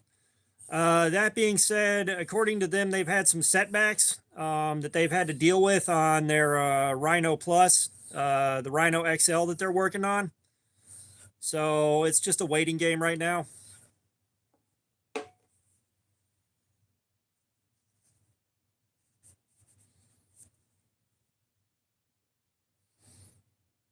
Gen's restructuring? Why am I not in the loop on that?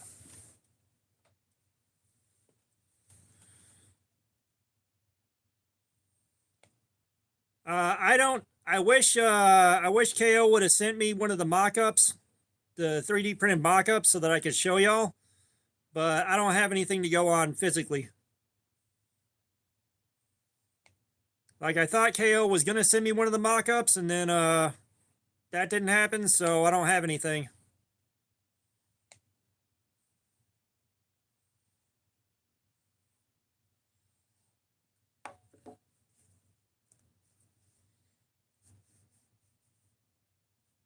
Yeah, the Rhino is gonna be a kit.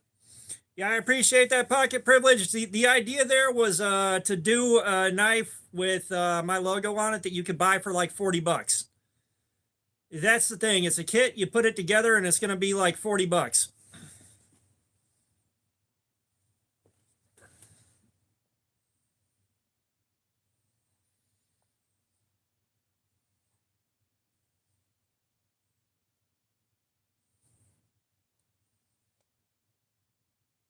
It should be 9CR18. I'm a little scared of D2, and I want it to be easy to sharpen and maintain.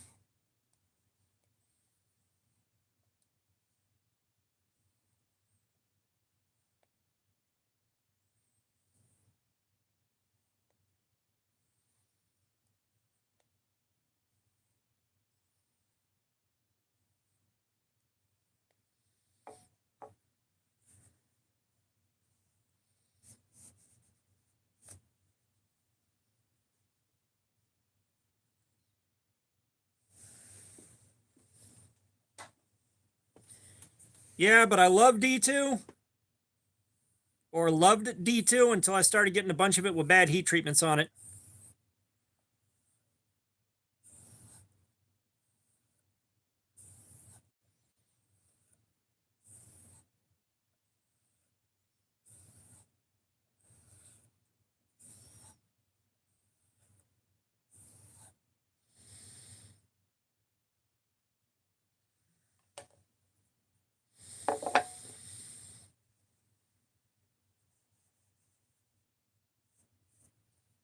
Hey, pocket privilege, thanks for the 100, man.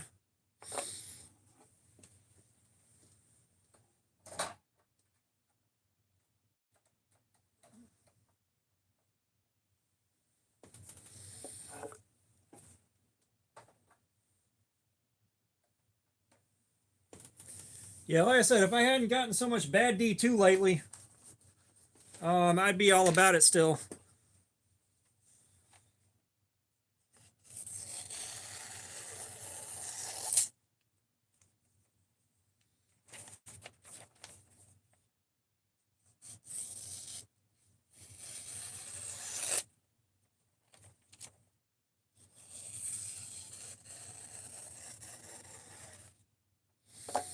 Hey, look at that.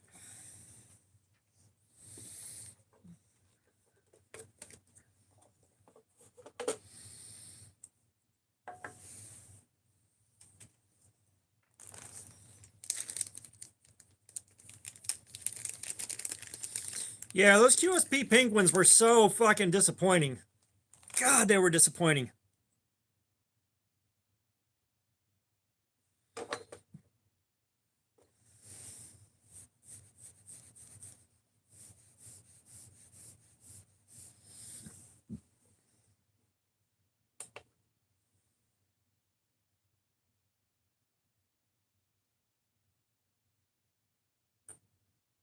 Hey, a 170, that's not too shabby.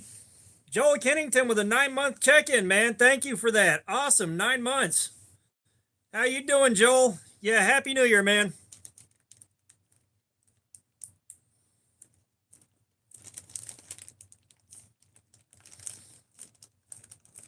Yeah, I don't blame you, KO. Like, having your stuff all US made is definitely going to be a lot better than having it made in China in a lot of respects.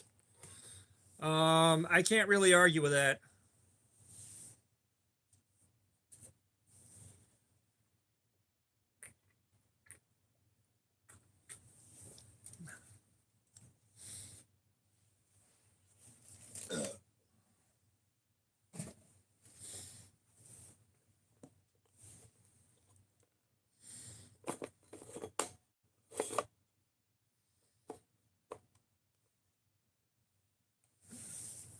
Let's try sharpening on this one.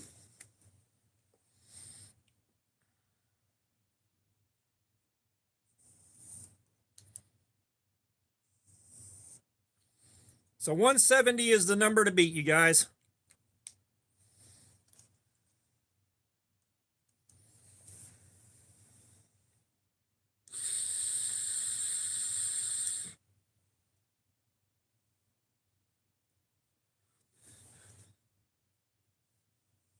Yeah, right now we're going by feel, Aiden.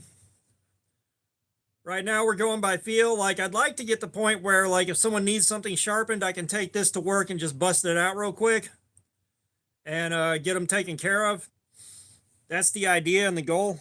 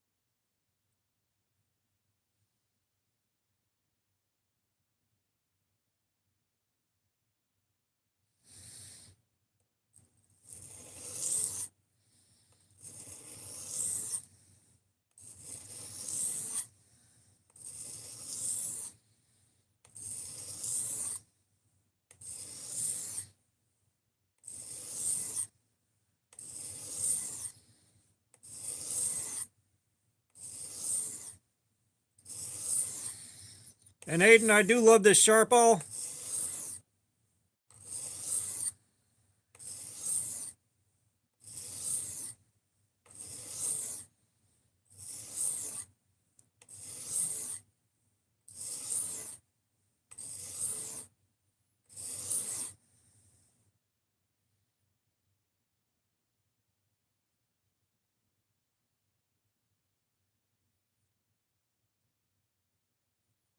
Paul, what's up? How you doing, man?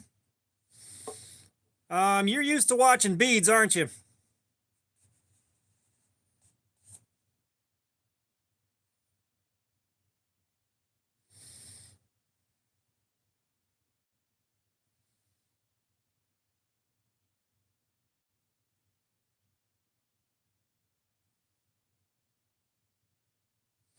Oh yeah, Paul.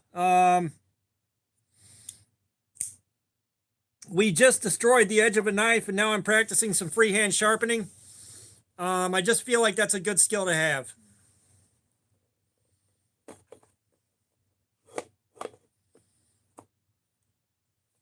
But yeah, I'll try to keep that in mind. I'll try to keep that in mind, KO.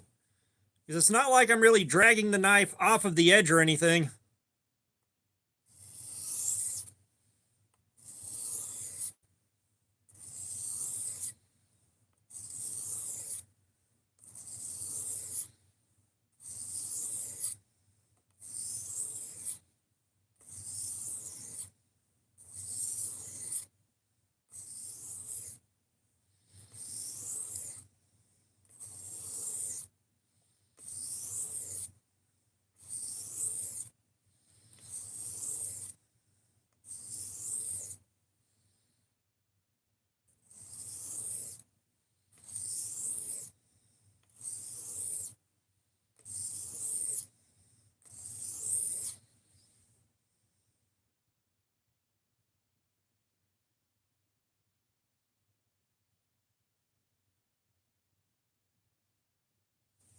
Um,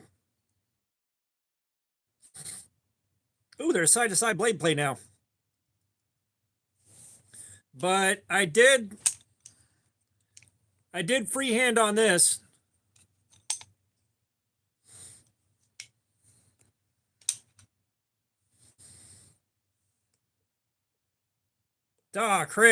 Chris, bro.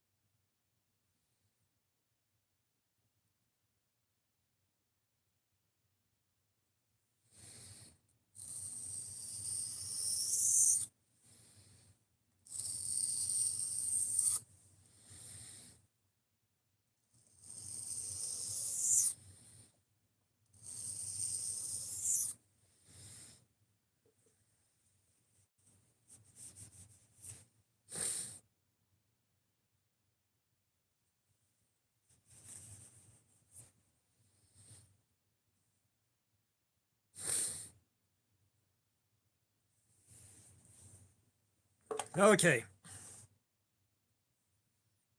Mousy Slays, what's up? How you doing? Welcome.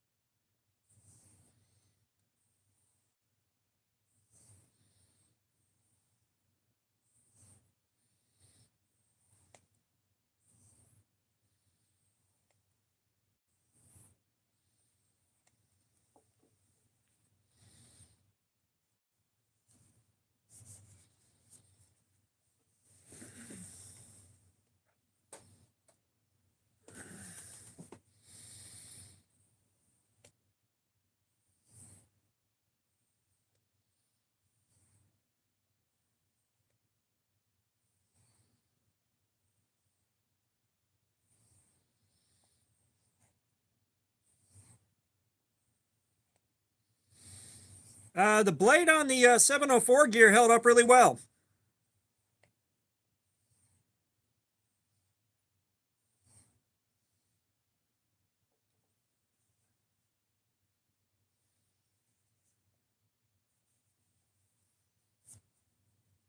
Like the blade on the 704 held up really well. We got 2 hours and 45 minutes out of it. We did pretty good for 14C28N. Punisher, what's up? How you doing, man?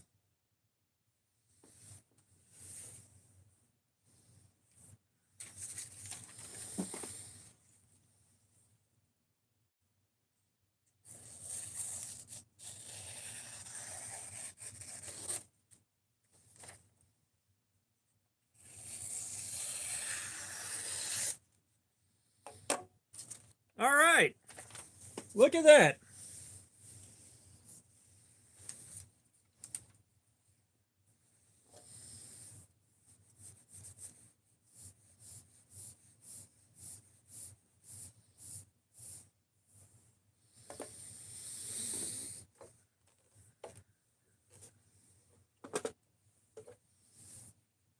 Dopey Clowns, what is up? How you doing, boo-boo?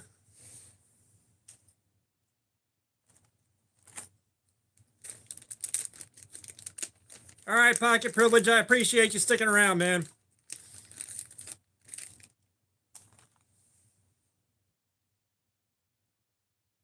Thank you for that, Pocket Privilege. I appreciate it.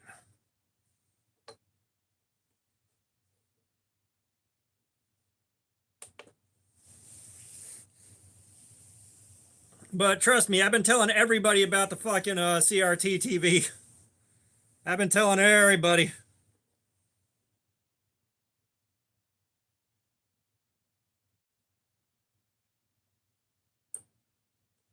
Yeah, 193. 193.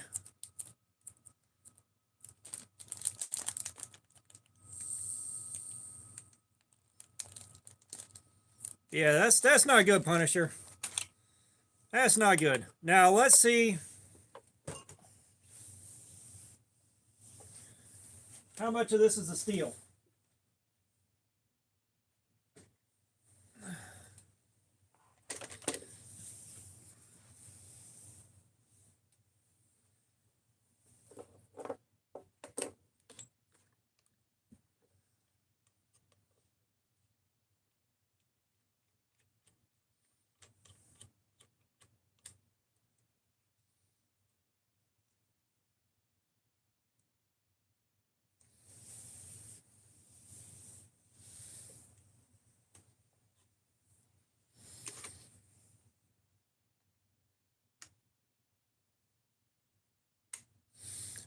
That's what I did, Aiden.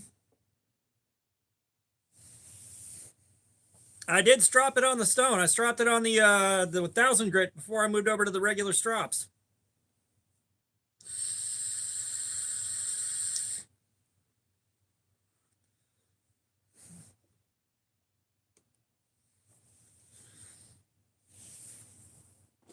Yeah, Mousy, I don't want to think about dropping the knife on my foot. They're not cool.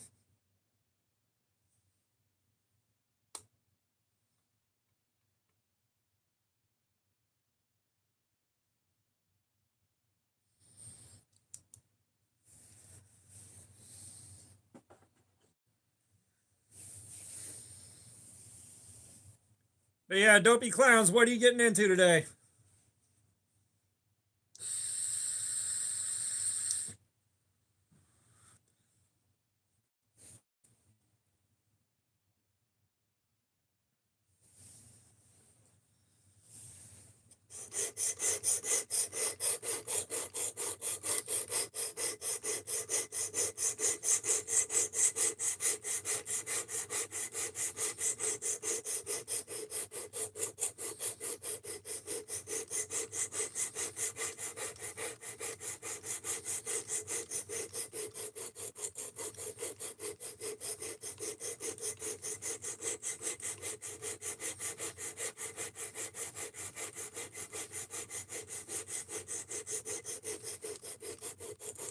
Nah, Jerry, I'm only 6'4".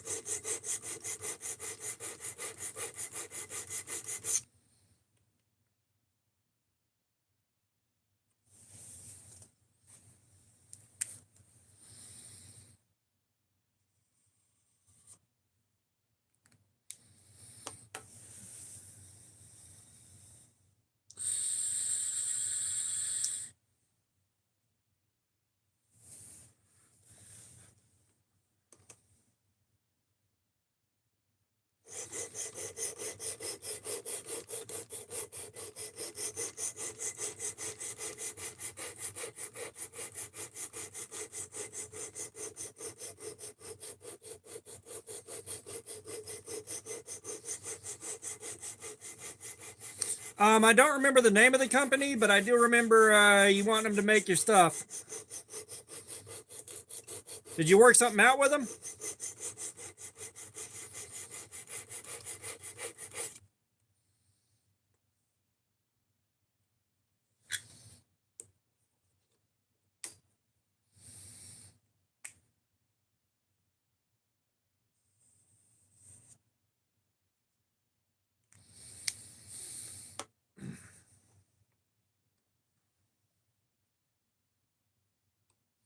Did you work something out with him, or how's that going?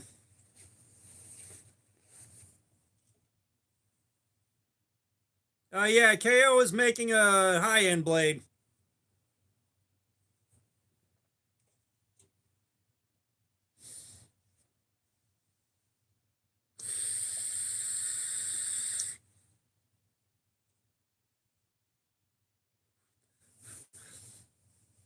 Oh yeah, like I'm 6'4", and it's becoming more and more common to see guys that are a few inches taller than I am, and it's real hard for me to not walk up to them and be like, "Uppies."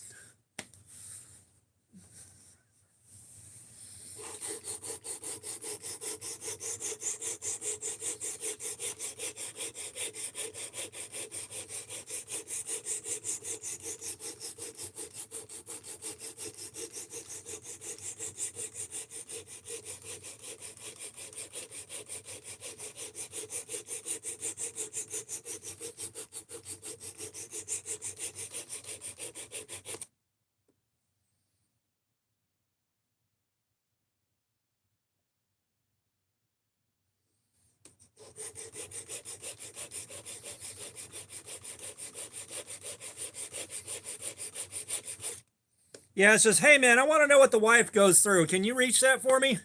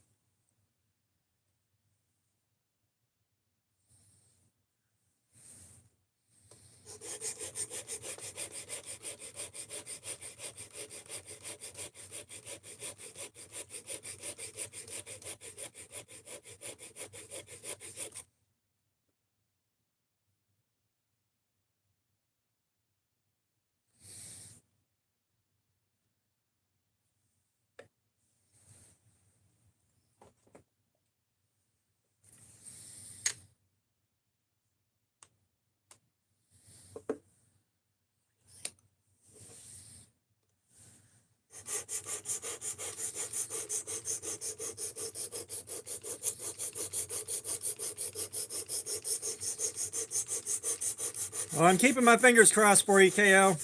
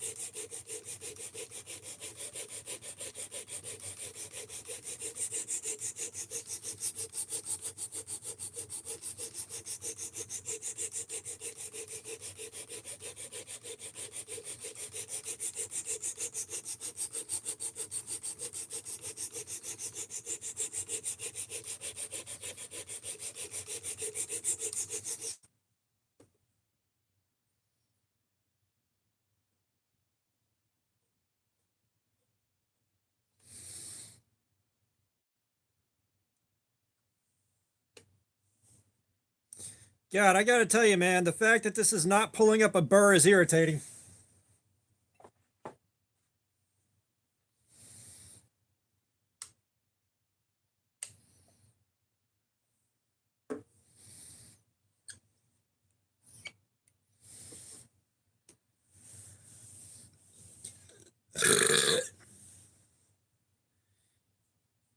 Yeah, the burr on it's got to be really tiny.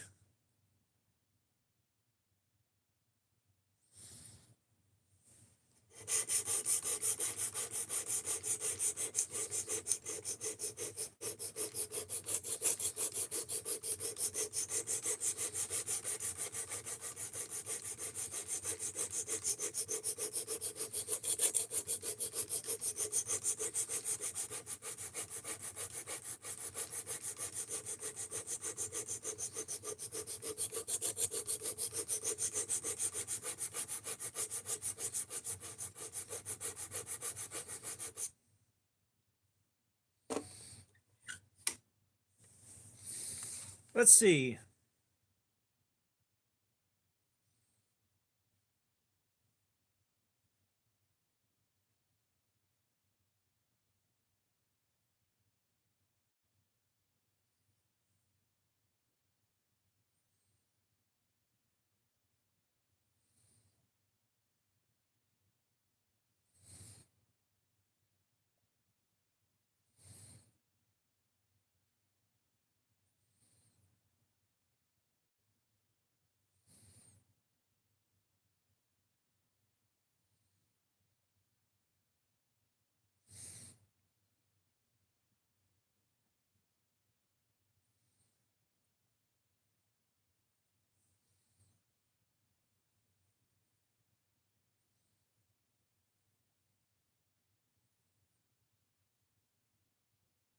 Seven CR17. Yeah, KO had it. 7 CR17.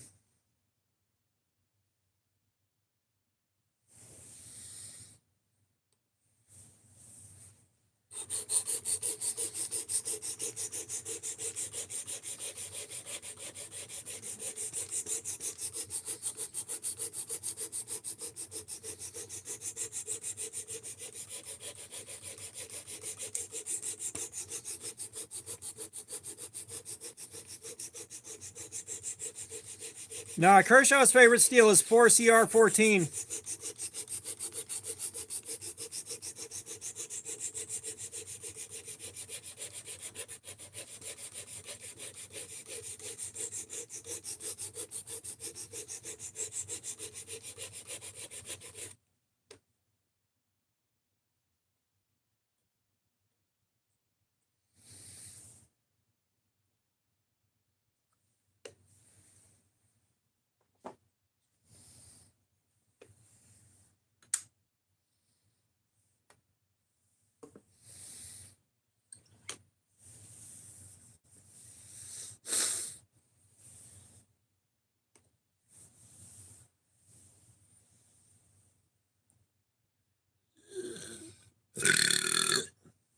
Yeah, but I like Gerber's multi-tools. I just don't like their budget blades.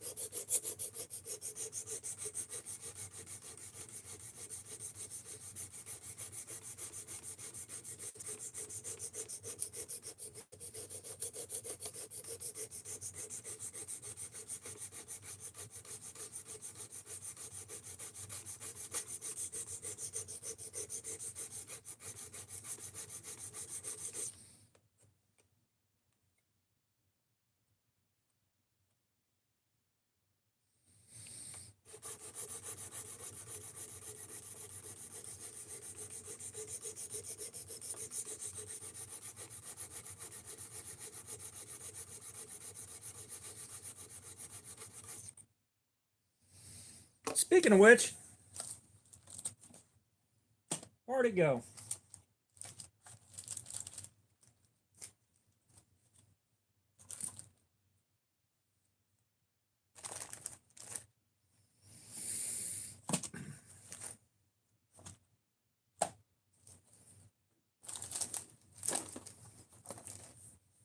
We should try freehand sharpening the blade on this one.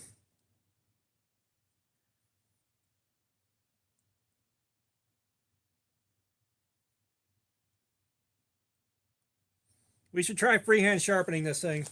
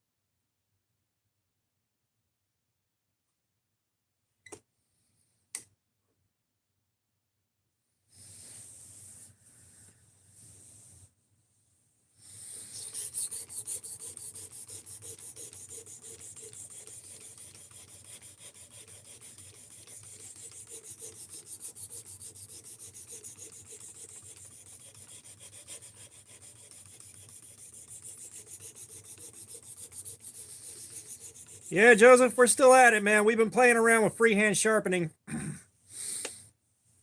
We've been playing around with freehand sharpening, seeing what I can do. Been trying to learn.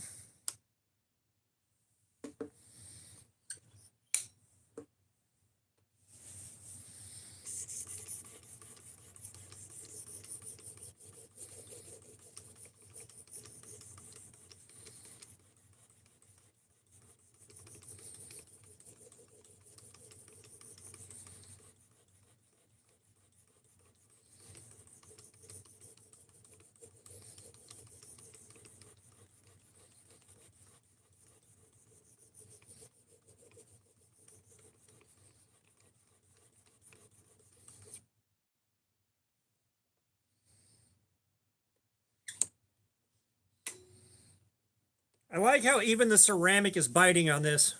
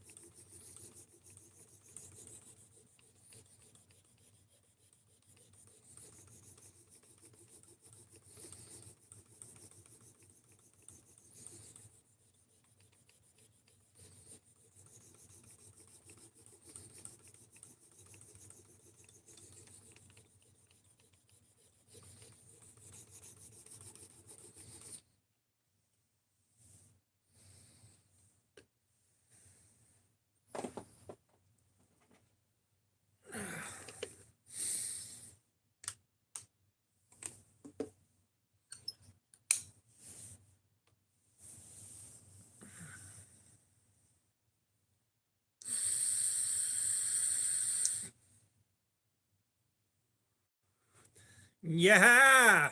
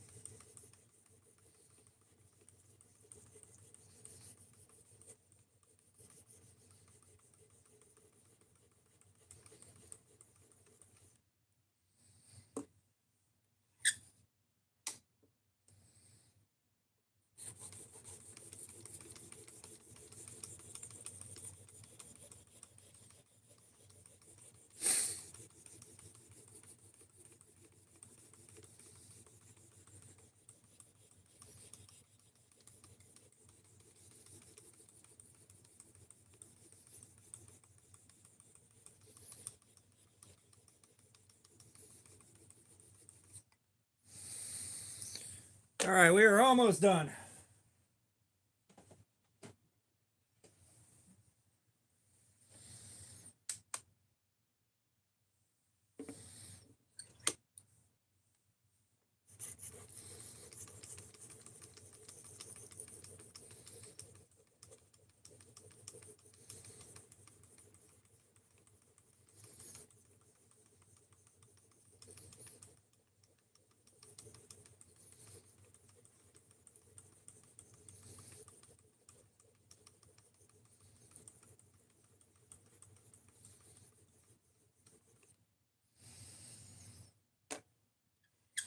You guys ever see the video of a guy that had a knife he just sharpened clamped straight up and he throws a paper airplane at it and the paper airplane just splits in half the whole damn thing? I'm kind of jealous of that.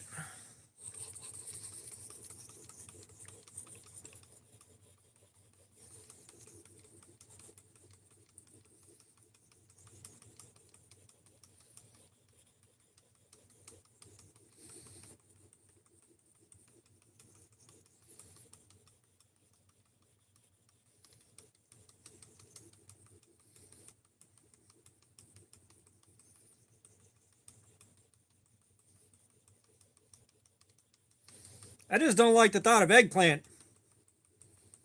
I can't remember if I've ever eaten any eggplant in my life, but I've thought of it.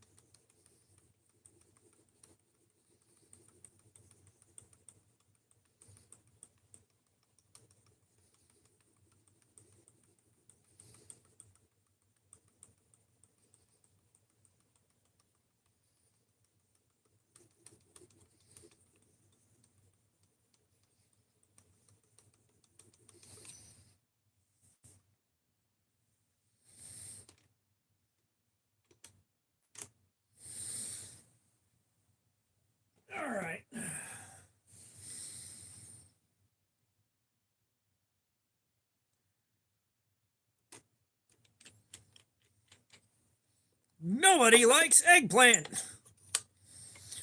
Props if you know that reference.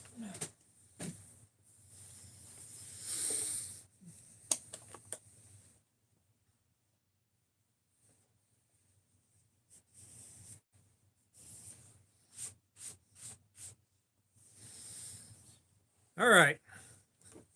What is the Delta? How's it going? It was a good Christmas. Like, I'm normally not a holiday person, but this year was kind of special.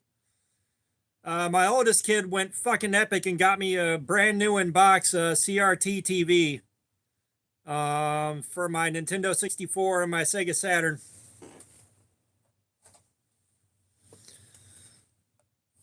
The system manager at work gave me an Xbox 360 that he couldn't get working, and whatever I did to it, it works fine now.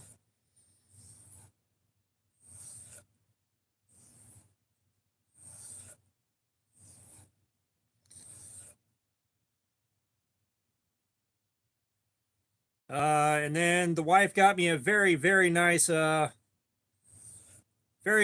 of cologne that's been discontinued, so I get to enjoy it until it's gone. Yeah, the only thing they did was they opened it up to test it to make sure it worked, and I've got to figure out how and where I'm going to set that thing up, and I got to go through and untangle the N64 and the Sega Saturn and get them moved over to wherever that TV goes. I'm not sure where I'm going to put it. I don't know yet.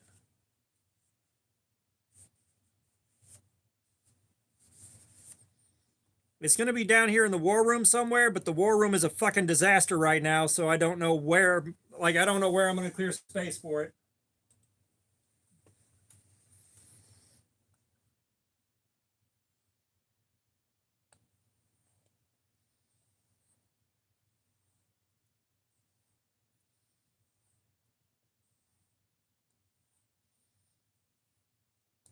My oldest kid also got me a couple of Teenage Mutant Ninja Turtles action figures.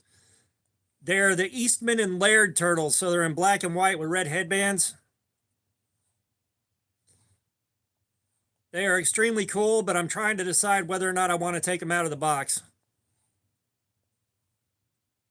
I'm leaning towards no, just displaying them in the box. That way I don't lose all the little accessories they came with.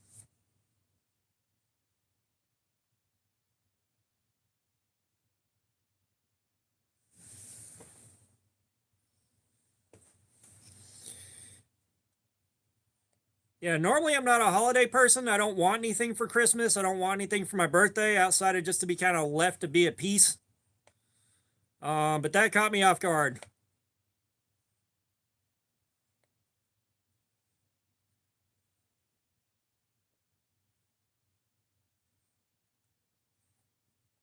Yeah, I'll run upstairs and get him in just a second here. Kelly, what's up? How you doing?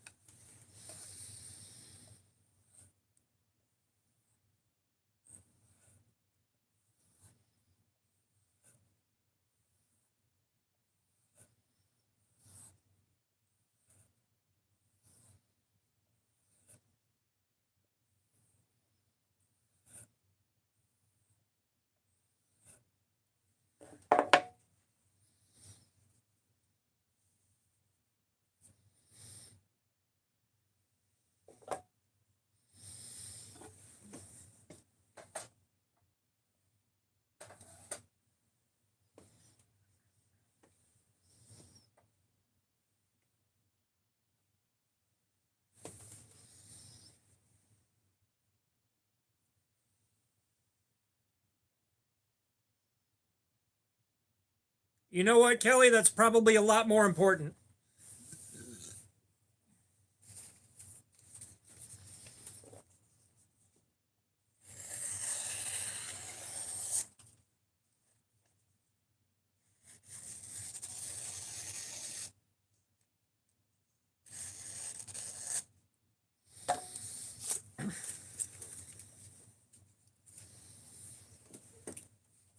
Okay, last test clip we're going to waste on this thing.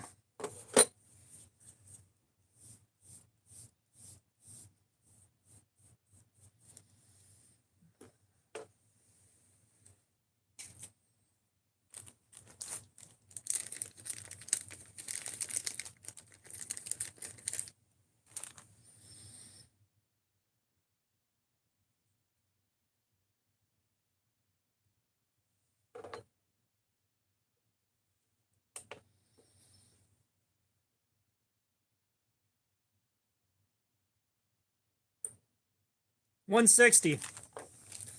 So apparently getting it down to 170 was about as sharp as the steel was going to allow.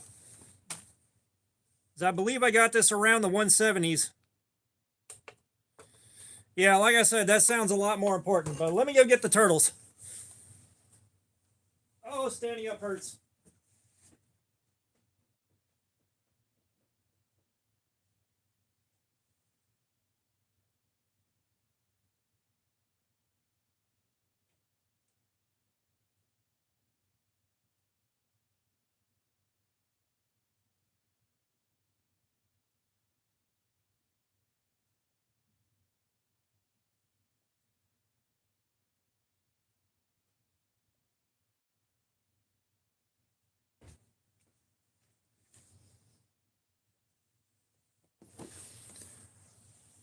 Yeah, check those guys out.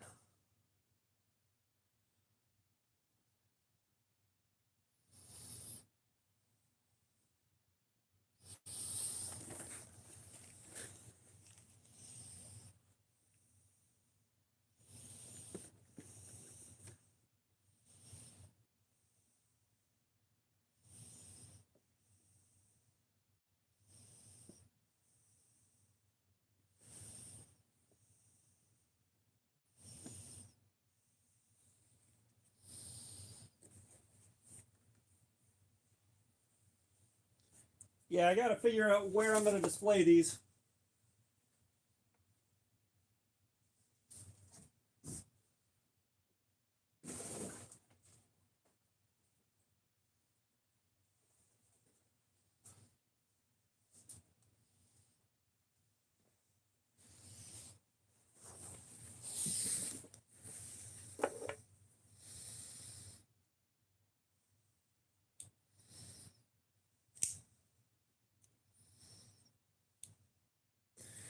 Yeah, I said my oldest kid kind of pulled through Epic this year.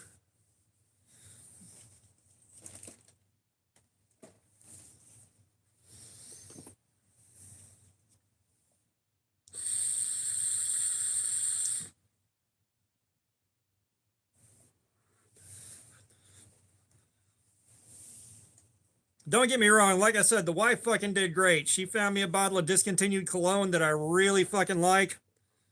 Very nice bottle.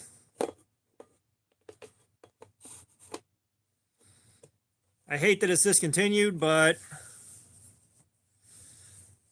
not much we can do about it.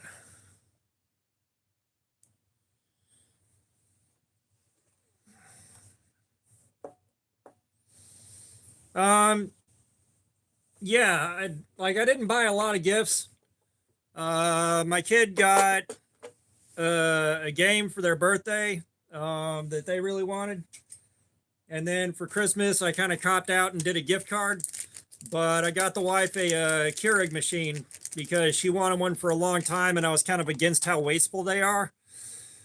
But I'm at the point right now where instead of doing dishes, I burn up plastic silverware like there's no tomorrow. Jerry, thank you for that. I appreciate it. Socks are going on. But I was really stoked about that because, she's been wanting coffee, and it's way easier to do that than it is to try to fire up the coffee maker and make a whole pot for one cup, especially since I don't drink coffee like I used to. So I was pretty stoked about that. All right, guys, the sock game has begun.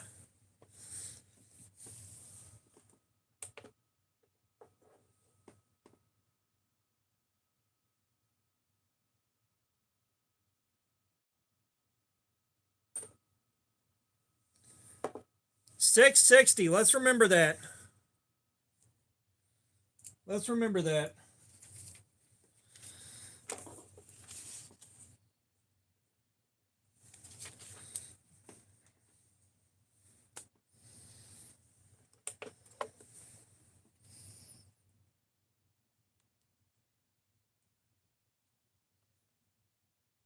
Yeah, I was real excited about the Keurig.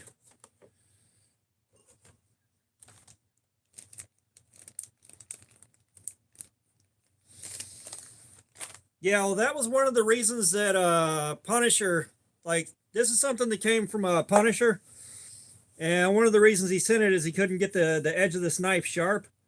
So I'm kind of curious to see if I can actually get it sharpened up.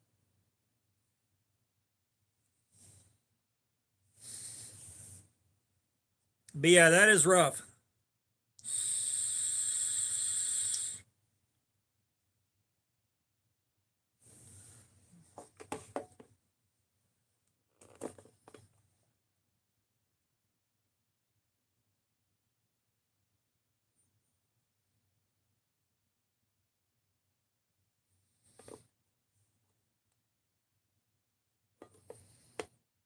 Jay dude, what's up? How you doing, man?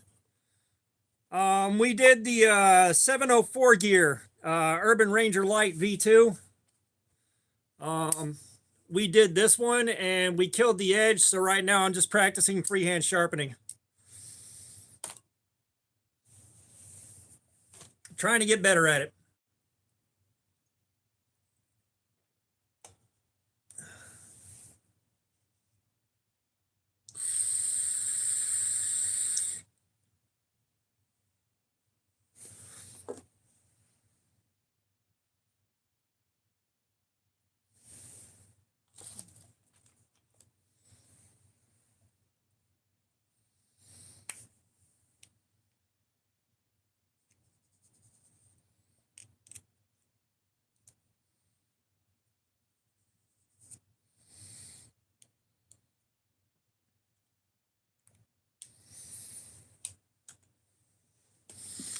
All right.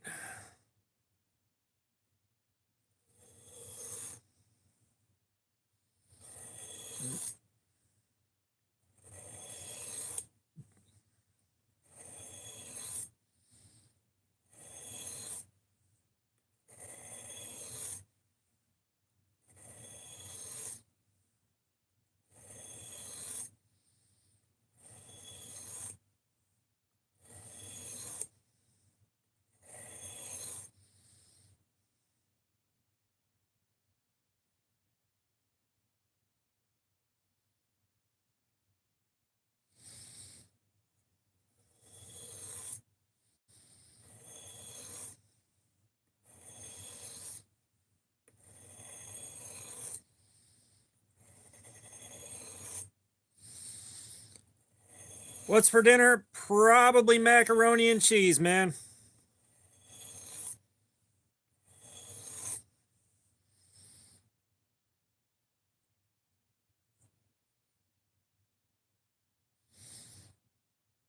And again, no burr.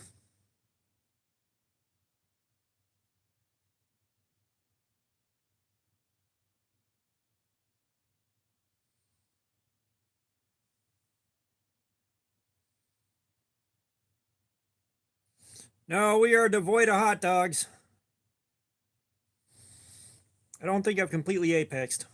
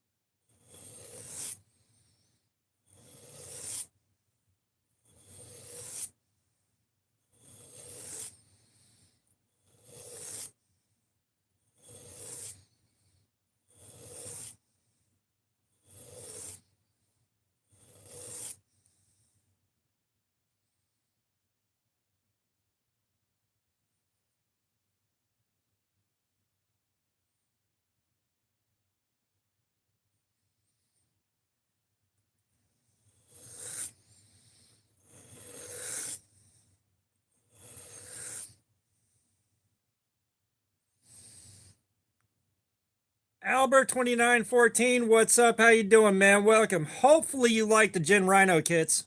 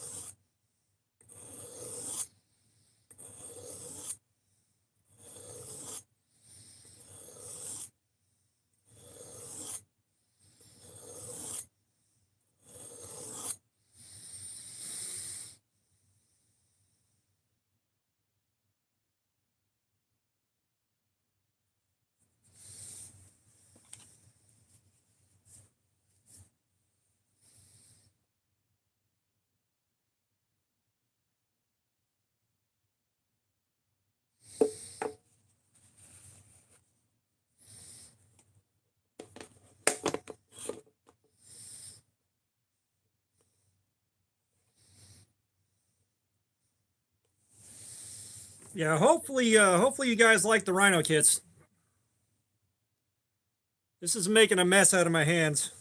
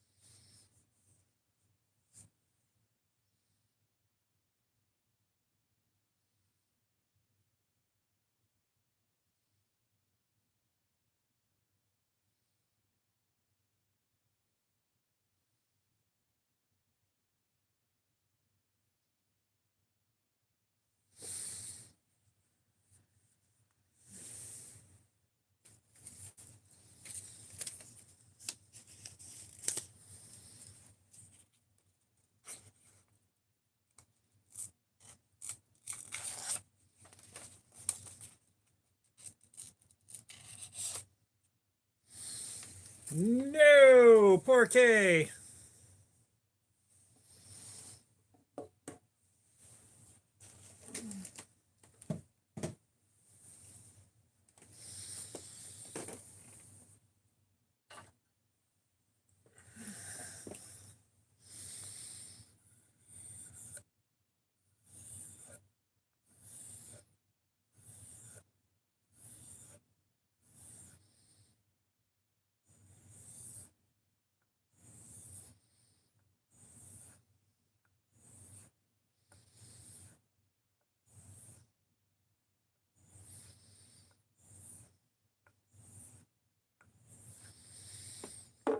Yeah, not sure.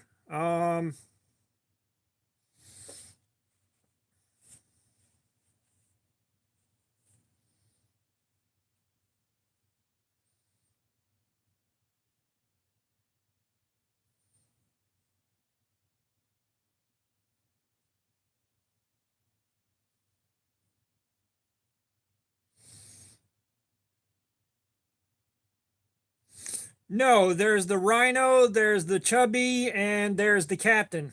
And they're working on a Rhino Plus, like a bigger Rhino.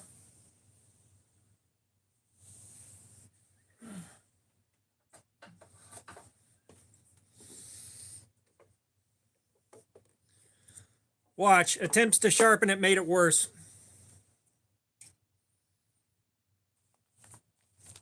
We had a 660. Attempts to sharpen it made it worse. Just watch.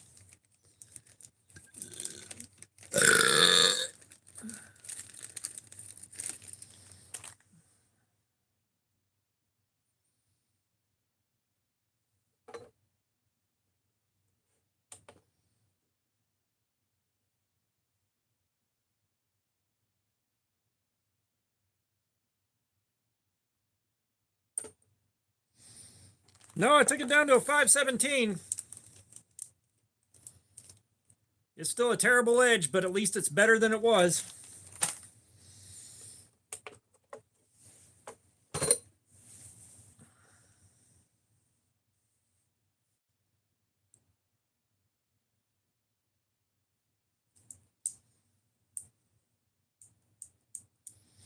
I said I like the rest of the multi-tool, but man, at that knife, dear God, that is bad. Let me go wash my hands real quick.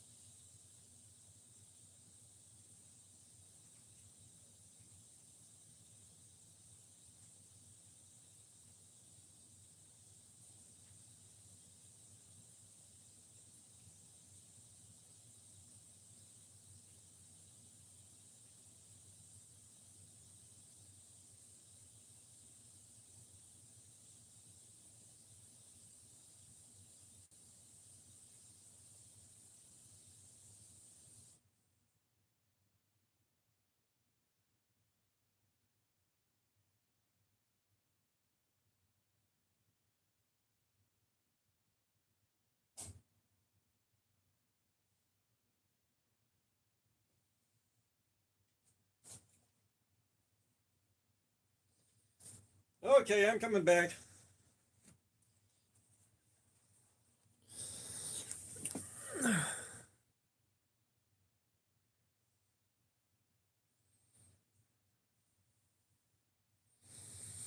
Yeah, I mean that was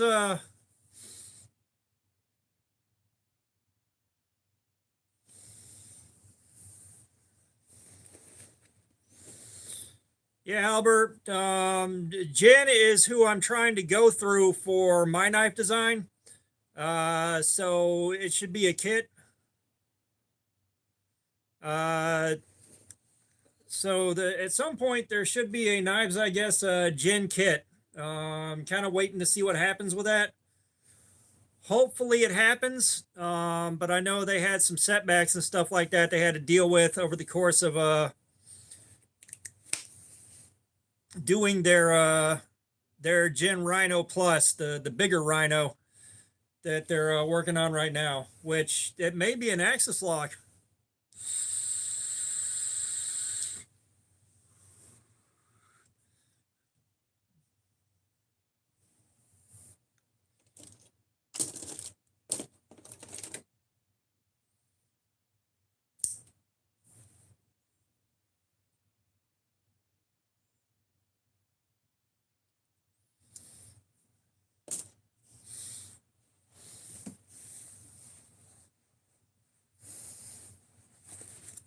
All right, guys, we are about 5 hours into the live stream, so unless we got something else interesting to talk about, it's probably about time to cut the stream. And then I should be doing a podcast with shit. My brain just went totally blank.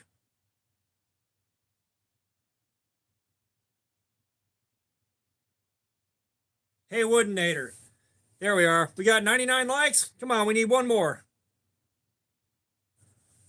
Oh, 98. We went down. Yeah, so I should be doing a podcast slash interview deal with Hey Woodenator.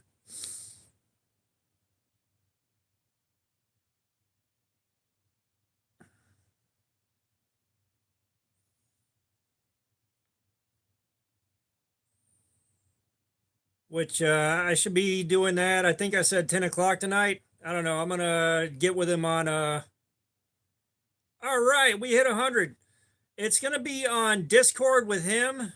I'm not sure where it's going to be.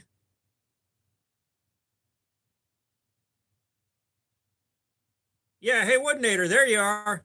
Go ahead and let us know where to watch the podcast on your end. Okay, so y'all go subscribe to Hey Woodnator on YouTube real quick. And like I said, 10 o'clock my time, we're gonna go ahead and do the podcast. Because I've been promising I'm gonna do it for a long time now, and I finally remembered, and I finally have the free time to do so because I need to stay up late anyways to close at work tomorrow.